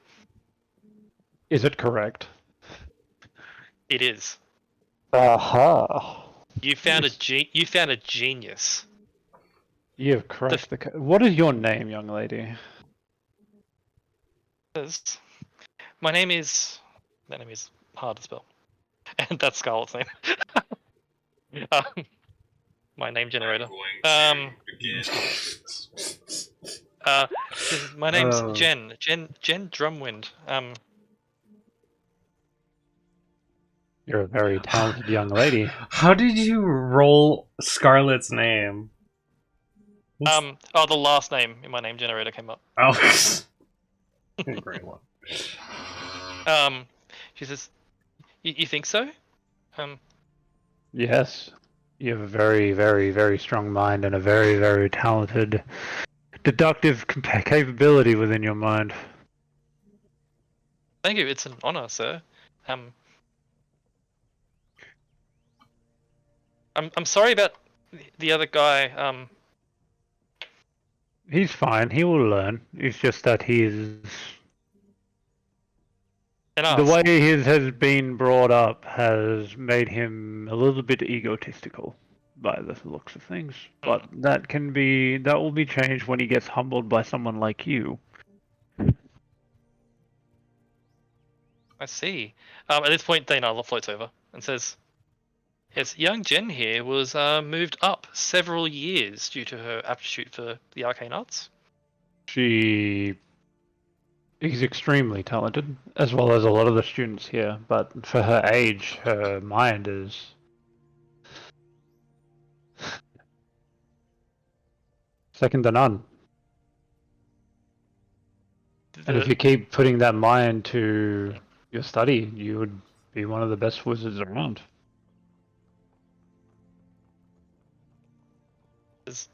Well, thank you, sir. I'll definitely keep it up. How do you change the element? How did you discover the element changing ability? It was a part of my training. Yeah. I'm going to write down some notes on a few pages about scribe wizardry. Rip them out of my book and hand them to her. She takes it and says, "Oh, thank you so much. I'm going to study all of these." And she looks at one of the pages, and you watch as her eyes dart across the page, and in under 10 seconds, she's read the first page.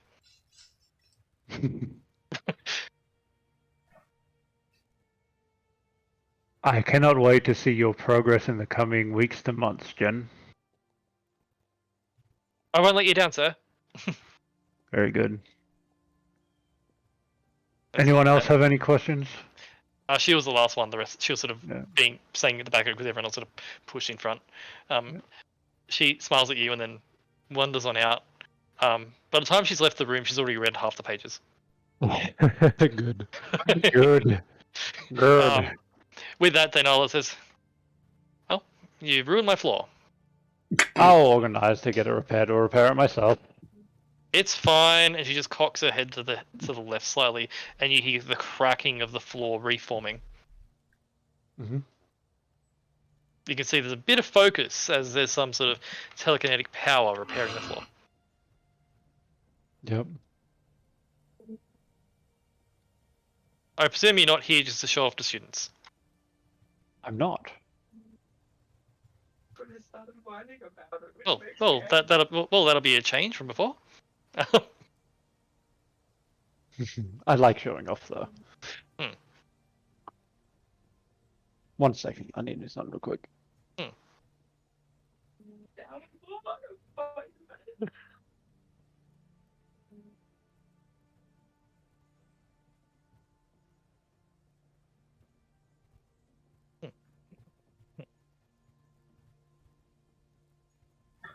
So how'd you like my 2 to 4 paragraphs? I haven't read it yet. Start from the top, by the way. Work your way down when you're reading it.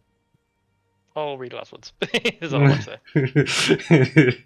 Like I said, I had ideas that formed in my brain, and I needed to write them down. You have a brain?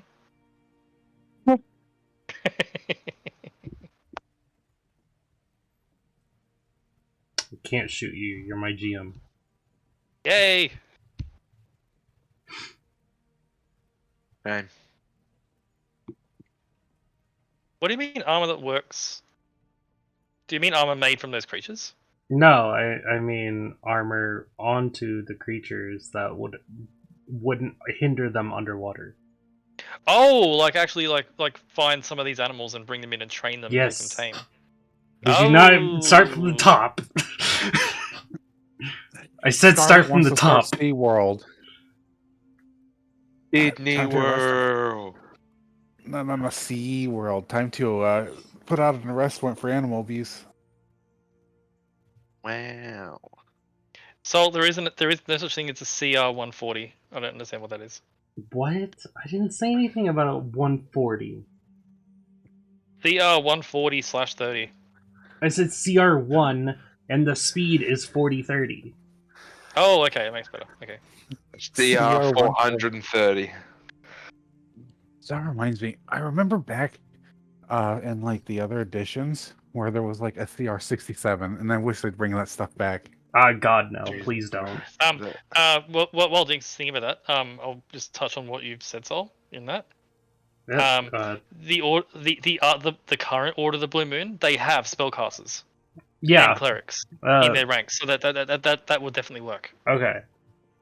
Because I mean having a bunch of like soldiers isn't any good if a caster comes along. So like a caster would like even the Waterdeep soldiers have casters in their patrols. Yeah.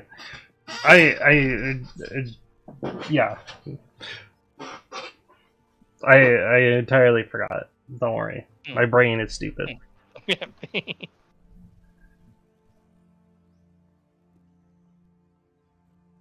Yeah, that could definitely be a thing. Hey, Josh. Yeah.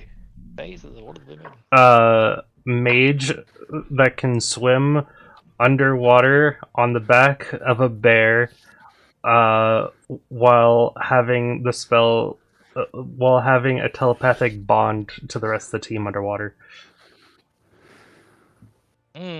Sounds like something from Russia. You had me at riding a bear.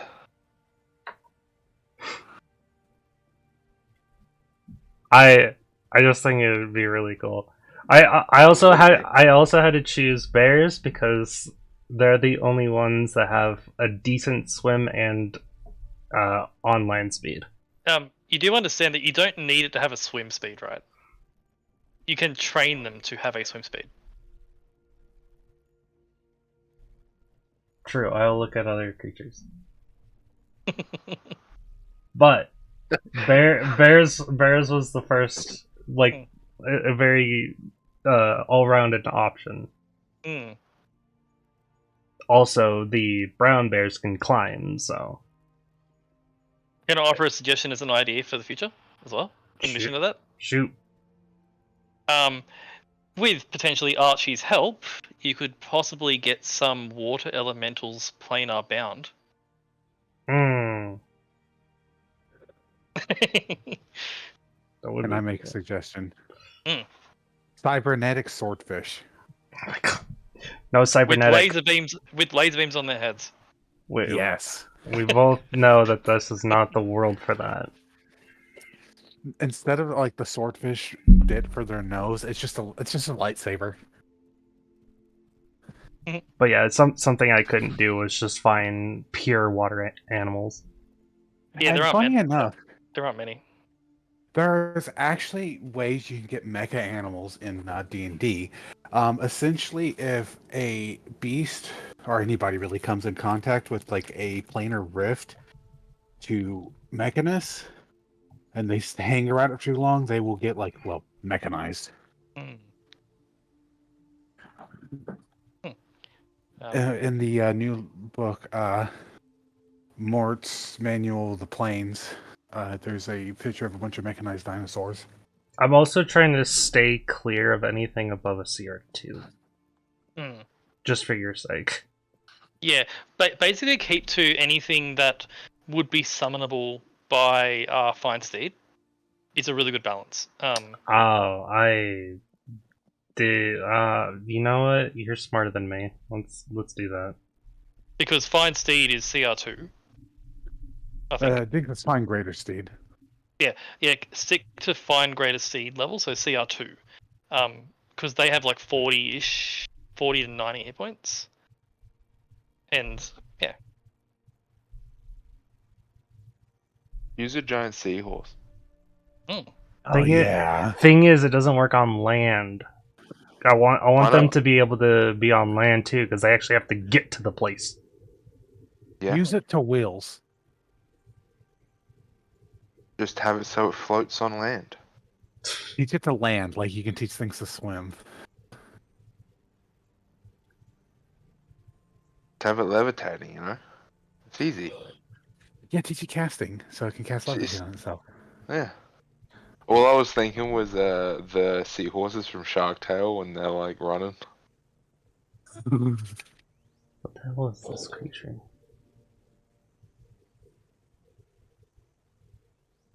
I mean, Dinks, let me know when you're back. He's not back. Back. Yeah, all like the thing with Fine Grader Steed is that they're all non-beasts, except the tiger and the rhino. We go more Oh, planar parade. How Use about a Knowles? rhino. How about Knowles? No. Oh no, that's a bad idea. Hello. Thanks. Welcome back. Cool. Welcome back. So, yeah, sorry. So, where were we? I don't know.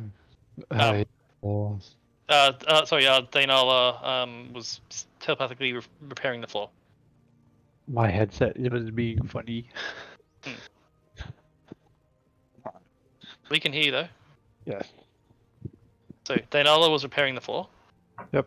And the students have left. Okay. She says, "So, what You did you know, need to do that?" wow. About everything. Do you know what Tasha is? Or do I need to find her as well? Oh, she's just a few rooms over. As Dainala just sort of like looks off to the side for a second and says she's on her way. Very well. Do We wish to go somewhere a little bit more private. We find in the classroom. Do you need some more private? It'd probably be good for what we're going to be talking about, as well as the present, the thing that I will show you that is a part of that present. Oh yes, well, to my office then. And she Very just well. she turns, and you notice she's making a habit of this, just floating around. Yeah. She floats in front of you, out the door, and you bump into Tasha in the corridor. Come. Tasha says, "Oh, how long are we gonna go? How long do you need me for?" Not very long. Why? Something urgent?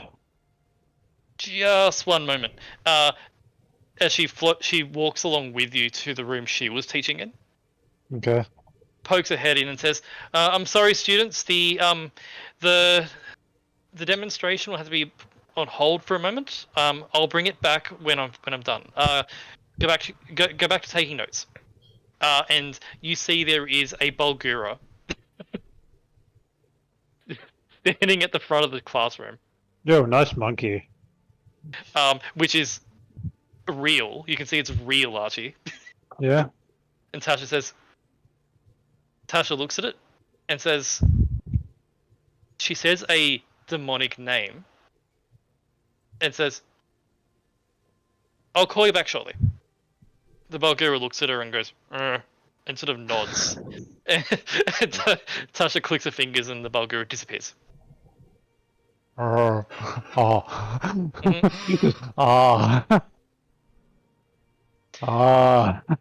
looks like that was a class on demons. Yeah. With that, you, Tasha, and Dainala make your way, and within short order, you get to Dainala's office. All right. As this is the first time you've been in Dainala's office. Yeah. As you step in, she simply waves her hand and the door closes. You see the room looks to be a standard just office, but you can see it is all illusory, Archie, a permanent illusion. And with just a thought, The Yeah. walls change colors. The windows disappear entirely. The noise of the outside mage's school is immediately snuffed. And you can see, while there is illusory on the wall to make it look different, there are 2 Mind Flayer heads that have been stuffed and mounted on the walls, and those are real. Oh. Poor things.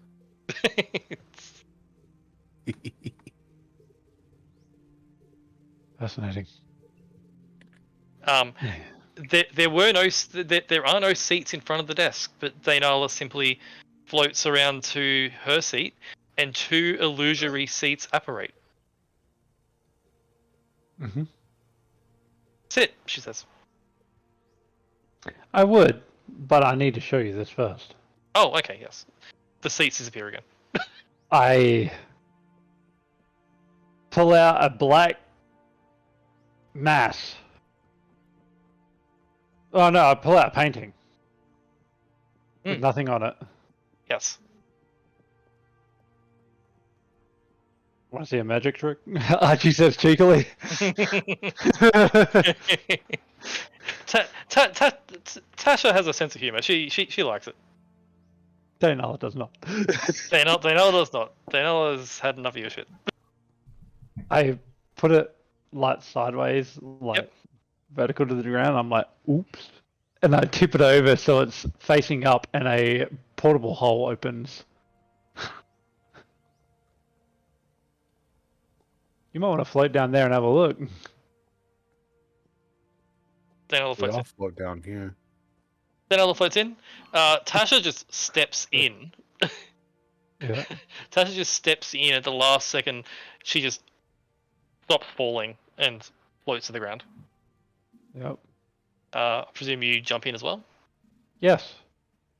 As you jump in, they begin to look through, and the annoyed, pissed off, bitchy Dainala suddenly changes her mood in an instant. Forgotten books of a certain tower. A very powerful tower. From a very powerful being. I poke the skeleton. Dainala is ignoring you and is just like engrossed in books, and she's using her natural telekinesis to have not 1 book in her hand, but 4 floating in front of her. Mm-hmm. And it's like pouring of it. This is from Master Petgrey. It is. His personal chambers. His hidden personal chambers. Well, I mean, I knew him before. He had his own tower, magnificent mansion. Yes. But this looks to be a bug out room of sorts. Yep. This is fascinating. Have you had a chance to go through this? Not all of it. See, this is most interesting. I thought we could all pour over it for a little bit. Or whatever we wanted. Dainala floats out of the portable hole for a second. Mm-hmm. Seems to just look in a direction and then float back down. And she says, "I've cancelled my classes for the day."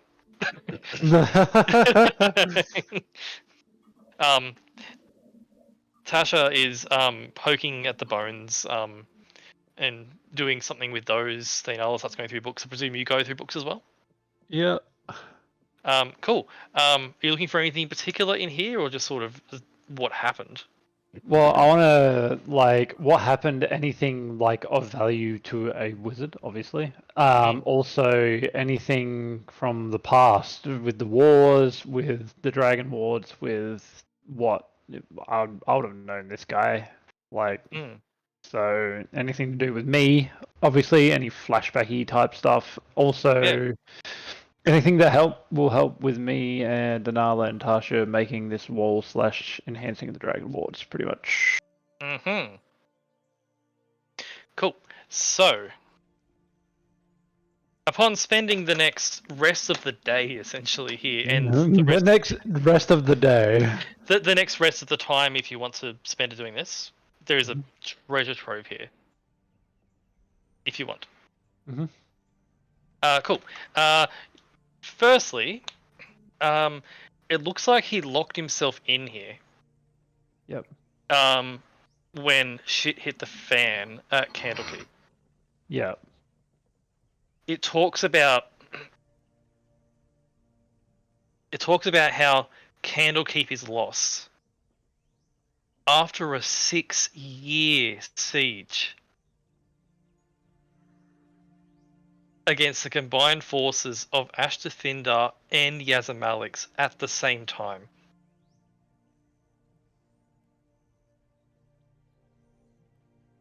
Yeah. Which by itself is impressive because no other settlement on the entire coast held out that long. Yeah. It talks about how they tried everything to drive the dragons back. Yep.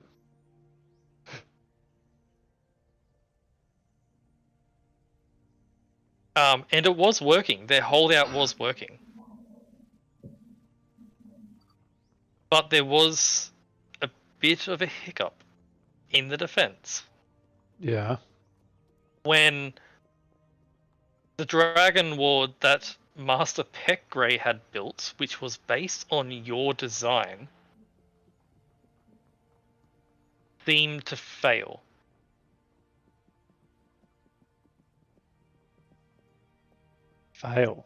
It failed. Because while Ashtathindar and Yazamaliks were attacking with their armies and being held off pretty well by the mages of Candlekeep, yeah, there was a poison gas that flooded the halls of Candlekeep. Mag. Master Peckgrey never saw it directly, but he surmises that it was a dragon that got in. He does note that and this over the next couple of days of research, his notes mention that there were sounds of pain. Arzenag was not immune to it, but wasn't as injured as the others. Almost as if whatever Arzenag's protection was, it wasn't complete. It was faulty. It was a prototype. That sort of thing. So that was the point at which Master Peckgrey jumped in his bug out portable hole and used a mage hand to break it. So it was just he was locked inside. Yeah. So that's what you get from there. You learned that Arzenag got hurt from it. Arzenag got hurt from it, wasn't as hurt as you'd expect. As if Arzenag had some limited resistance to it. But if Arzenag was a dragon, that would be immune to the poison. Correct? Is what Archie's thinking. No, sorry, just to be clear.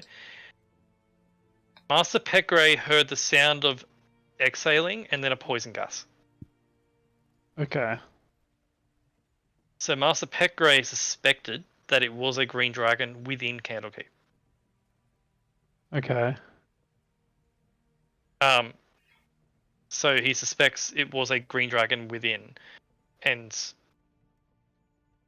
yeah, there's no name given. They knew the red and the blue were outside. But yeah, it seemed there was a green dragon within Candlekeep. And what's curious to you is Candlekeep went on full lockdown in the siege. Yeah. No one came in, no one came out, and Archie knows very well that Candlekeep is extremely well secured against unauthorized teleports. Yeah. Which leads you to believe, if this was indeed Arzenag within Candlekeep, he was in there for some time. Okay.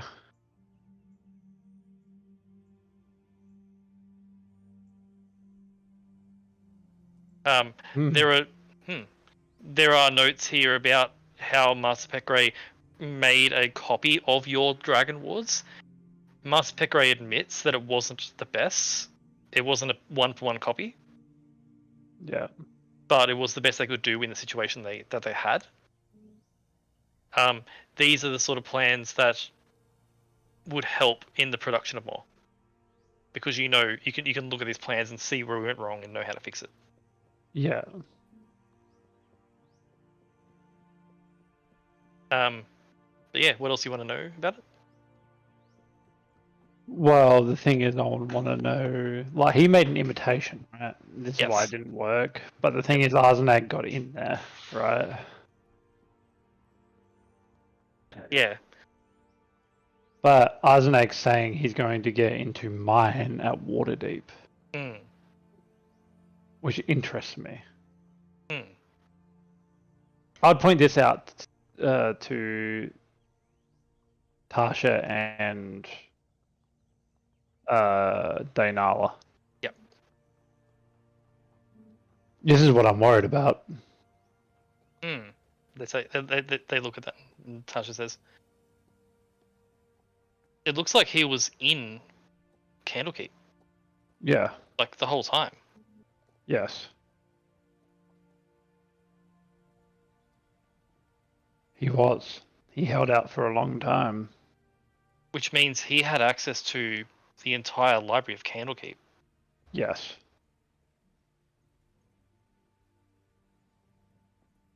We may be dealing with a dragon who's trained in the ways of wizardry. Yes.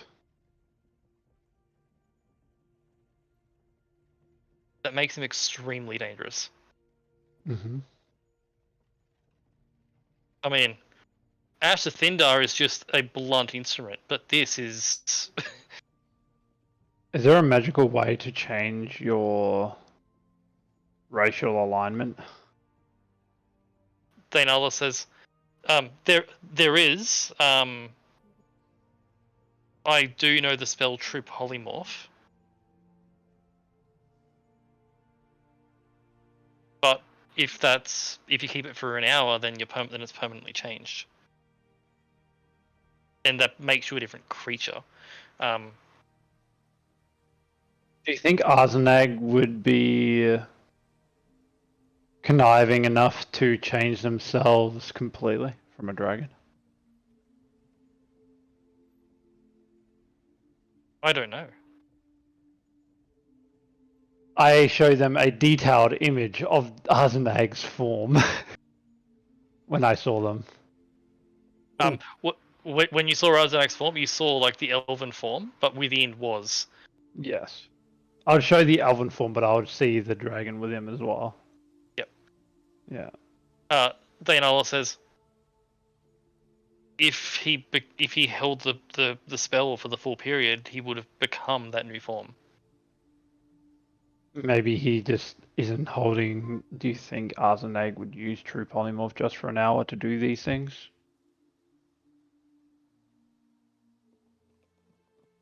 I don't think so. Is there any other spells that could do that? That could just change your race from Dragonoid to anything else? They both think about it and contemplate it themselves and go through their own means. Dainala says, there isn't.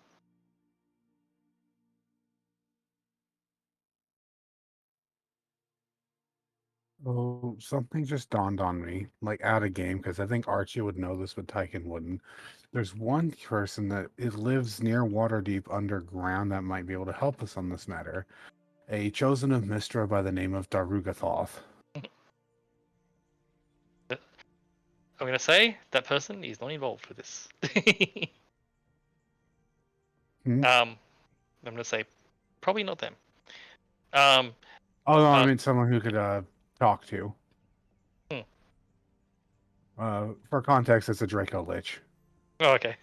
I'm gonna say they have run away or they're asleep. That is fair. Archie, Tasha, and Thanaela both considered their quite extensive knowledge. Thanaela says, "I've studied wizardry and sorcery, and I've never heard of a spell like that." Tasha says, "I spent some time in the Abyss and in the Hells, and I've never heard of that spell."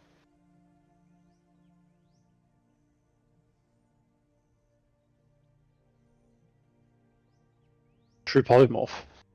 No, a spell that can change your type.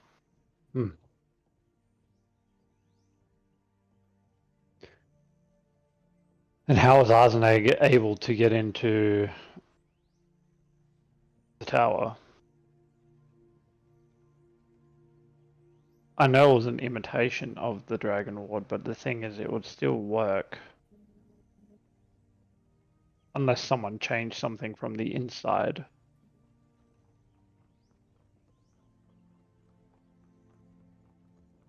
Dainala and Tasha have no idea. Would you like to make an intelligence check with advantage because they're helping? Yes. Yes. Yes. Archie, you ponder your knowledge. I ponder Combined, my orb. you ponder your orb. And you ponder your knowledge, and you ponder in conjunction with Master Pekray's knowledge. You're certain there is no spell that changes a type. Mm-hmm. But something clicks for you, Archie. Yeah. There's also, originally, there wasn't a spell that allowed one to redirect a spell.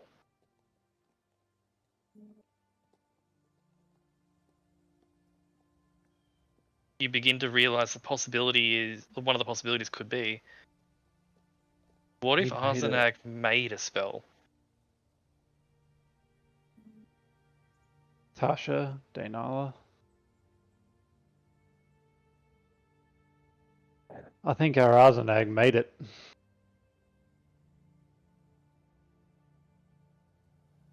That is deeply concerning, says Dainala.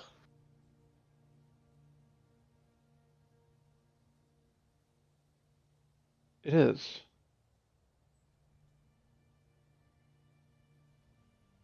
Very. That being said, that means that the other dragons probably don't have it. And Arzenag uses it for their own gain.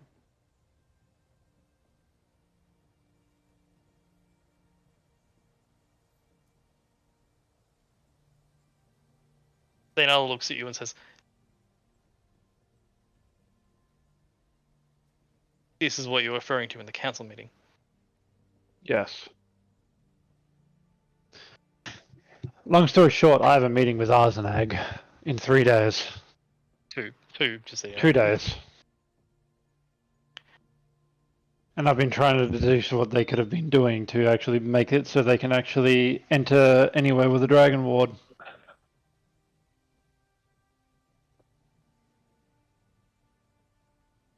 Well, and I presume the meeting's in the city. Greylock Estate. Dainala I says, don't want to make a big thing out of this. Dainala, as you say that, Dainala says, "I was going to say, I don't think an ambush on an ancient green dragon in the middle of a crowded city is a good idea." This is a power move from both sides. We know both of our stances and we can't do anything about it. It's literally like the John Wick movie. It's literally like, here's all these powerful people that literally can't do anything in this place. Right? Hmm. I know. It's a water deep in frickin' standoff. It's not Mexican.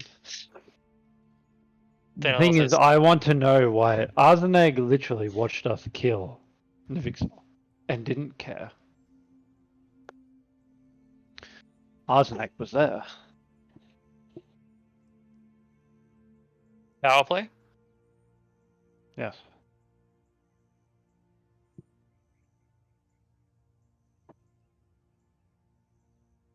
Well, But I want to know what Nivixel wants as well, because Arzenag,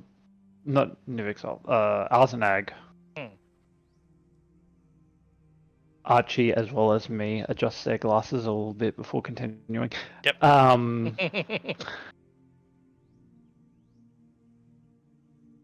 Arzenag,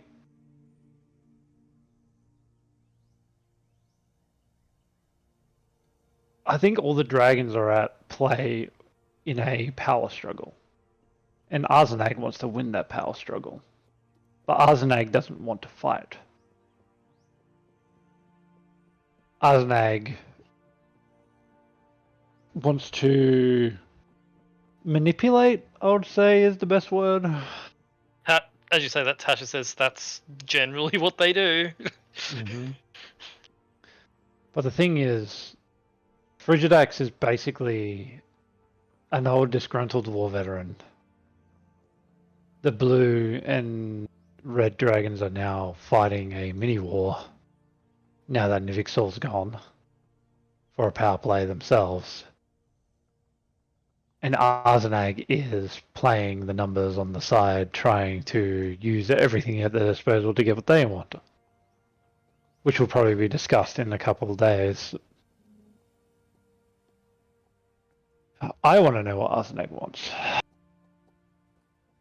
But Arzenag also knows that I want them dead. As during the fight with Nivixel, I saw them, and I looked them directly in the eyes, and said the same thing.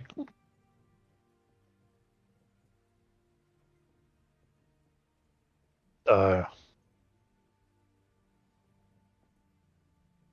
But the thing is, what I've been wanting to deduce is, do I need to do anything different to the Dragon Wards? The answer is no. If we deal with Arzenag. The answer is yes, if we want to keep out just Arzenag.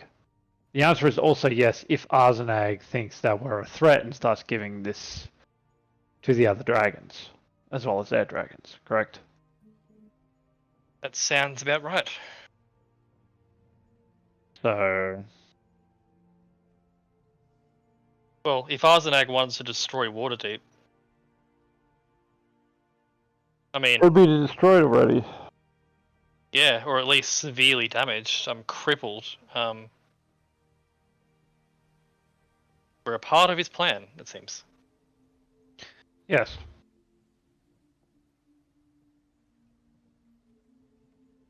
But considering this spell and what's going on, then I'm interested to, as a wizard's curiosity, is I want to know what they know, but...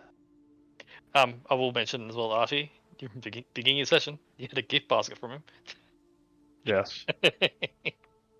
And he knew you, it seems. Mm-hmm.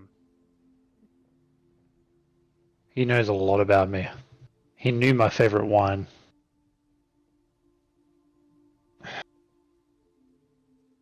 I think Arzenag knows a lot about all of us and a lot about a lot of things. Alright, conspiracy theory. What if Arzenag was not actually a dragon before, but a student of Archie's and True polymorphs himself into a dragon? What if Arzenag is actually Scarlet? What if Arzenag is actually one of the good guys? That's what I was saying. What if he's a double agent? What if he's a triple agent and he's actually working for Bane? Oh my god, imagine.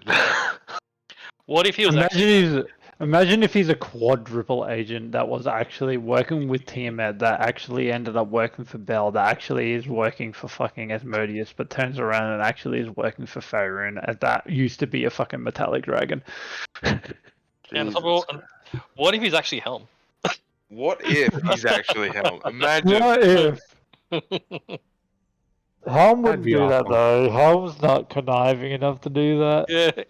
That's exactly what people would think. That's why he would do it. Ah, yes, I quadruple played you.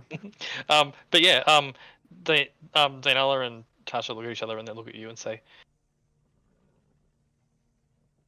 I think the best option will be to keep this meeting extremely quiet. Learn whatever you can. Mm-hmm. Give away as little as you can. Yep. Tasha says, he's a green dragon. We presume. Yes. Assume every word is a lie.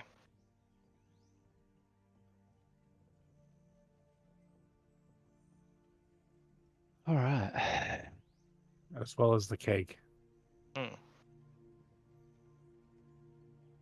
But if you ask him if he's on Tiamat's side and he says yes, does that mean he's lying? Mm. I guess Those are the questions. Anyway, I want to figure out how to do this wall. And I need to go to the east to do it. Have you been informed about what's over there, or have you been left in the dark as well? By the east, you mean desert? Yes. Tasha says, I have been informed from Lady Silverhand of what's over there. I've been trying to steer clear of them. Them being the two dragons that live over there. Yeah. What about you, Dainala? Do you know what's over there? Or have you been... I've been scrying some place over there and helping to scry Melise to get more information. How do you know exactly what's over there, though? In the desert? Yeah. I know they're digging up something. I know exactly what it is. What is it?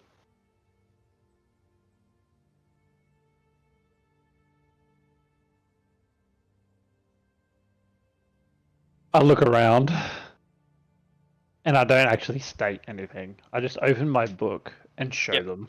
Yep. They look at it. A Netherese, like I show them the Netherese, like city power supply station. Then I'll look at that and says, "Okay, that needs to be stopped."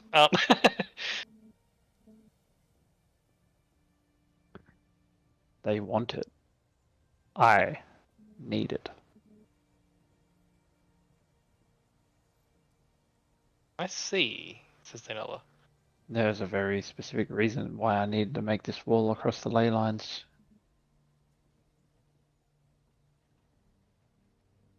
I see, Dainala.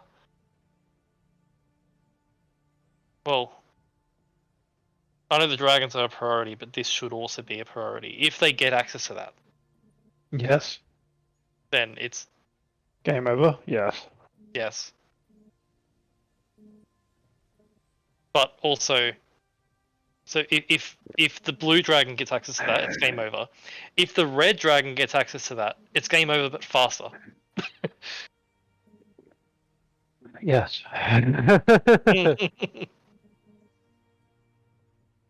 But if we get our hands on that, it's game on.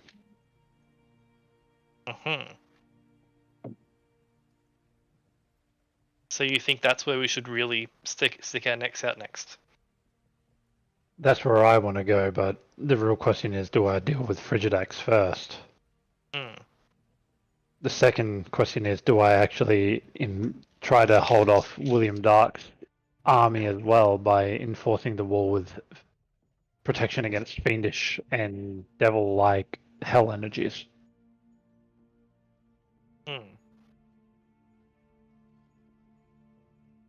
Which would take more time and effort.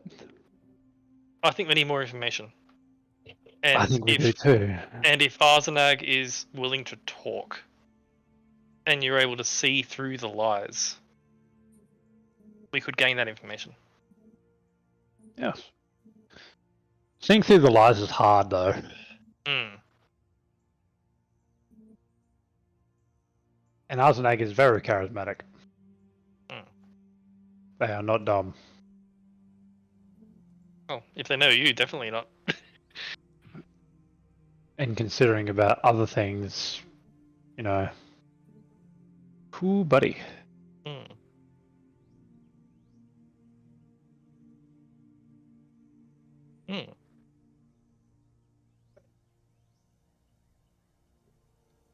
But that being said, we still need to figure out how to make the wall either way.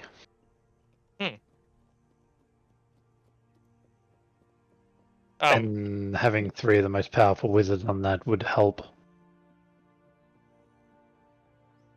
And honestly, Arzenag's cooperation probably would help too, considering they would not even care about the wall because they can just walk through it.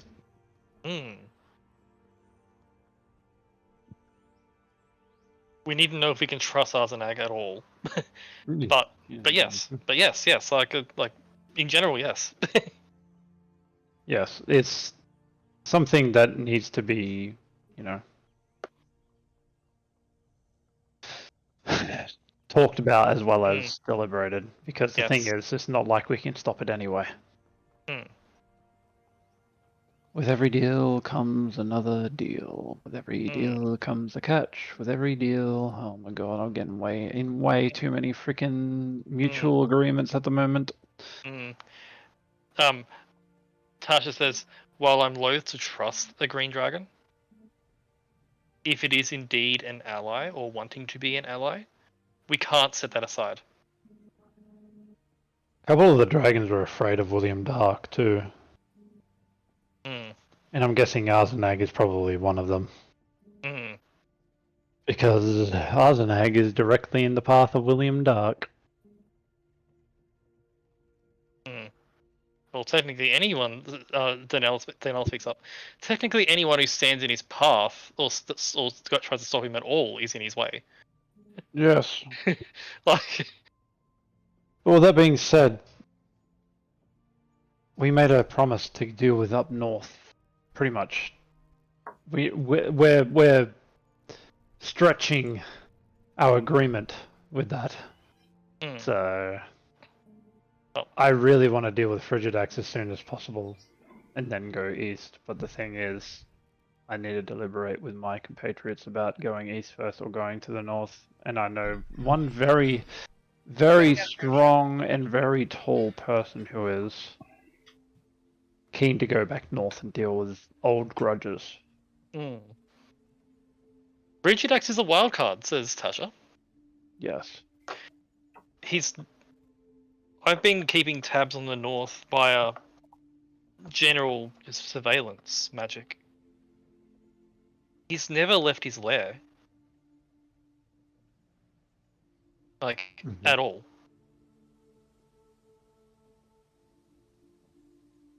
I can't get eyes. I can't get eyes. The other white dragon? The other white dragon? Yeah, Yeah. You met his daughter. And she said the same, like, he's never left the lair. Yeah.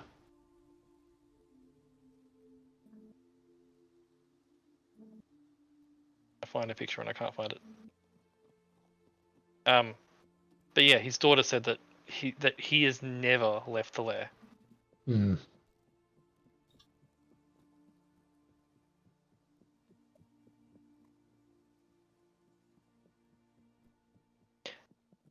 Well,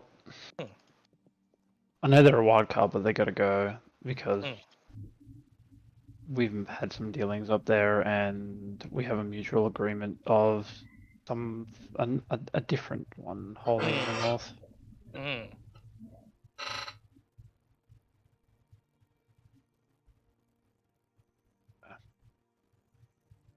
Well, That being said, we can take these books and mull over them elsewhere or anything like that because I should be getting back to my compatriots and Yep.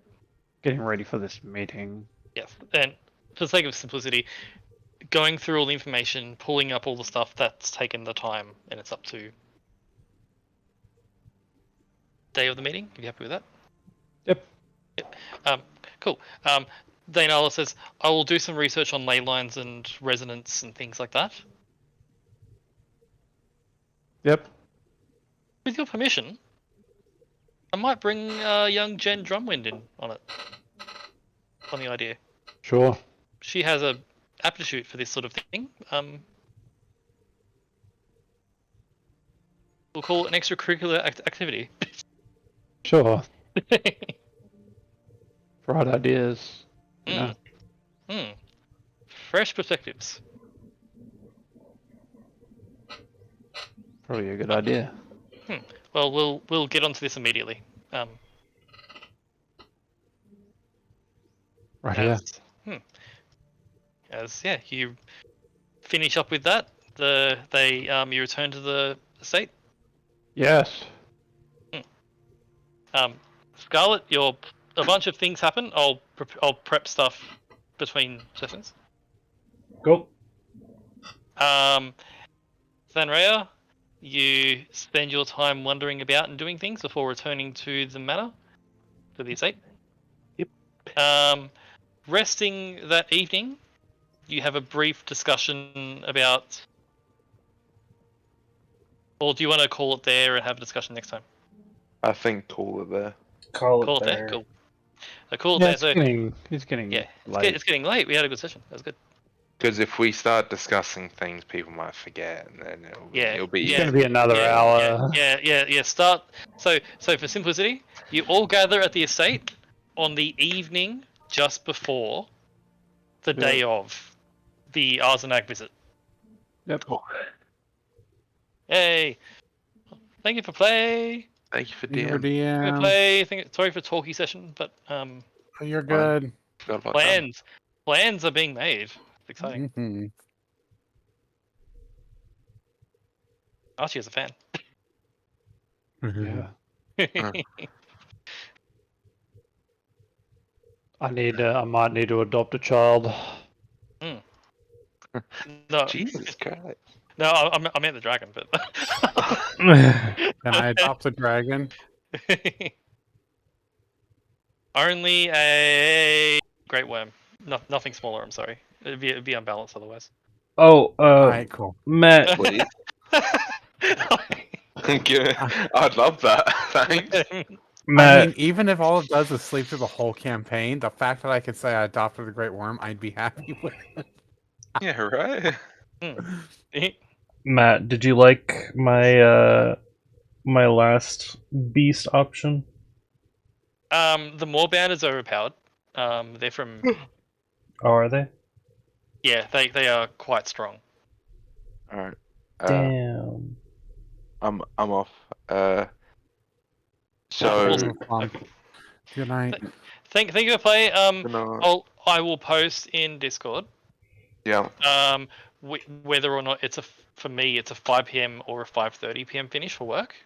Okie I will know on Monday what day it is, because Monday is the orientation day, and that's the day they'll tell me where my ships are.